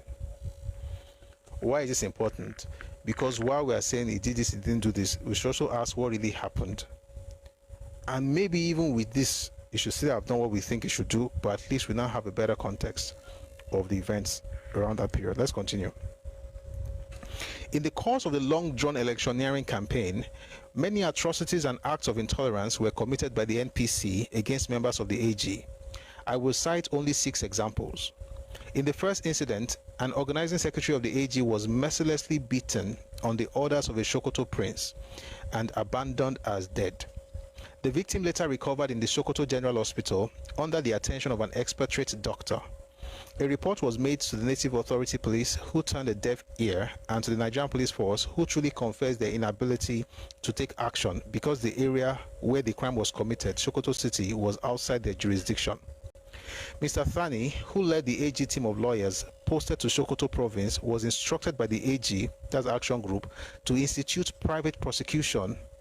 He did, and the prince involved was convicted by an expert-rate magistrate and sentenced to 2 years imprisonment with hard labor. The prince appealed to the High Court and was in the interim granted bail. In due course, the appeal was heard and dismissed. In connection with that first incident, the expert-rate magistrate who tried the case in the first instance and the expert-rate doctor who testified to the condition of the victim when he was brought to the hospital for treatment left Nigeria for good within a month or so of the conviction and sentence of the culprit prince. I'll explain. The High Court judge, Sir Algernon Brown, who heard the appeal and dismissed it, committed suicide by shooting himself also within a fortnight of his adjudication of the appeal. What is this? What this means is this: during the electioneering campaign, Action Group members in the north who were northerners, it should be clear, I need to explain it. Action Group members in the northern part of Nigeria who were northerners themselves were harassed by fellow northerners who were in NPC. Why? Because it was their turf. And in one of those cases, a Sokoto prince ordered that an AG officer or organizing secretary be beaten. Let me qualify it very well. Organizing secretary should be beaten, and they beat that person and left him for dead. Took him to an hospital, was treated. They went to court because, of course, AG also had lawyers in the north. Went to court. When they got there, he was sentenced to how many years? 2 years imprisonment with hard labor. He appealed that judgment, and then they went to the High Court. Now, the person that pronounced that judgment, that lawyer, the judge that pronounced the 6 months and 2 years imprisonment judgment, and the doctor who testified that, hey, this person was a victim, or this AG person, they beat him, those two were sent out of Nigeria in less than a month after that, after the sentencing. They then took the matter to a High Court. The judge there decided to dismiss the case. In other words, you beat this person to stupor, was almost dead, you're going to have to serve the time. That judge that said it was found dead 2 weeks after the judgment. He committed suicide by shooting himself. Now, that's to tell you what the aristocracy could do in the north at the time. The second incident took place in a village in a district in Sokoto. I had gone there in the helicopter to address a fairly big rally. Before I went, I had been given a permit to hold a meeting, but refused permission to land in any of the public open spaces. In other words, the one I was talking about, sometimes, and you see it in other books, if we get there we'll read it, where you just see that cows are where you want to land your helicopter, right? Or people just gather under the chopper. You can't land now. Or just say not to even bother landing in any of the open places or public places. The AG leader in the district, who is also a northerner, and I'm repeating the northerner, I'm repeating it as a refrain because someone had written it, he no one work with our bookie. All these people are also northerners. Awo worked with the northerners. He just did not work with the establishment. I know I've said it a number of times. It's important to keep repeating it. So he says, before I went, that's Awo, I had been given a permit to hold a meeting, but refused permission to land in any of the public open spaces there. The AG leader in the district, who was undoubtedly devoted to the ideals of the AG, uprooted his groundnut plants, which were not yet ripe for harvesting, leveled the heaps, and invited me to land there. That was a private open space, and I accepted the invitation. The district head had earlier in the day gone out of his village where the meeting was held. He returned on horseback while I was addressing the rally. As a mark of respect for him, I stopped speaking whilst he was passing through the crowd. After the rally, I returned to the Sokoto Catering Rest House for the night. That's guest house or hotel. About midnight, Mr. Thani, that's a lawyer, came to report to me and Chief Ayotunde Rosiji that the AG leader who had prepared his groundnut farm for the landing of the helicopter had been tied to a tree.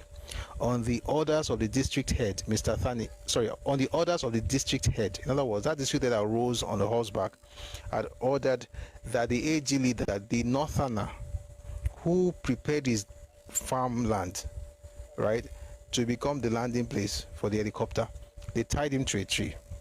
Mr. Thani could not gain access to the district head because, according to reports, the latter was not prepared to listen to any appeal for the AG leader's release. It was decided there and then that Chief Rosiji and Mr. Thani should proceed to the residence of the senior district officer, an expatriate, to report the incident to him. The officer acted swiftly, proceeded with Thani to the village, and persuaded the district head to release the man. The third incident involved Chief Ayotunde Rosiji himself. He was the general secretary of the action group at the time. He had gone to Raba, which was the hometown and place of birth the hometown and place of birth of the Sardauna.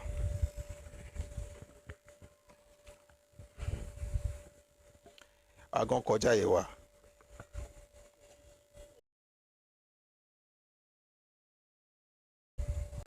So Chief Osiji, who was the general secretary, went to Raba. Raba was the hometown and place of birth of the Sardauna, to address a rally. The AG had some sizable following there. On his way back from the rally, the only road leading to the town had been lined up by a number of hefty men carrying machetes, axes, and spears. Rosiji's good fortune on that day was that his car was not recognized until he had almost reached the end of the line. Even so, the car was very badly damaged with axes from the rear to the middle. Only sheer providence saved him from physical destruction. What do you think is happening here? Should I create like a modern parallel, or not even create, use a modern parallel to explain? The last election, when some people went to Lagos and started, went to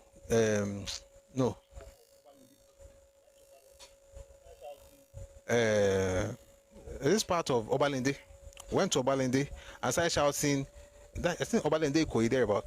I started shouting, "Who go on Lagos? Where we on Lagos? No be we on Lagos. Now you on Lagos."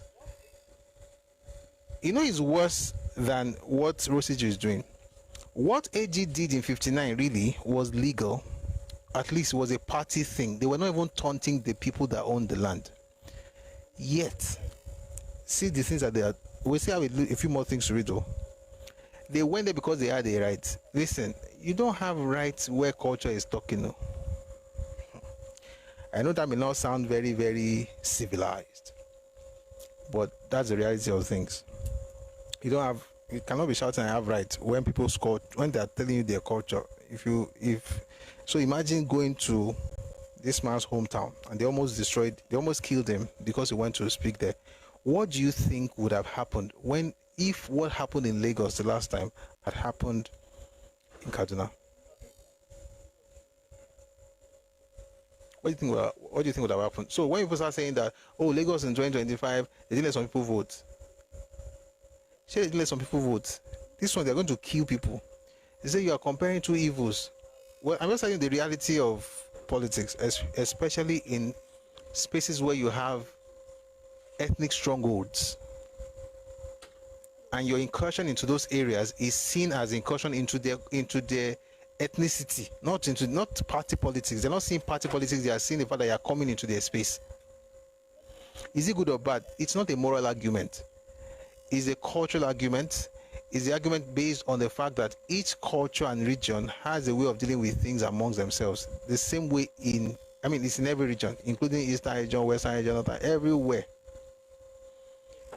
I think that let's go on. Mr. Azi Nyako was the victim of the fourth incident. About 10 days or so to the polling day, I arrived in Bauchi to discover that he had been sent to gaol, that's to prison, for an offense which his driver was alleged to have committed about 6 months previously.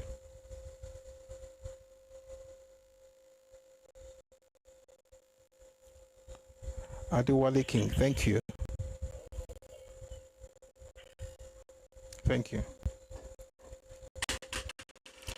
It said Awolowo challenged the culture. Politics cannot excuse us.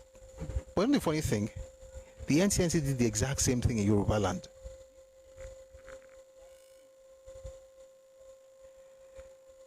The NCNC did the exact same thing in Yoruba land, in different parts of the Western region. But our reaction was, it's just election. And they won in some cases. Going back to 1954. Someone says, we reacted differently because of our culture. NCNC gained inroads in Lagos, in Ibadan, especially with Adegoke Adelabu. NCNC won more seats in the federal parliament in 1954. AG felt it was politics. The North didn't think it was politics. You come into their region. That's where culture comes in. Whether you now say it is good or it is bad, I don't know. But I also think that it may also be that if that is how culture is allowing people to hold their place, you may also have to come up with your own different culture to hold on to your own place. Tunde Abiodun Ayodele says only a gradualist approach via education would have been the right approach. But the question is that who will provide the education? That's the problem that's the conundrum I think Awo must have found himself. Who would have provided that education? Again, if you want to have Messiah complex, just have it for your people. If need be, I don't even think it's necessary, but if you have to, just have it for your own people, your own region. Don't be having, I want to deliver the entire country. You will deliver the entire country, but not by yourself. If you want to deliver another part of the country, you have to work with those from that place. And sadly, I will say sadly because it's the reality. The sad reality is that even if you don't like the structure of that place, you have to work within that structure. I want to read a number of things that happened to them before we close today. So it says the fourth one. So this one, they sent him to prison for something that his driver did 6 months prior. It was a case of the running down of a small girl by Nyako's driver. The police had then investigated the matter and had found that it was the unfortunate girl that was at fault. All eyewitnesses, including her parents, testified to the girl's misjudgment in running from the front of a stationary lorry across the road without looking. As in Nyako's, maybe you should tie GRV to a tree for Eliagon. Your name is not here, sir. Okay. Let me just stop what I was reading. It's okay.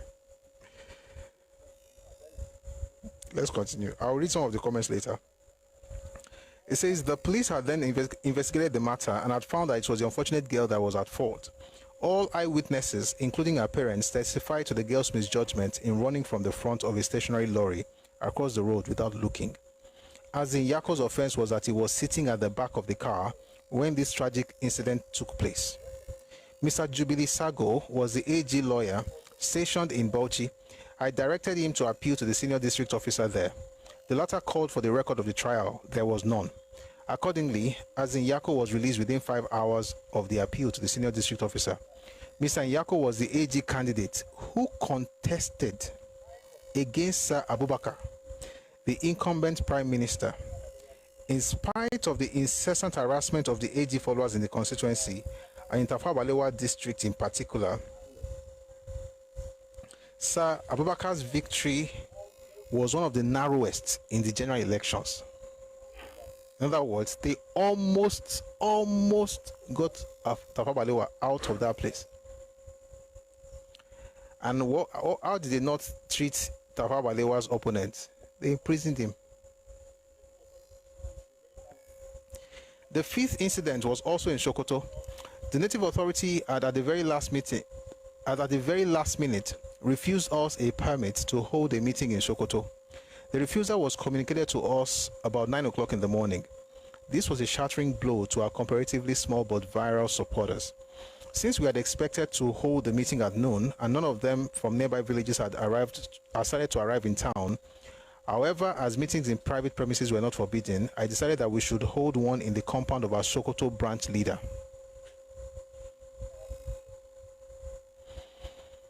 He was a prince of Sokoto and a retired native authority police boss in the city. He had a fairly large open space in his compound, which could easily accommodate over 500 people. Accordingly, I advised him to put a fence around his compound so we could hold the meeting there. He mobilized his men, and within 4 hours, a fence had been erected. The time was then about 2 o'clock in the afternoon. We decided to hold the meeting at 4 o'clock, but by about 3 o'clock, NPC thugs had swooped on the AG leader's compound with cutlasses. They cut the fence to pieces and set it on fire. Those members of the AG who had already gathered there for the meeting had to take to their heels. Our Sokoto branch leader had tried to drive away the invaders. In the process, he had a big machete cut on his right forearm. Thereafter, I ordered a leaflet raid on Sokoto City. You know what a leaflet raid is? The helicopter will go up in the skies and then shower the entire place with pamphlets and flyers and stuff. By the way, we did this also. I said we. Papa did this also. AG did it also in Onitsha.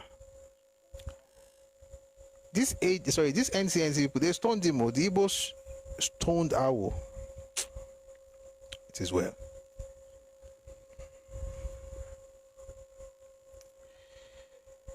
So, say leaflet raid, just that they will. 1959 elections, the campaigns were just crazy. Awo had aeroplane writing things in the air.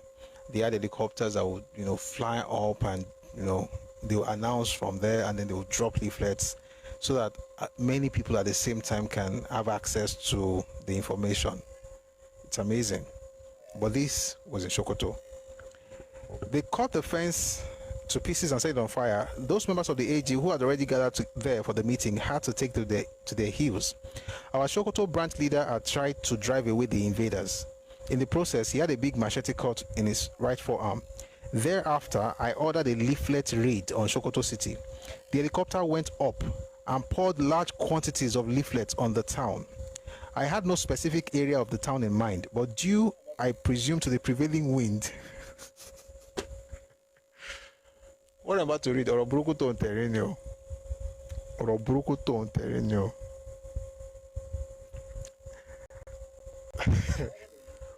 Let me just read it. I ordered a leaflet raid on Sokoto City. The helicopter went up and poured large quantities of leaflets on the town. I had no specific area of the town in mind, but due, I presume, to the prevailing wind, a large share of the leaflets fell into the precincts of the Sultan's palace. He and his chiefs regarded this as an unpardonable disrespect, outrage, and sacrilege.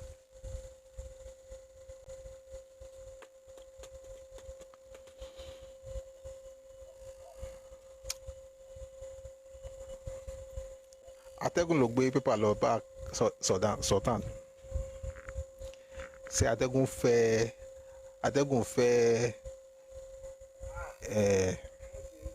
ìwé wọnú ààfin Sultan pé ó ṣe ìtàn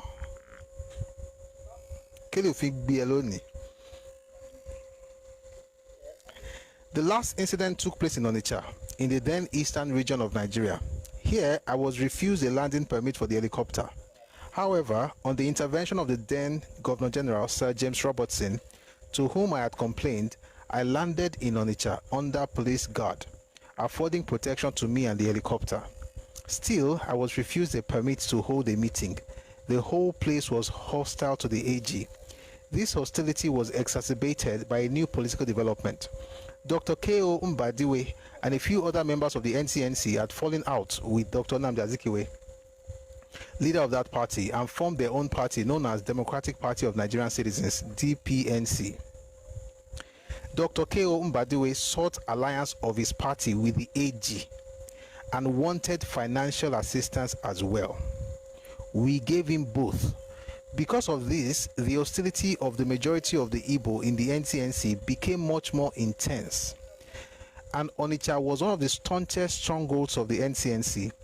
The helicopter landed in Onitsha late in the evening, about 6 o'clock. A large contingent of the Nigerian police force, headed by an expatriate officer, was there waiting for me. As I could not hold a meeting in Onitsha the following day, I instructed my men before we flew to the next port of call to do an early leaflet raid on the city. This was done in an extensive manner. The Onitsha NCNC members were astonished at what they described as my audacity and incorrigibility. One middle-aged man felt so exasperated by, according to him, my stubbornness, that he shouted in pidgin English among a group of people who were spiritedly discussing my defiance of the Eastern Region government and populace. What kind man this Awolowo he be? He na stubborn man too much. We say make he no come, he come. We say make he no hold meeting, he begin shit for our head. Why now?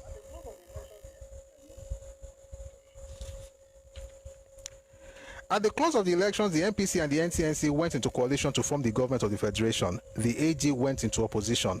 Nonetheless, in spite of their ascension to power and of their combined overwhelming majority in the House of Representatives, the NPC-NCNC continued to dread the AG and to exhibit deadly hatred towards it and its leadership. They did not hide their intentions towards the AG and its leadership. In the flush of their landslide victory vis-a-vis the crushing defeat of an undoubtedly formidable opponent, they unleashed a hateful campaign of threats and imprecations against the AG. Immediately after the attainment of independence, so the campaign went, the government of the Western region will be taken over and the ruling party itself will be proscribed. They called on those who were shouting "Awo, Awo, Awo," which was the AG slogan and battle cry, so to say, all over the place, to rethink their thoughts. They should realize before it was too late that the AG had no future beyond October 1960 and that the leader was doomed to go into limbo before long. In order to bring about the dissolution of the AG-controlled government of the Western region and the destruction of the party itself, a breakdown of law and order will be provoked in different parts of the region. A state of emergency will then be declared in the region.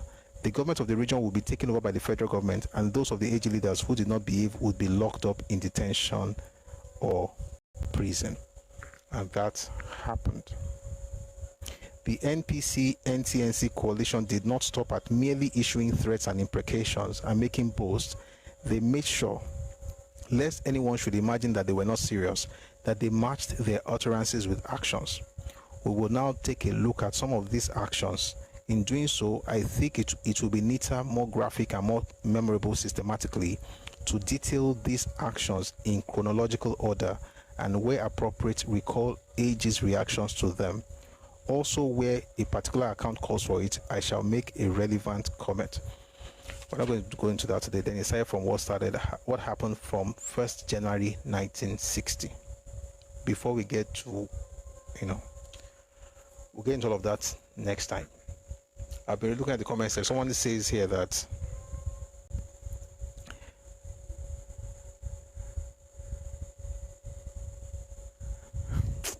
what you guys are saying about GRV, it says, well, so much opposition in Nigerian politics is non-existent without the Western region. So don't be today. Hope the Yoruba people are following this episode. I hope so. See, I don't intend to read this book here, but I want to tell you something. This book is a very, very good book.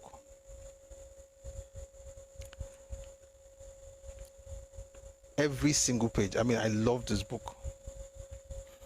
The Traverse of Democracy and the Rule of Law. So you should get it on Read Me Books. But here's the point.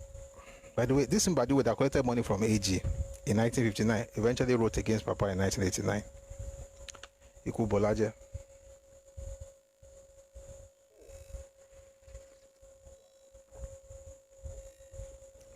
So that's what happened. We got into this because we're trying to understand the rationale behind Papa's decision not to work with the North, or sorry, not to work with NPC.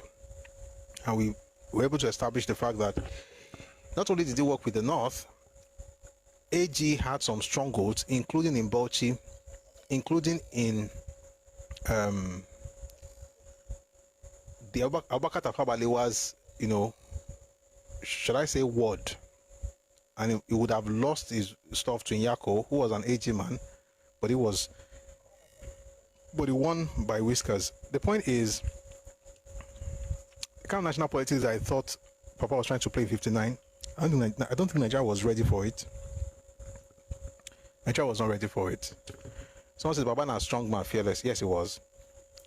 Maybe one of these days, when we read this other book, I'll read to you what he said. When somebody came and said that Akintola said he was stubborn, he said, no, he wasn't stubborn, or that he was very, very stubborn. Papa said it himself. So maybe one of these days, when we read that book, that's volume 1 of this. This is Adventures in Power, volume 2. That one's volume 1. There's a lot to learn, but the important thing is that one of the things I'm hoping that we are going to be able to achieve together with these sessions is that we'll be able to look at Nigerian political history in a different way. We'll not just have conversations like, regular people just saying, oh, this person did this person, that is a fault, this is his fault, let's fight. We actually understand, the story behind the story, right? And hopefully with in this series, we're going to get into some of those things. So again, we'll read more from these books, because the book's plenty.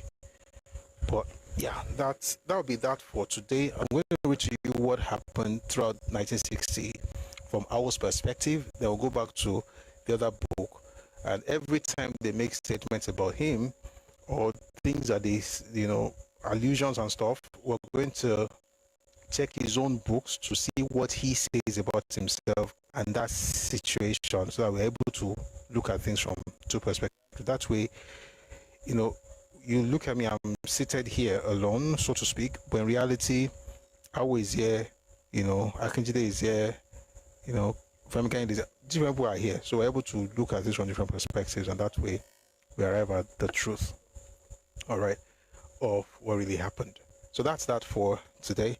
I don't know if anybody wants to add to anything, maybe you want to make a contribution or you want to ask questions.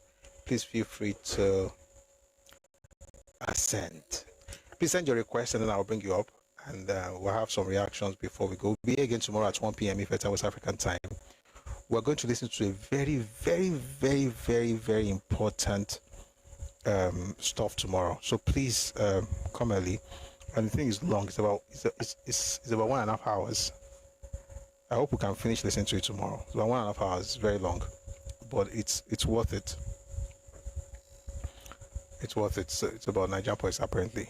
But so please come around 1 p.m. if a time West African time. We'll be streaming on all platforms: Facebook, YouTube, TikTok, Twitter, and you're gonna have a great time. Someone says national politics requires some nuances. Yes, it does. Yes, it does. Yes, it does. So let's have some responses before we close today.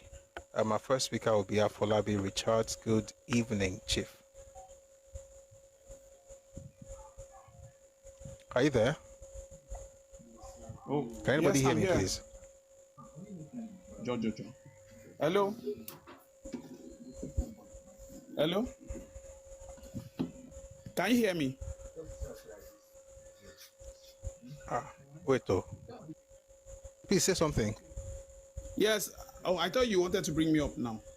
We can't hear. Can anybody hear Afolabi Richards? Because I can't hear him. Hello?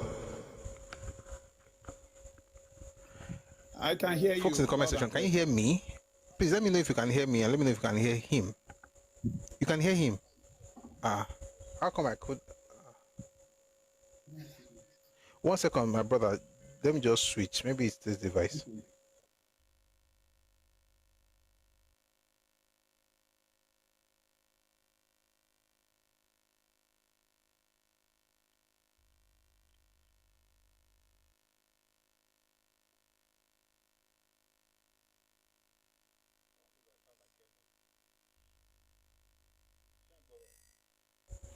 Someone says I sound like Kevin. Shame me. Okay, so Afro Richards, please say something. Let me see if I can hear you now. Hello? Okay, hello. Can you hear me now? Yeah, yes, I can hear you now. Okay, good evening. Evening, And thank you brother. very much thank you very much for the session. I think I myself have also tried to read extensively, and I think I've already mentioned it once on this forum that as much as I liked Baba, please let me.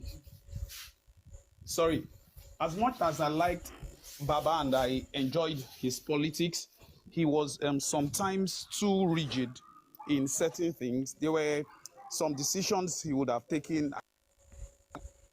I wished he would have taken a different approach, and that is why, not to bring too much sentiment to it, that is why I kind of like the present president of Nigeria, that he knows when to shield his sword, he knows when to draw it out, he knows when to make compromises, even though it doesn't favor what he wants.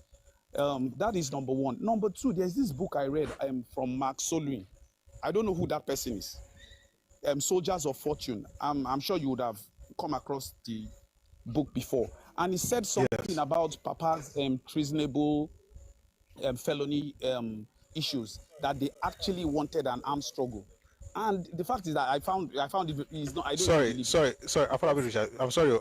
Let me just tell you something. And I want to say this to everybody. When you read Max Yolon, don't believe everything you read from him. Max Yolon is an Igbo apologist. He has some good books. I have a number of his books, and he's actually a good writer, good history. But for some reason, I don't think Yoruba people can ever do anything good as far as Max Yolon is concerned. Even when he was writing our own history in his latest book, The Forgotten Era, he still managed to mess up our history. The point is, ask him for the source of what he's saying. He'll just tell you what he thinks.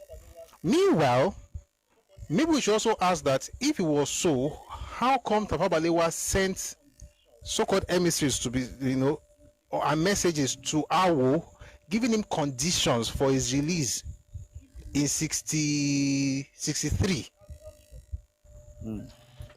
If he would do certain things, they're going to release him from prison. If he had the armed struggle, and exactly what was said in the court case, we have. Let me just recommend two books. Please read. Not to be able to. You continue now. Please read. Awolowo, The Political Moses by Odugua, and read Adventures in Power Book 1, My March Through Prison. Please read those two books. A lot of the things that, with all due respect to him, he's a writer, he has some good books, but Igbos are never wrong for him. The day I read him say that special branch report, he just dismissed special branch report, was the day I lie. Obviously. I've read the book. I read the book you mentioned, Soldiers of Fortune. It's a blatant lie. Why? Because the coup was planned. They started planning the coup actively. They've been talking about the coup for a while before then. But the 66 January coup was planned. They started planning it August 65. The Operation Wet here, which was terrible by the way, happened months later, last quarter of that same year. How can events that happen later make you plan something you're going to do before that event happened?